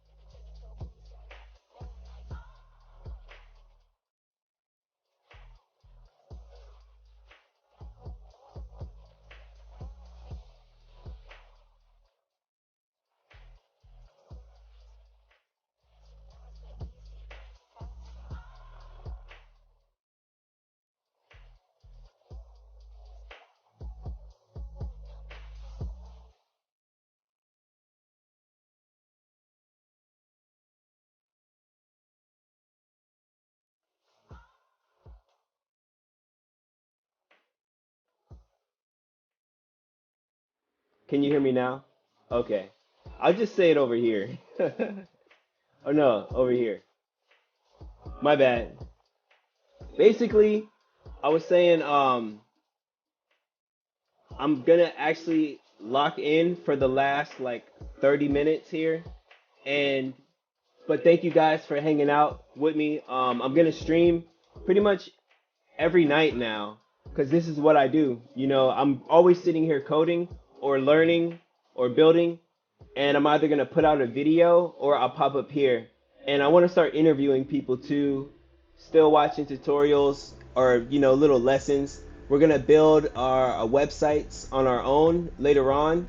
I want to help people get their portfolios done. I want to do portfolio reviews also.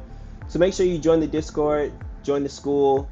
We're gonna help a lot of people progress in their career, get hired, get out of tutorial hell. That's the whole mission of the Digital Builders. I thank y'all for coming and chilling with us again. We're all getting used to it. And I appreciate y'all for being active members of the community so soon. We're on the road to like 5K now, viewers. 170 in the Discord, 70 in the school.